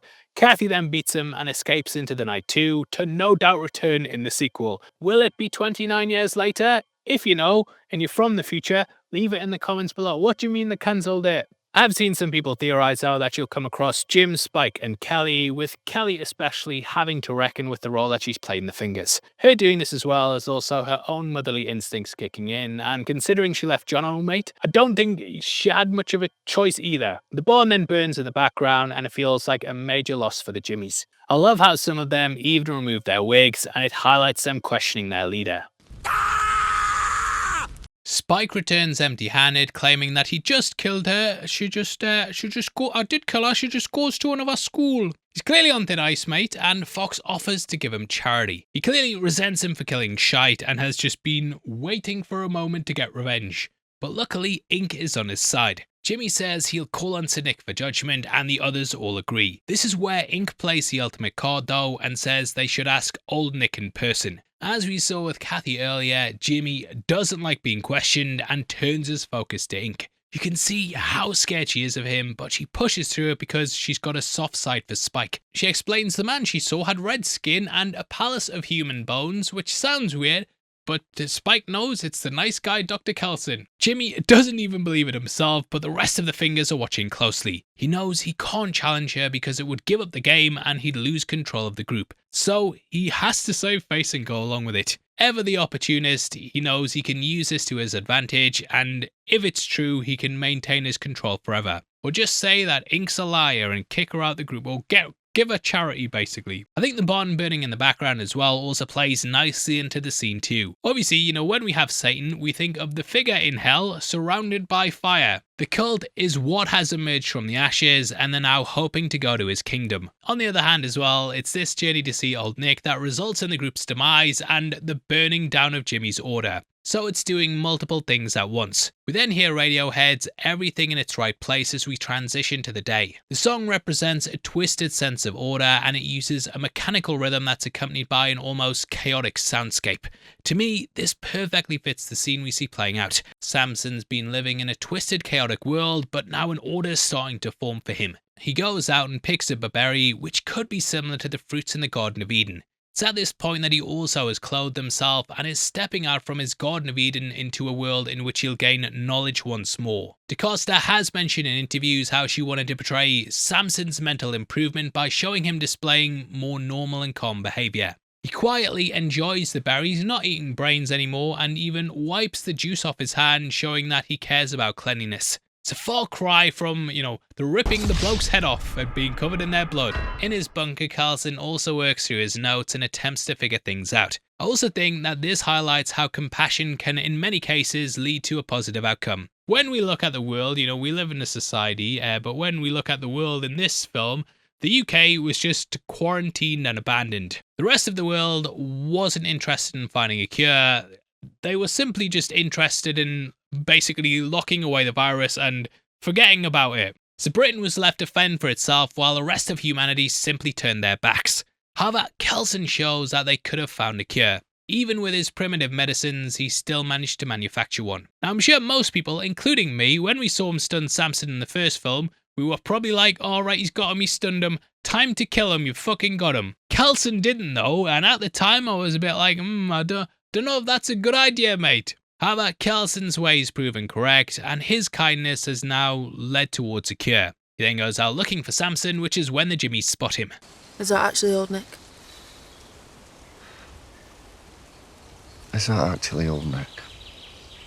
Just kills me as well the way that he's going back and forth and doesn't even know if he believes his own bullshit. Plus, if it's not, he's going to get questioned, so instead he goes to Kelson with a deal. The whole conversation's hilarious, and you can clearly see him stressing out. On the hill, he also starts making stuff up about his kingdoms and how he has a few dotted about the Highlands. The way he falls all over himself trying to explain the situation is just great, and O'Connell's comedic delivery is fantastic. This one must be new, which is why I didn't know about it already. It looks like it's been here a while.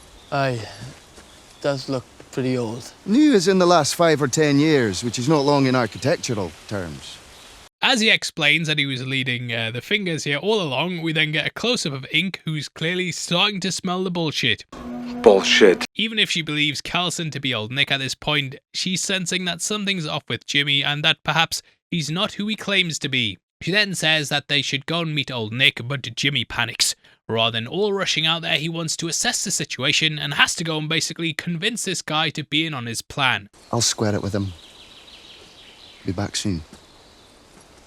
And it's such a funny turn to take a villain. In the end, Jimmy shows what he's really like, and we see this vulnerability mirrored in Samson. Wandering through the trees, we get the infected vision that's been present throughout his scenes slowly start to calm as he remembers the train. Meanwhile, Jimmy approaches the temple. He's clearly freaked out, and yeah, I think the first time everyone's seen Kelson in the trailer, we were also like, what the fuck? Obviously, he might even think that Kelson killed all these people himself, and he approaches very, very cautiously.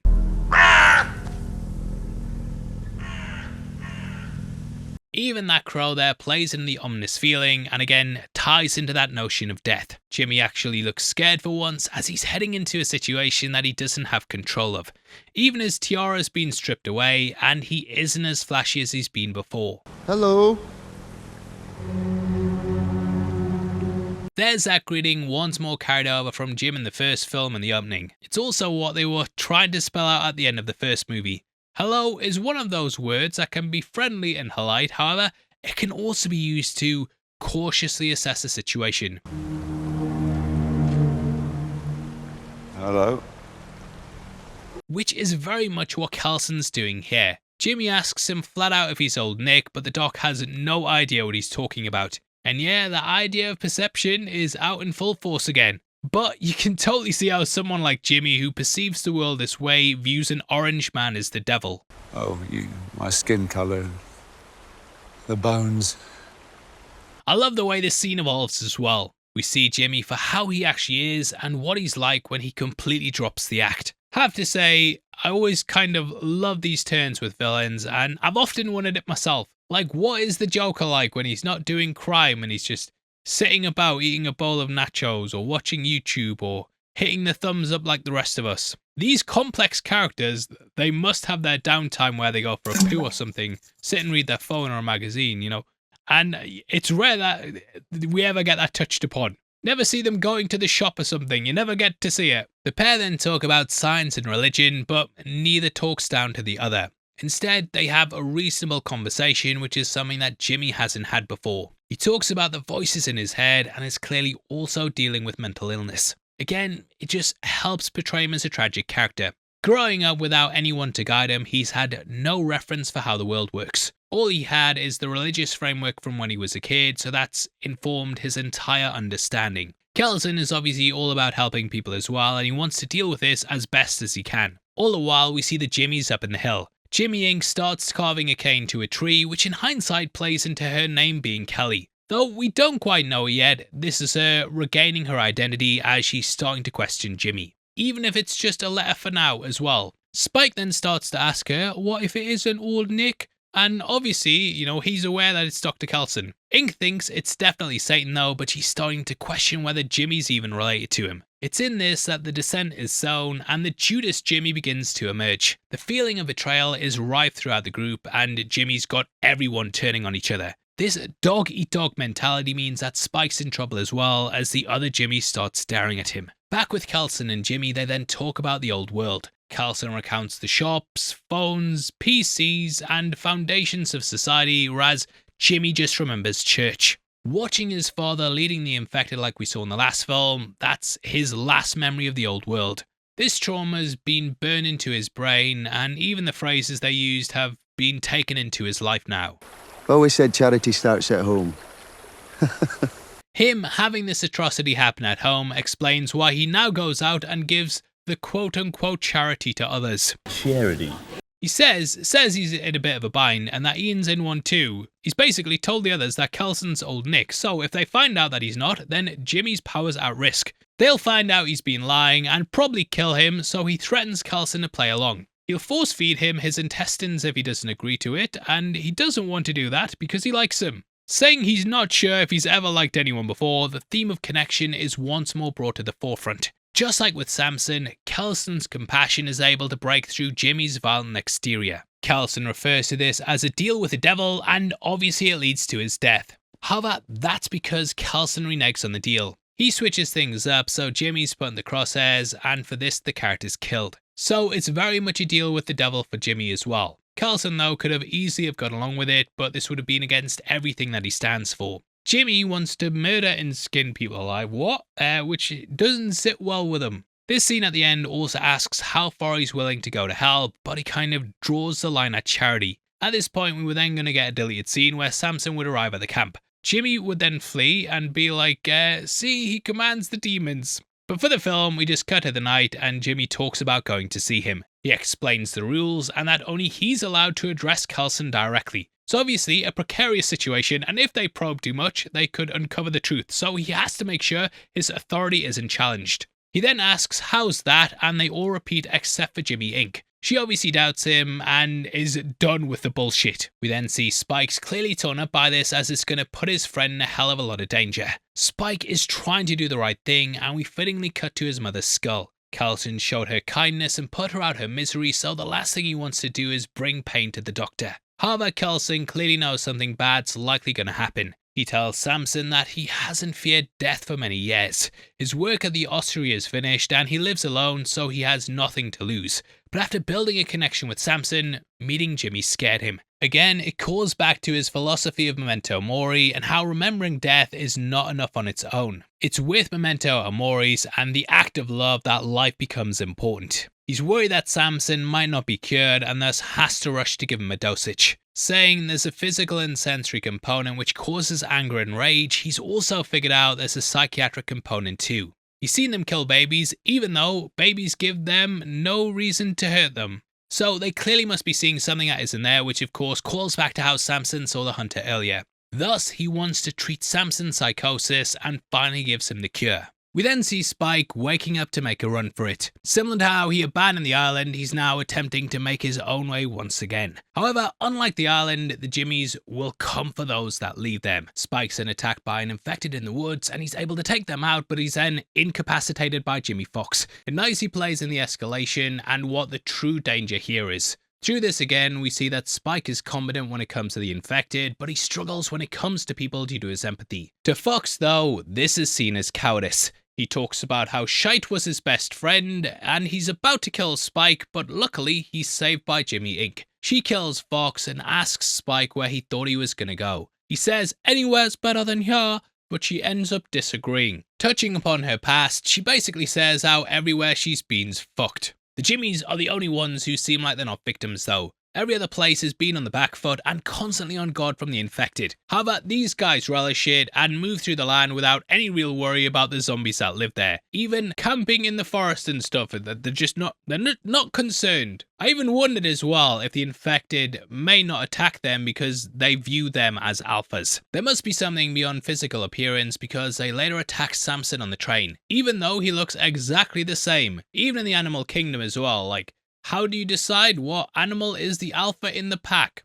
You'll probably have like the correct explanation, but it must be down to actions rather than how one appears, and perhaps their actions make them regarded as such. That's probably me just trying to explain it, because yeah, the infected do attack them at certain points, but we never really see them get swarmed, and they just move through the wilderness completely unafraid. Returning to Jimmy, they then say that Fox tried to flee because he was scared to meet old Nick. Jimmy says that's not true, but Ink assures him that it is and then calls him Sir. He then calms down and says they'll see what old Nick has to say about it that evening. Could be putting it off till then, but I think her just calling him Sir is like a big part of why he didn't deal with them there and then. He's likely been feeling his power of the group slipping, so to see the one who's been challenging him the most fall in line just strengthens his sense of control. Cutting to Samson washing his hands, we then see again him cleaning himself. While before this it showed him regaining some cognition, here it works on a much more symbolic level. Having been an alpha infected for so long, he's definitely got blood on his hands, so washing them here is like him cleansing himself of sin. He then hears children's laughter. Playing into the sign in the opening, this is almost a signal that he's returning to the old world. He starts to pay attention to the wind and also begins to remember the train. There's even an ice cream jingle thrown in there as well, and we see as the infected start to follow him, and it's here that he goes back to the train. Thinking about travelling to Edinburgh, he then remembers the good old days of the noughties. There's Moon magazines, Game Boys and Walkmans, and not a damn mobile phone in sight. Woo woo! There's also a director cameo here from Nia DaCosta, who we can see seated on the left here. We also have paper tickets as well, instead of that QR code shite they do now. And I have used these orange and yellow tickets many a time. I love how the inspector also asks him for a ticket, and we can see an infected moving along the aisle in the background. We don't see the train getting overrun during the flashback, but if it's anything like Train to Busan, we know how quickly and chaotically it would have happened. This could also be explaining how the train got here in the first place, as it's like in between stations just abandoned on the rail, and yeah, maybe this is where Samson got infected. It is also possible though that this guy twitching along here is actually from the present. He looks like the bearded infected that realizes he's cured, and we do see as the past and present slip into the timeline. If it's all happening here though, then it is possible that this is where Samson got infected. The infected can still age normally, as it's just a virus in the human body. However, I think it's more likely it happened to him when he was older, as we then see him go from a boy to a man. I think that this highlights that his normal mentality is returning to his adult body and he's able to place himself back in his memories, which is something he just didn't have access to before. Clearly, the memory and the real world are starting to blur as well, as we see people in the place of the infected. The inspector's face also changes too, and he then says, I have a ticket. The train has of course taken him on this journey, but if you don't have a ticket, you've of course got to get off, mate. The zombie ticket inspectors are here. It's moments like this though that I think DaCosta absolutely kills it. It would be so easy to play the scene straight and have Samson remember being infected, but instead she portrays it surreal and like he's waking up from a dream. Swarming him, we then get an alpha versus infected deathmatch and a very good scene. We also see that Samson's immune now, as even being spat at and bitten it doesn't turn him. This is because Kelson's treatment didn't cure him of the virus. He's still infected, but the psychological aspect's been subdued. Sort of like the carrier in Weeks, where she's got the virus in her, she can still pass it on, but yeah, she's just chilled out, normal person, normal cognition. This movie also doesn't confirm whether this cure is permanent or not, but in an interview with Hollywood Reporter, DaCosta did say this. I was talking to Alex about it last night. I think I'm good to say that Samson is not fully cured, and the level that he is healed permanent. He's not what he was at the start of the movie, but is he one of us? I don't know, but he's not what he was. Tying into that idea of being connected to the past, we then cut to Kelson's.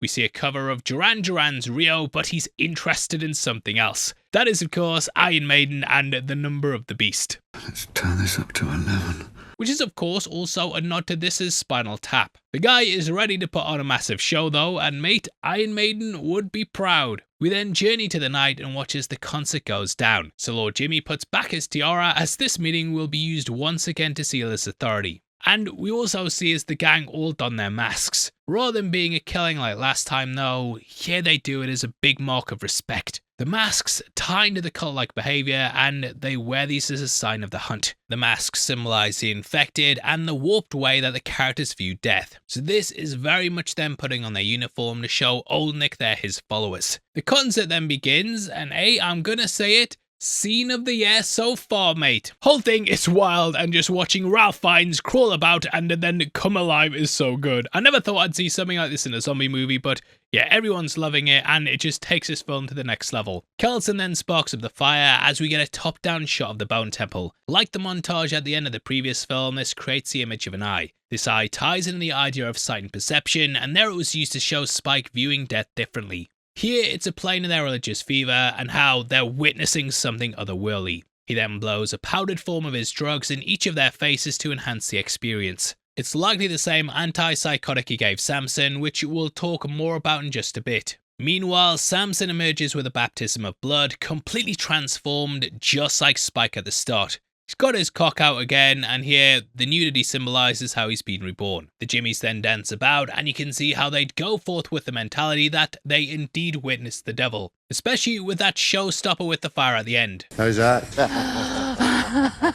It feels like Jimmy is actually asking that legitimately for once, and not just doing it as part of his cultish call and answer. Jimmy does the pose of Baphomet, which has been associated with Satanism. Kelson then calls forth the fingers, and along with Jimmy, they perform him giving out his instructions. Kelson is clearly torn up though, and I love how he realizes that Spike's there as well. With his mask on, they could have easily have played it like, oh, never knew, mate, but Kelson's obviously an intelligent guy and clearly sees through it. He realizes that he's damning innocents like Spike to become monsters if they follow him, and thus he demands that Jimmy has to die. I have one more command. One more command? No, Father, I don't think so. I love how Jimmy's also trying to keep him on script, and yeah, just such a funny moment. And Jimmy said before as well that Old Nick is said to be a little bit tricksy. Kelson says that he requires a sacrifice though, and it's here that we get back into those religious parables.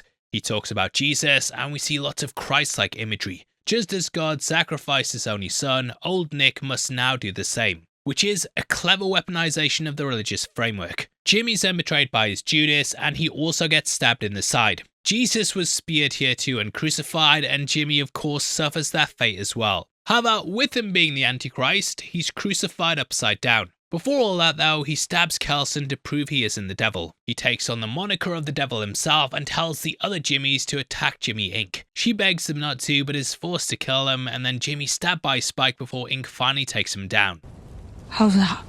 Spike then consoles Kelson, and Inc realizes that they know each other. She says he put on a good show, and you can see the weight of her worldview crashing down as she figures out it was all just a lie. In his dying breath, Kelson then reveals he wouldn't go along with it because of the kid. Spike has suffered enough, losing not only his mother, but also his family and his innocence. Kelson wanted to spare him of this life of pain, and we hear as Inc crucifies Jimmy. Leaving the site, Inc finally gives her name and drops the wig, freeing herself of the Jimmy cult. I also think it's interesting that Spike's hero in all of this has been someone wearing red. Last time, we saw how he had a red Power Ranger by his bedside, which did appear like it was his favourite toy. He almost took it with him on the hunt, but in the end decided against it. However, the fingers then arrive like Power Rangers at the end, and Kelly wears all red just like his favourite ranger. We then return to Jimmy. The nails are through his wrists, despite the fact Jesus is often depicted with them in his hands. However, this is actually how the Romans crucified people, and it was done here to be more historically accurate. He's hanging upside down as well, just like the infected Spike and Jamie found in 28 years, so this serves as poetic justice for his charity. He then says he can't hear old Nick's voice anymore. This is because of the drugs that Kelson blew in his face earlier. If they were indeed the same antipsychotics he gave to Samson, then they would subdue the effects of mental illnesses like schizophrenia, which again is just tragic. Like, we saw him as a kid, and I don't feel like he was an innately evil person. He just misunderstood the origins of the voices in his head and then credited them to old Nick rather than mental illness. If he was schizophrenic and didn't have that thing happen in his childhood, I don't think the results would have been what we get in this film. Samson then arrives at the site, and to Jimmy he appears like the real old Nick. Similar to Shite, he then says, "Oh God," again turning against what he's believed in for the entire film. He also says, showing that he stepped away from wanting approval from his father. Quoting Christ, he then screams out, "Father, why have you forsaken me?"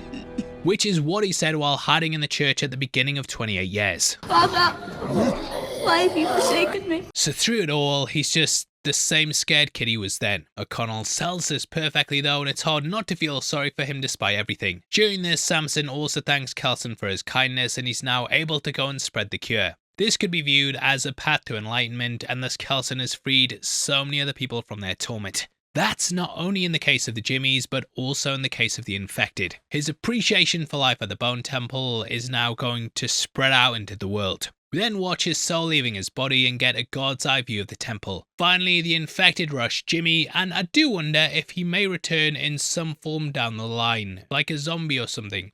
Or maybe he'll return in Avengers Doomsday.